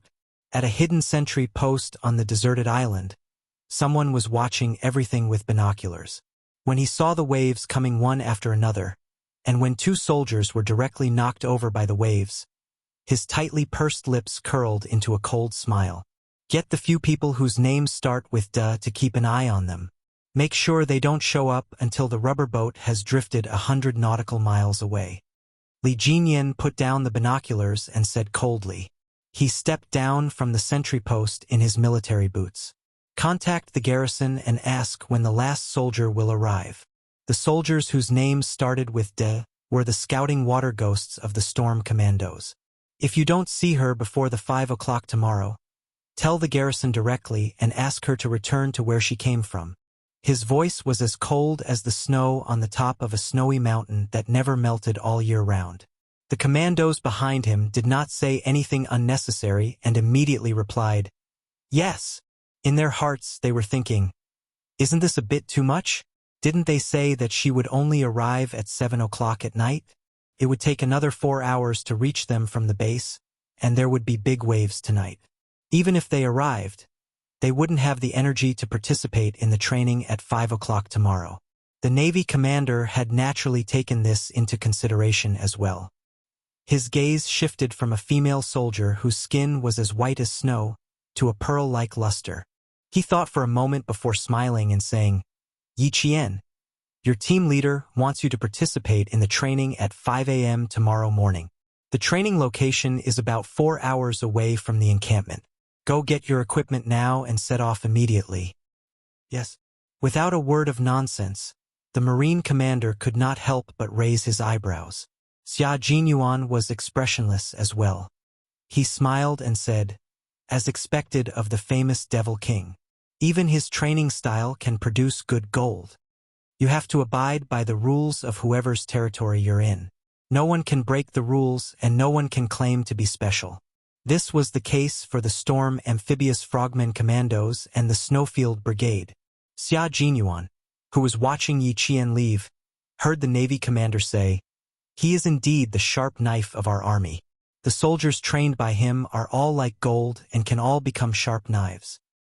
Since the army sent Yi Qian to our naval base, as long as she is not afraid of hardship and fatigue, we will definitely not let her down. When the time comes, we will be waiting for you to review the results." The Major General believes in the Devil King's ability. Before I came, the Major General even smiled and said that if there was a chance, he would like our detachment to compete with the Devil King's commandos. How could his little fox be afraid of hardship and fatigue? Looking at her fearless back, he was already looking forward to the results review before school started. Chapter 1239. The station was close to the sea, and the sound of the waves could be heard from the windows of the Navy commander's office. The sound of the waves crashing against the sea gave off an inexplicable sense of excitement. It was 7:30 p.m., and there were still a few rays of golden sunset at the edge of the sea. The sand by the sea was dyed golden yellow, and the ground was covered with fragments of gold. Listening to the voice of his subordinate outside, the Navy commander's gaze dimmed a little. He laughed heartily and answered Xia Jinyuan, "That's fine. It'll definitely be interesting if you two teams have a match." Thinking it was feasible, the Navy commander said with interest, "When Li Jinyan's recruit training is over, I'll talk to him and see if we can have a match. Next year, there will be a match between our army and a special force of the U.S. military. If we conduct our own training in advance." The Navy commander's hearty voice gradually lowered, and he looked serious. He was obviously considering the Major General's proposal. Does the Major General have any plans or arrangements? Has he proposed to the military? A match between two special forces was not a trivial matter. It required a report and an application, and then it would be approved according to the actual situation. It could only be carried out when the highest-ranking officers of the two armies voted and the military issued the approval. The Major General is also very interested. August to October is the best time for autumn. If you're interested, the Major General can draft a report first. Xia Jinyuan listened to the Navy commander's words with a smile on his handsome face. He said coldly, "As you said, there will be a match between our army and the U.S. military next year. The U.S. military has always been strong. Since our army is going abroad to meet the enemy, we can't embarrass our country." Yi Qian had already left with the soldiers arranged by the Navy. They would leave in 10 minutes after receiving their equipment. Xia Jinyuan, who could no longer hear her voice, said calmly, "If you're interested, we can do our best to arrange a match before October." The whistle of gathering by the seaside passed into the office through the open window. After a day of training, the Navy quickly gathered and organized, standing in a horizontal and vertical line square formation at the speed of the sea rain passing through the storm. They neatly and orderly reported their numbers, startling the seabirds that landed on the reef and flapping their wings to fly to the sea. His gaze fell on the naval commander outside the window. His expression was solemn. After a while he replied, "You're right. If you go, you can't lose face for the country. Since it's possible that you and Li Jinyan will be leading the expedition, you should cultivate a tacit understanding. The Major General has the same thoughts as you, so he wants to have a match before October and wait until the end of the year to have mutual training." Xia Jinyuan's voice also gradually lowered. He mentioned that a certain war that ended in the spring and summer of this year was directly caused by a high-tech war led by the United States at the end of the 20th century. Although the Air Force is the main force in this war, the U.S. Army has also played a critical role in this war. Although the Air Force is the main force in this war, the U.S. Army has also played a very important role. Destruction, assassination. Several ethnic leaders of the Southern Alliance were killed. At the same time, the electricity and communications of the entire Southern Alliance were cut off, and they quickly set up a communication base with the Air Force Base. It's not hard to see the strength of the Americans from this. Let's go over there and learn from them. Chapter 1240. The topic of strong countries, big countries, and weak countries always seemed a little helpless, but they couldn't avoid it because of helplessness. They had to pay attention to it and solve it. The Navy commander patted the young major's shoulder gently, and there was a hint of relief in his solemn expression. With you guys, I believe that all problems won't become a problem. By the way, have you learned about the female soldier you sent? The topic changed very quickly, and the result was already known. They just sighed and used it as a topic to talk about. Xia Jinyuan smiled faintly. Yes, I have. She's a very outstanding female soldier. However, now that she's training under the Devil King, he still has to judge whether she's outstanding or not. I can only say that Yi Qian is a very outstanding female soldier in our team.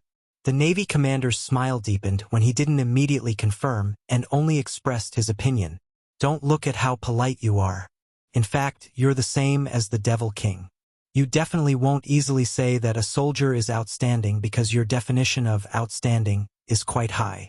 Soldiers with good qualifications are only above not bad, and are still a distance away from outstanding. I'm sorry for making a fool of myself. Xia Jinyuan didn't deny or confirm. He maintained a smile and walked out of the office with the Navy commander. Night fell and the waves reached the sky. Several patrol ships docked at the port of the station shook slightly with the waves. A few Navy sentries stood like white poplars with steel guns in their hands, guarding the borders of the motherland with cold eyes. Xia Jinyuan, who was looking at the sea, heard the sound of the waves. His dark eyes couldn't help but narrow slightly. What kind of ship would send her across such big waves? Just as he was thinking, a Navy lieutenant colonel walked over and saluted the Navy commander. He handed over a folder in his hand. The Ocean Europe has docked at the port and is awaiting orders to depart. Good. The Navy commander took the folder and signed his name on a document for the departure of the special battleship. He said, "The new recruit is an army soldier. Let the soldiers on the ship take care of her. The waves are a little big, so she might get seasick. Prepare some seasick pills for her first." Xia Jinyuan stood 3 steps away and looked away. He did not look at the document signed by the Navy commander. As the lieutenant colonel left, the commander smiled and said, "Yi Qian will depart in a light combat boat in 5 minutes. Li Jinyan will report his safety when he arrives." The light special warship was an indispensable warship in the Navy.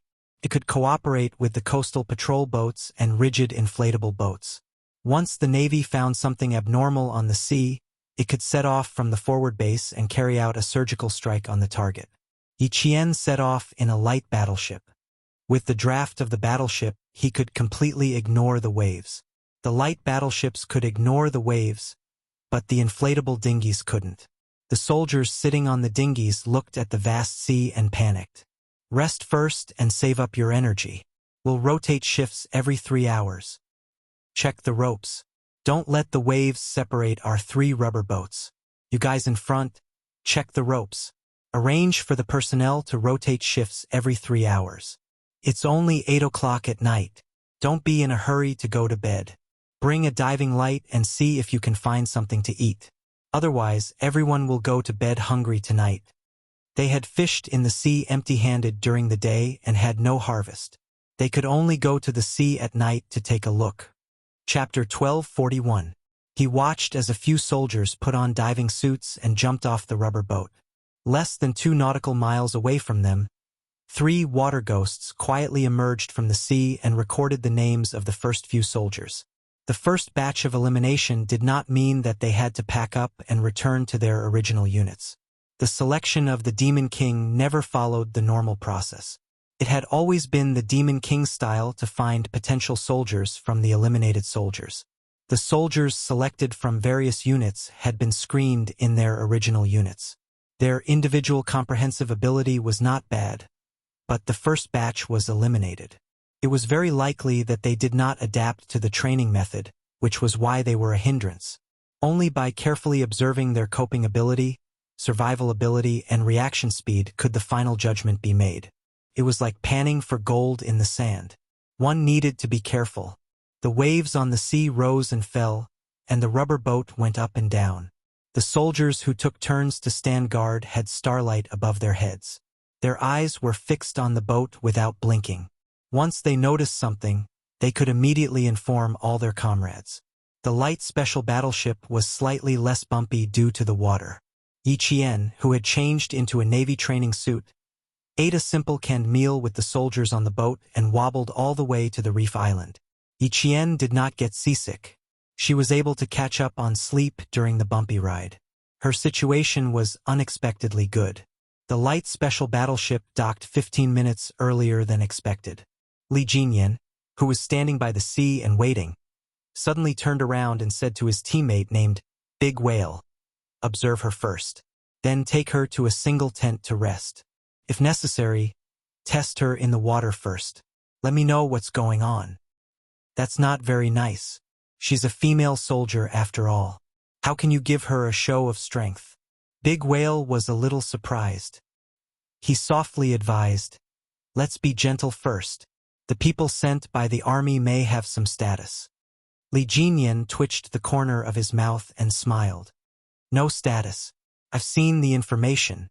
Her mother was a martyr." He decided that he would not change his mind. Looking at the light special battleship that had stopped, Li Jinyan patted Big Whale's shoulder and left with a cold expression. Even Xia Jinyuan thought that the female soldier was not bad.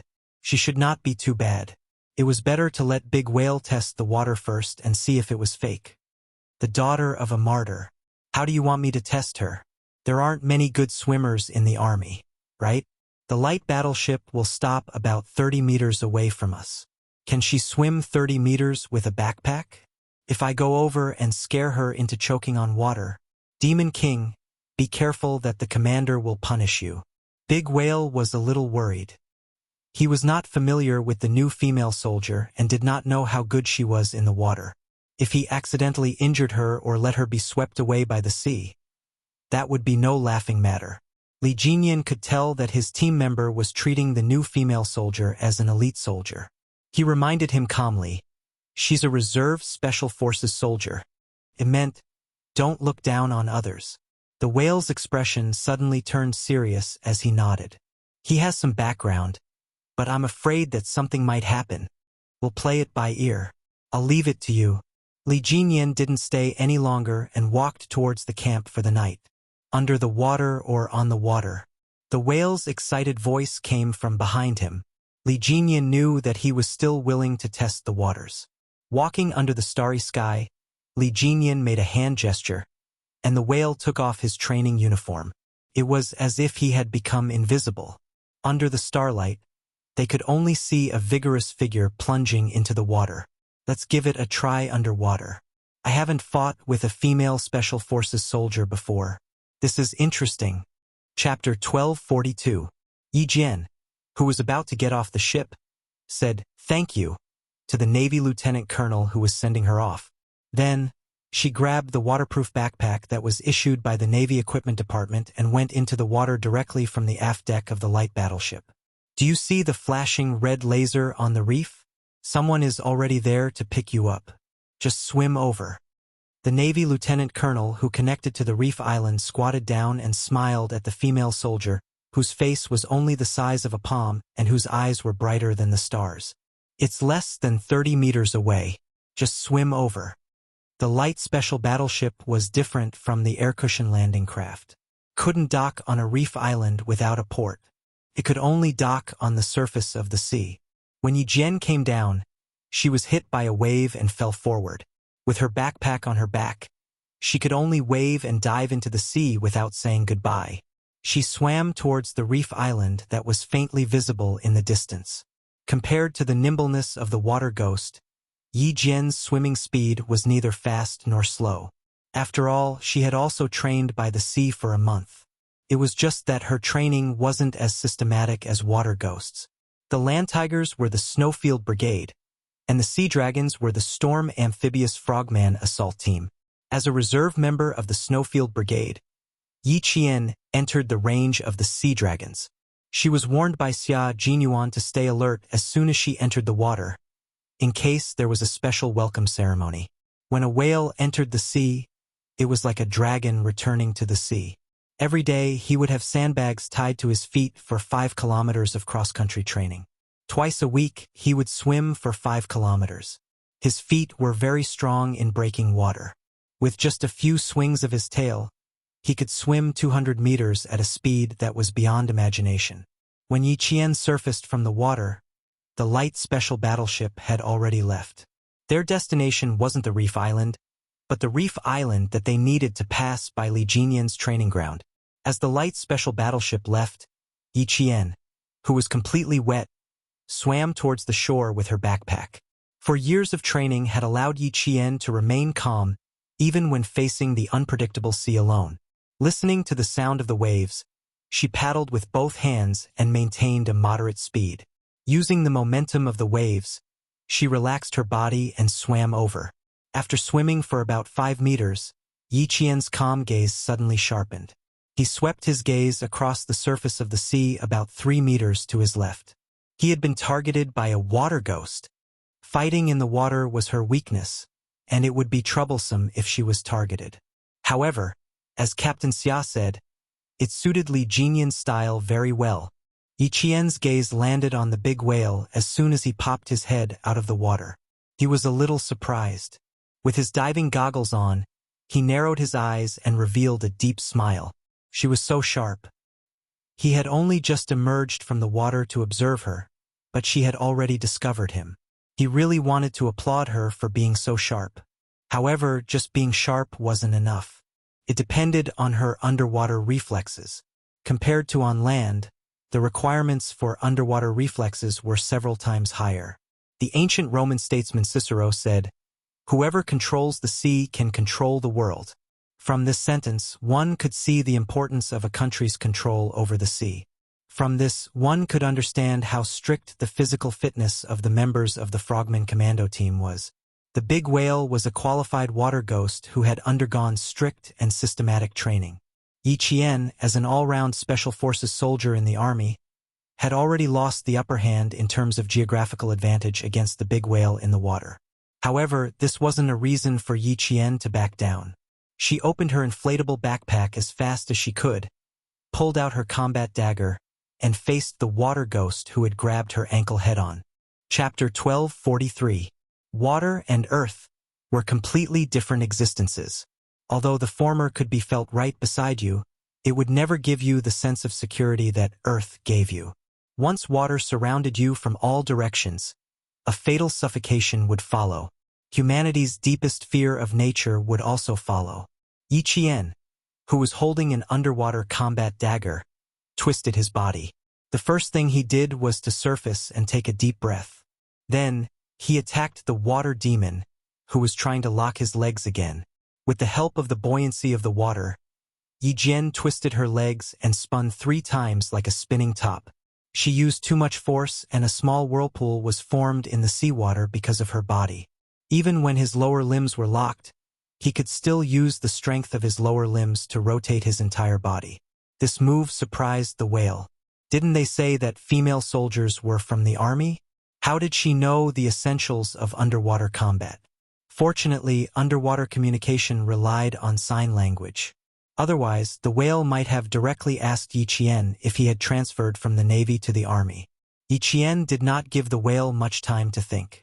When his right leg was free, he raised his leg and kicked his opponent's shoulder with the ferocity of a Special Forces soldier. The results of his endurance running and weight-bearing training showed. Although the water was buoyant, Yi Qian's legs were full of strength. His kick landed on the whale's shoulder bone, causing the whale to lean back 2 steps. Using brute force in underwater combat would only increase the speed of exhaustion. The whale was shocked. Yi Qian, who had broken free, knew that fighting on land was not going to work. Although he had kicked the water demon in the shoulder, he had also used up a lot of energy. The change in the body's stress points was the biggest obstacle in underwater combat. Without a support point, the water would not only create buoyancy and pressure on the human body, but it would also affect the force exerted by each movement. The lethality of the movements would drop to a frightening level. Just like just now, if they were fighting on land, her kick would definitely have sent the water demon flying. It would not have only made him lean back 2 steps. He had to think of a way. Yi Qian, who had broken free twice in a row, decided not to continue fighting. His face was tense as he quickly swam towards the shore. The whale saw this and laughed in its heart. The female soldier was fast, but she was still far behind them. In the water, it was the water demon's world. In the army, it was always slightly inferior. Behind him, Yi Qian, who was swimming as fast as he could, swam forward less than 2 meters before he realized that he had made a serious and low-level mistake. Wasn't she trying to compete with the water demon in terms of swimming speed? Yi Qian, who had always been rational, realized that she had made a mistake. She quickly came up with a countermeasure. Since she couldn't escape, she could only strike first. When fighting underwater, most of the time the body would be in a supine or prone position. When fighting with a water ghost that was familiar with underwater combat, the first reason was to quickly change the body's state. Then, how could he change the body's state and find the best point to withstand the force? Yi Qian opened his inflatable backpack and dove into the water, temporarily hiding from the water demon's pursuit. He had no advantage in the water. If he wanted to escape, he needed to fight and retreat quickly. Yi Qian, who was hiding and thinking, started playing hide and seek with the whale. The other party did not have any diving equipment. Like him, he could not stay underwater for too long. Also, he had used the lock move just now, which meant that the essentials of underwater combat included a lock. Chapter 1244. This way, Yi Qian could extend to hug and, starting from the whale's lock technique, Yi Qian's lips curled into a smile as he grasped another technique, grab, hug the water ghost from behind, lock the opponent, and then grab the attack. On land, there were a series of complicated and changeable moves such as striking, hitting, kicking, locking, and so on. Since he couldn't get hurt in the water, the underwater moves couldn't be complicated. They had to be simple. Once complicated, the consumption of his physical strength would only be greater. Fast, accurate, and ruthless reaction, coupled with the technical moves of grabbing, hugging, stabbing, slashing, hacking, and locking, Yi Qian narrowed his eyes and revealed a faint, bloodthirsty smile in the darkness. Since Demon King Li's way of welcoming her was so unique, she would give it a try. In a fight like this, even if she lost, she would lose fair and square. On the other side, the whale was a little panicked at first. The female soldier had suddenly disappeared from the surface of the sea, and he was only wearing a diving suit without any other equipment. If the waves really swept the female soldier away, he would really be a sinner. After searching for about 4 minutes, the whale, who had emerged from the water, suddenly saw a human head about 3 meters away from him. Grabbing Yi Qian's unbuttoned backpack, he raised his eyebrows. "Oh, she's swimming towards me. Don't tell me she's afraid?" That's why there was one bad thing about female soldiers. Sometimes, they were afraid of water and the dark. He had tried it just now, thinking that she would be interesting, but in the end, she was still as boring as before. In an instant, the whale's interest was greatly reduced. Since she was in the army, she should just stay in the army. Carry your backpack properly. Don't send a wave a few hundred meters away. We'll have to send more people. Before he could say the words, save you, he saw only the undulating waves on the surface of the sea, and no one was there anymore. Oh no! The whale, who suddenly felt a sense of danger, hurriedly threw his backpack aside and dove into the water like a fish. His reaction was fast enough, but he was still 1 step slower than Yi Qian, who had a plan in mind. His neck was suddenly locked, and the combat dagger, which was still in its scabbard, stabbed towards his spine. The great whale raised his hand and elbowed Yi Qian's waist. Then, he grabbed Yi Qian's arm with one hand and quickly adjusted his balance in the water with his feet. As soon as Yi Qian saw him retaliate, he knew he was no match for him. When he tried to grab his neck, Yi Qian adjusted his balance and reached out to grab Water Ghost's face. "If I can't win, then I'll leave a mark." In the cold seawater, The whale felt cold sweat dripping down its back. In just 4 or 5 minutes, she had switched from simply kicking to hugging, grabbing, slashing, and stabbing. He had only managed to escape after a few consecutive counterattacks by relying on the water demon's advantage. Even so, her lumbar spine was still blocked by her unsheathed combat dagger. Sensing Yi Qian's murderous aura, the whale swam back about a meter and said loudly, "Stop, stop, stop. We can go ashore now." "Does that mean we don't have to fight anymore?" Yi Jian hugged her backpack tightly. Her voice was as cold as ice as she said in a deep voice, "I didn't lose just now, did I?" The whale wiped the seawater off its face and chuckled. It stretched out its clenched fingers and said with a smile, "No, no. I've offended you on our first meeting. Please forgive me. I'm the great whale. The Demon King sent me to bring you ashore." How was that a loss? Even he was scared witless. Chapter 12:45. "Hello, I'm Yi Qian." Yi Qian smiled and extended his hand. After a brief introduction, he fastened his backpack and swam towards the shore. It had only been 10 minutes of combat, but his stamina was depleted as if he had run for hours. Even his breathing was a little unstable. On the other hand, the frogman codenamed Big Whale beside him was breathing steadily. Although he had won twice, he would definitely lose in a long battle. Yi Qian narrowed his eyes, but his eyes were full of interest. Captain Xia was right. He could learn a lot by following Demon King Li. Even though it had been less than 2 months, he had benefited greatly. When he reached the shore, the salty sea breeze blew. Yi Qian, who was completely soaked, did not feel cold. Instead, he felt quite comfortable. The feeling of stepping on solid ground and no longer being surrounded by pervasive water was great.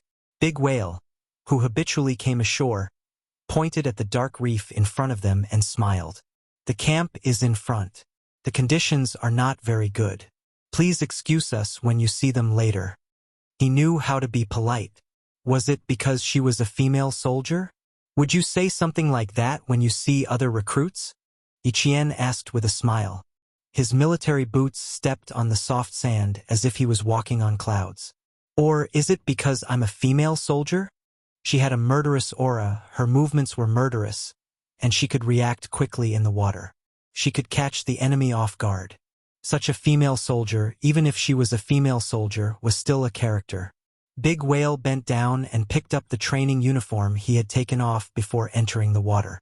He laughed and said, "No, no. You are a female soldier, but you are definitely not an ordinary female soldier. I've seen it for myself just now." "Not an ordinary female soldier?" Li Jinyan narrowed his eyes and looked at Big Whale, who had returned to report to him. There was a hint of darkness in his cold voice. Other than her quick reaction, what else is different about her? The male soldiers did not live in tents. Even Li Jinyan lived in a simple shed built with plants growing on the reef island. When the solar lights were turned on, it was as bright as day inside. The shirtless whale sat on a rock. His tan face looked serious as he answered, "She has the same murderous aura as us. I'm sure she must have carried out a secret mission." Not only was her reaction fast, but when I sent her to the tent, I asked her how she thought of hugging my neck from behind. Guess what she said? He wanted to keep Li Jinyan in suspense, but to his surprise, Li Jinyan gently raised his cold eyes. The whale rubbed his nose awkwardly and quickly answered. She said that it was because I locked her legs tightly. She also thought about the problem of underwater strength. She thought that the biggest difference between fighting in the water and fighting on land was that it was mainly simple. She could use hugging to lock her legs, and after hugging her, she still had to grab her. I guess that's the basic point of underwater fighting. He had only locked her legs, but she had thought of many things at once, and she had even hit the nail on the head. Smart. The expressionless Li Jinyan raised his eyebrows slightly. After a while, he said faintly, "No wonder the army insisted on sending her here. I think this female soldier is interesting. Didn't you say that she's not even 19 years old? Why do I feel like she has a few years of experience in the army?" Big Whale finally asked the biggest question he had after the fight with Yi Qian. She might have carried out a life-or-death mission. Why does it sound a little Big Whale deliberated for a while before saying the last word softly. That's ridiculous. Li Jinyan, who had seen Yi Qian's personal information, did not know what kind of life-or-death mission she had carried out, but with her 4 years of Special Forces training, it was not ridiculous at all. Chapter 1246. After a moment of silence, Li Jinyan, who had been judging Yi Qian in his heart, asked again, "Did she have any expression after reading the training plan tomorrow?" The great whale thought for a moment and shook his head. No expression. She only replied, "Got it." Other than that, she didn't say anything else. Yi Qian, who had undergone strict training, had long been accustomed to military orders are as important as mountains. Even if she had any objections to the training plan, she would not change it at all. At this point, Li Jinyan's cold, handsome face finally showed a hint of a smile, like a gorgeous rosy cloud floating across the top of a snowy mountain. It was so beautiful that it actually gave birth to a gorgeous color. Fortunately, the great whale did not look up. Instead, he lowered his head and guessed Yi Qian's origin. The rosy smile on Li Jinyan's face was like a snowy wind blowing past. In less than a second, it returned to its original expression, no longer showing any trace of it. Yi Qian, who was in the middle of their discussion, had already changed her clothes. She zipped up the tent and looked up at the night sky, where she could touch the bright stars just by reaching out her hand. She looked, and after a while she closed her eyes. When she opened her eyes again, it was already 5 o'clock in the morning. There was no whistle, no call sign, and she had to wake up on her own. Yi Qian, who had arrived 10 minutes earlier, did not appear immediately. She hid behind the reef and observed in the faint light. Last night, the great whale's meaningful gaze before he left made her feel that the morning assembly would not be too simple. Someone stood on the beach with his hands behind his back. Standing in the faint light, his figure was vague and mysterious. He was very tall, at least 185 meters. His limbs were slender and well-proportioned. He stood motionless, as if he had been standing there for thousands of years. What surprised Yi Qian was the aura emanating from his body. It was different from Xia Jinyuan's mountain-like aura, which made her feel at ease at first sight. His aura was turbulent and cold, as if a snowy mountain was about to collapse. It was a powerful aura that could devour everything in its path. Yi Qian immediately averted his gaze to avoid being discovered by Li Jinyan. His intuition told Yi Qian that the figure standing in front of him must be Li Jinyan. 3 water ghosts swept across the beach like ghosts. They hugged the nameless tree with their hands and climbed up the tree in the blink of an eye without the help of any climbing tools. The sound of seagulls could be heard from the trees. It was a signal for each other. Yi Qian perked up. As expected, the assembly in the morning would not go smoothly. At 5:07, 5 silhouettes jogged out from the left side. The line was neat and tidy, and there were even chants of 1, 2, 1. They looked quite neat and energetic. Li Jinyan's gaze suddenly darkened. He raised his hand slightly, and several figures suddenly rushed out from all directions. They piled on top of a few people at lightning speed. Are you kidding me? A sneak attack so early in the morning. Do you still want to train? Is it interesting? Is it interesting? 2 people in front were still able to resist. They said a few words before their mouths were covered. The other 3 Navy soldiers were directly pressed down on the beach. A murderous roar came from above them. Shut up, all of you. Otherwise you'll eat a mouthful of sand.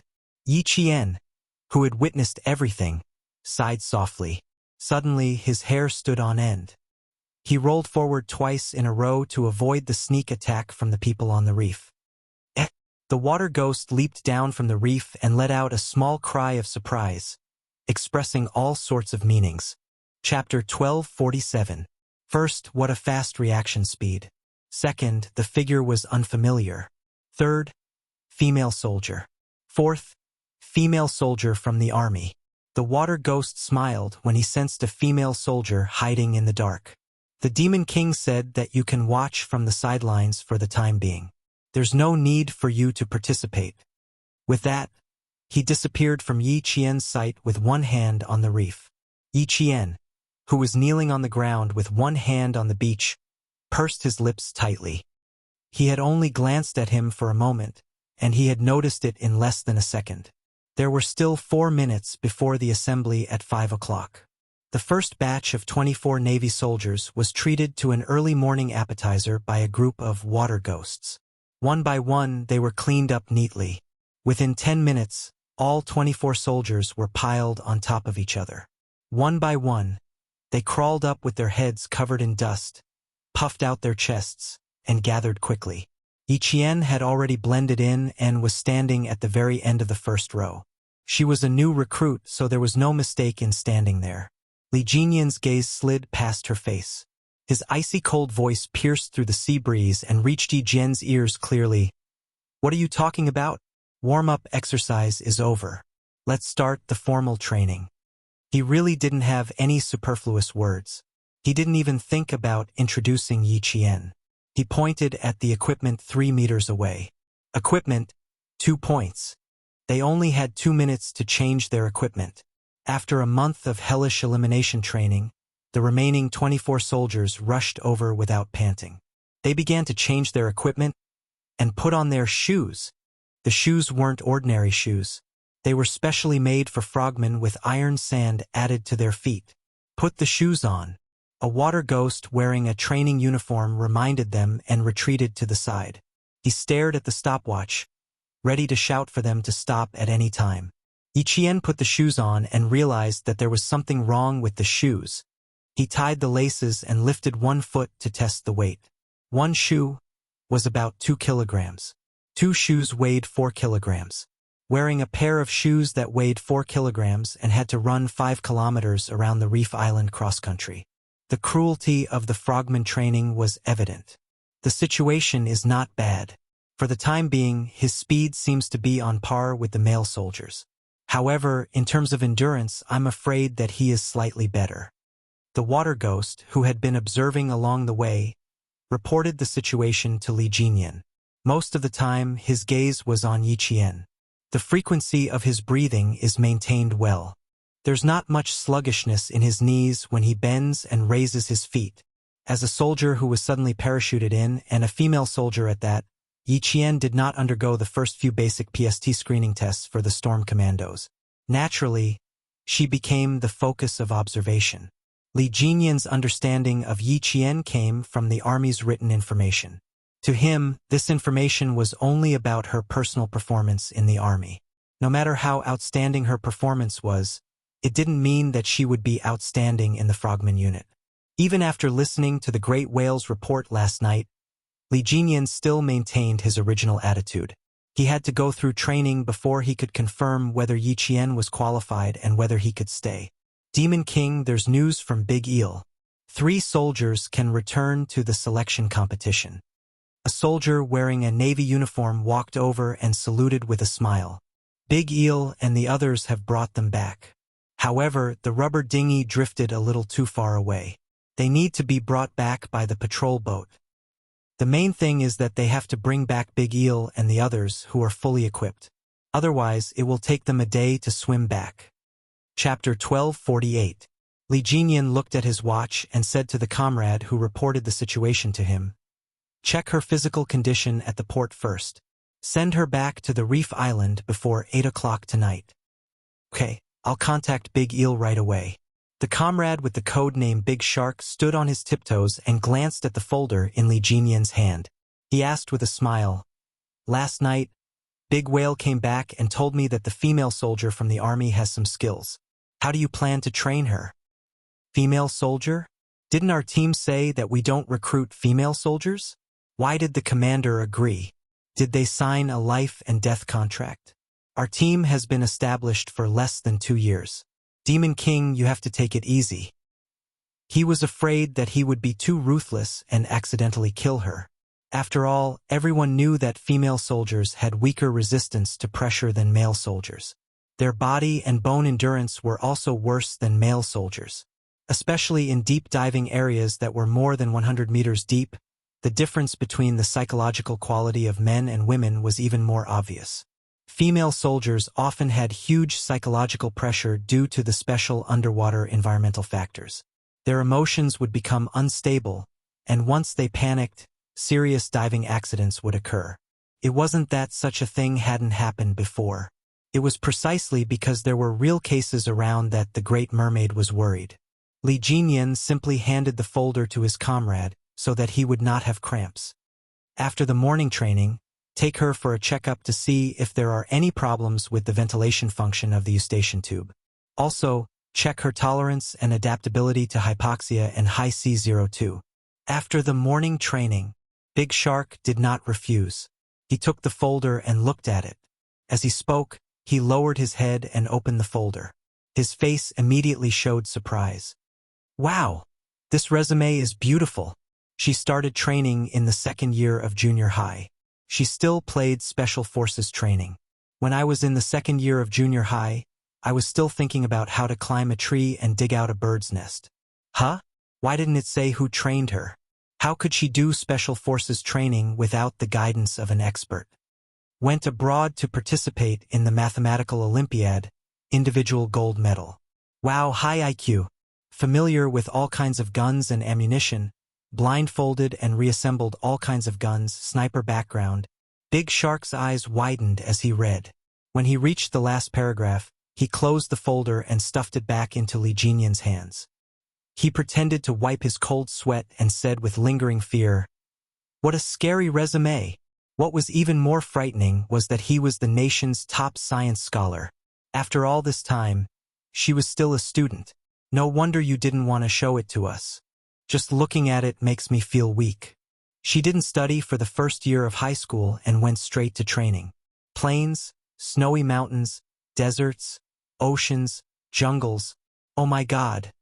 There wasn't a place that she hadn't been to. She had walked further than him. How valiant and strong this female soldier must be. Could it be that her gender was female, and her height and appearance were both male? Looking at such a frightening resume, it was not impossible. Somehow, the Big Mermaid was a bit worried. Female soldiers who looked like men would easily forget her real gender. What if they forgot her gender one day and took off their clothes in front of her? Wouldn't that be too awkward? After thinking about it, he wiped his face and said, "It seems that the army is focusing on grooming her, which is why they sent her to you. Demon King, we can't serve such a person in our team." It was obvious that the army wanted to train Yi Qian, but what the army wanted to do had nothing to do with Li Jinyan.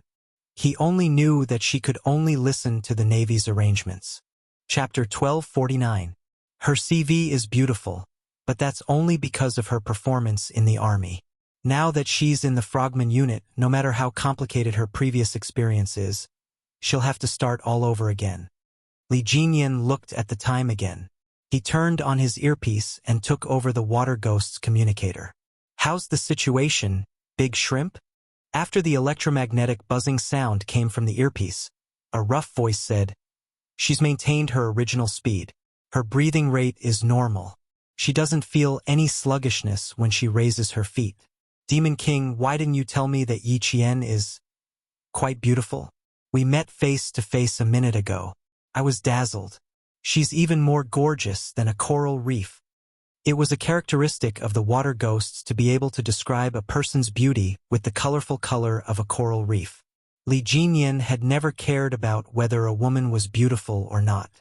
Before the army sent the information over, there wasn't even a picture. When they gathered, it was still dark, so he couldn't see what she looked like. He only felt that she was too slender and didn't match the experience on her CV. "Keep a close eye on her. We'll see if she's good or bad today. If she doesn't succeed, send her back to the base tonight." It was still the same sentence. The good ones should stay and the bad ones should leave.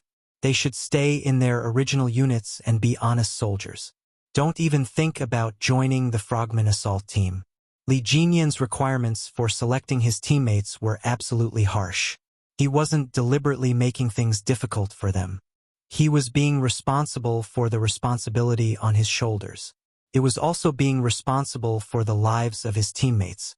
He didn't want to see any sacrifices. Even if he knew that sacrifices were inevitable, he would do his best to prevent his comrades from being sacrificed so that they could continue to serve their country in the future. He also didn't want to see anyone take advantage of the situation. That was blasphemy to the country, disrespect to the army, and contempt for life. Yi Qian knew that she was being watched closely by the water ghosts. Wearing the special shoes filled with iron sand wasn't a difficult task for her. From the first day of sniper training, she had a metal ball hanging from her hands and sandbags tied to her legs. In the end, she had to run back and forth around the training ground of Fujian Town's recruit camp.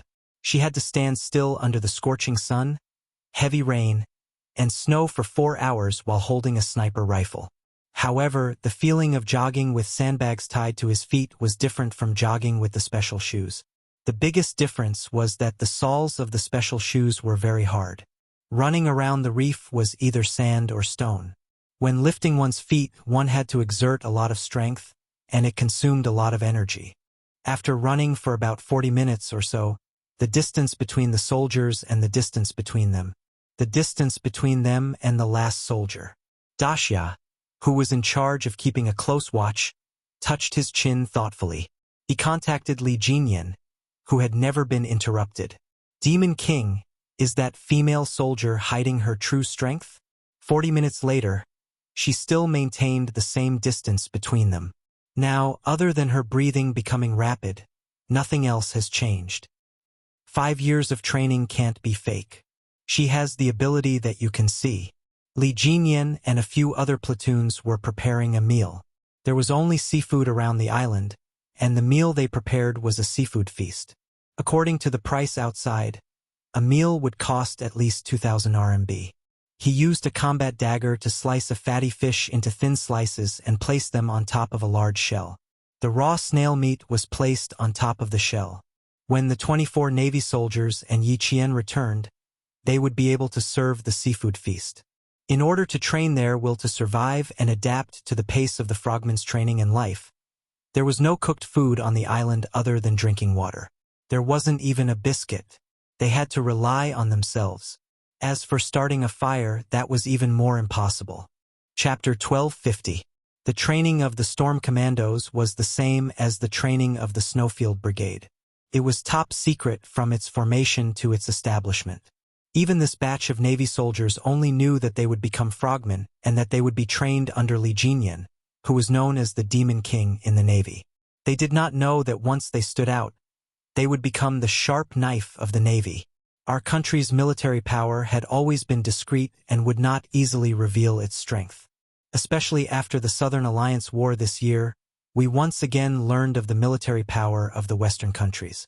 Our country did not dare to let down our guard. The Western countries had the SEALs, so our country needed the Storm Commandos. The Western countries had the Alpha Special Warfare Special Forces, so our country had the Snowfield Brigade. How many other unknown special forces did the Western countries have? Our country also had unknown special forces. Everything was done in secret. Even if it was just a selection, it was done in secret. For example, the Storm Commandos had 3 meals a day made from local ingredients. When they left, they cleaned up quickly and did not leave any traces. Before they left the reef island, they wouldn't be able to do anything big like starting a fire. Time ticked by, and a red sun slowly rose from the horizon. Its radiance illuminated the entire surface of the sea, and the blue waves connected to the sky. White waves chased after the clouds. This was the sea region of our country. Just like the mainland, it also needed to be protected and could not be invaded by other countries. The morning breeze blew across the surface of the sea. Before the first wave subsided, the waves kept crashing against the black reef that had stood there for God knows how many years. At the end of the reef, a figure jogged over. With tenacity, she gradually appeared in front of the water ghosts who were preparing breakfast. The water ghost who was on sentry duty at the front softly exclaimed.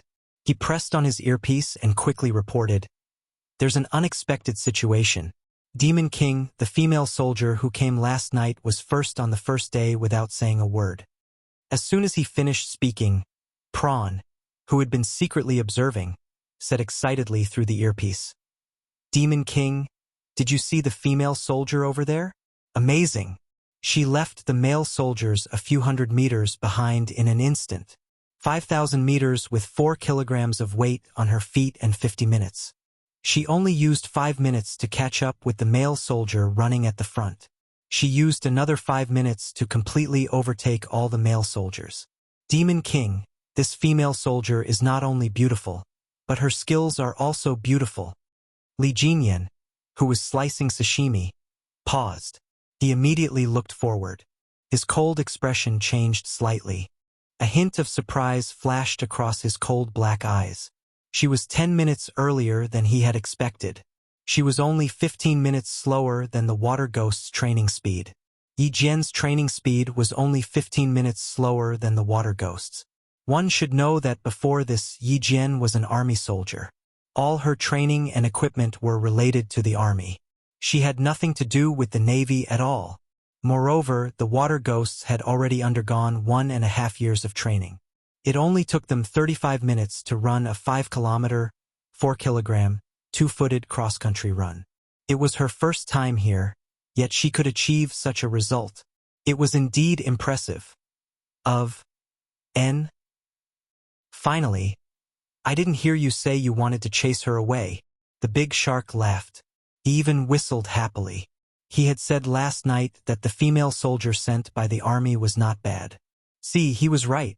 Chapter 1251. The slender figure was getting closer and closer. Her facial features gradually became clearer, until she stood straight in front of Li Jinyan.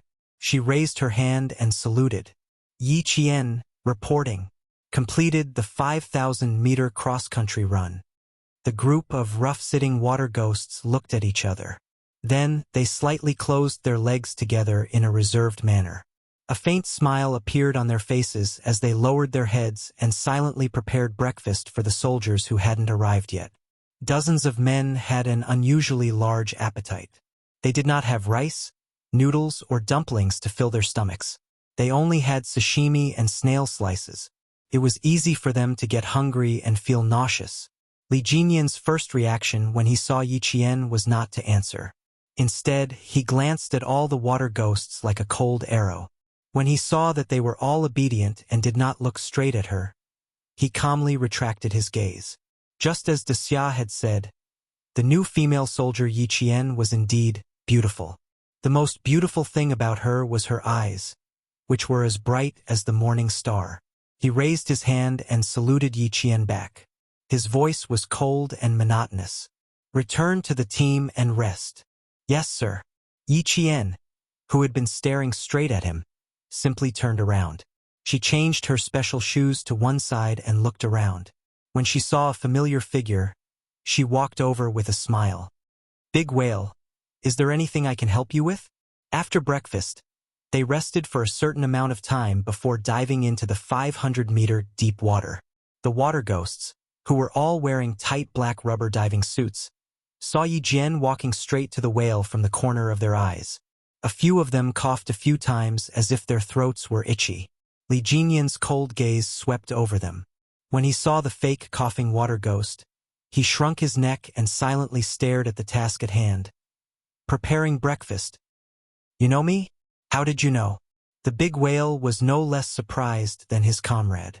Hearing the meaningful fake cough, he hurriedly stood up. It was broad daylight, and he didn't know where to put his hands and feet. In the end, he put them on his lower abdomen. Cough, at least he could block it.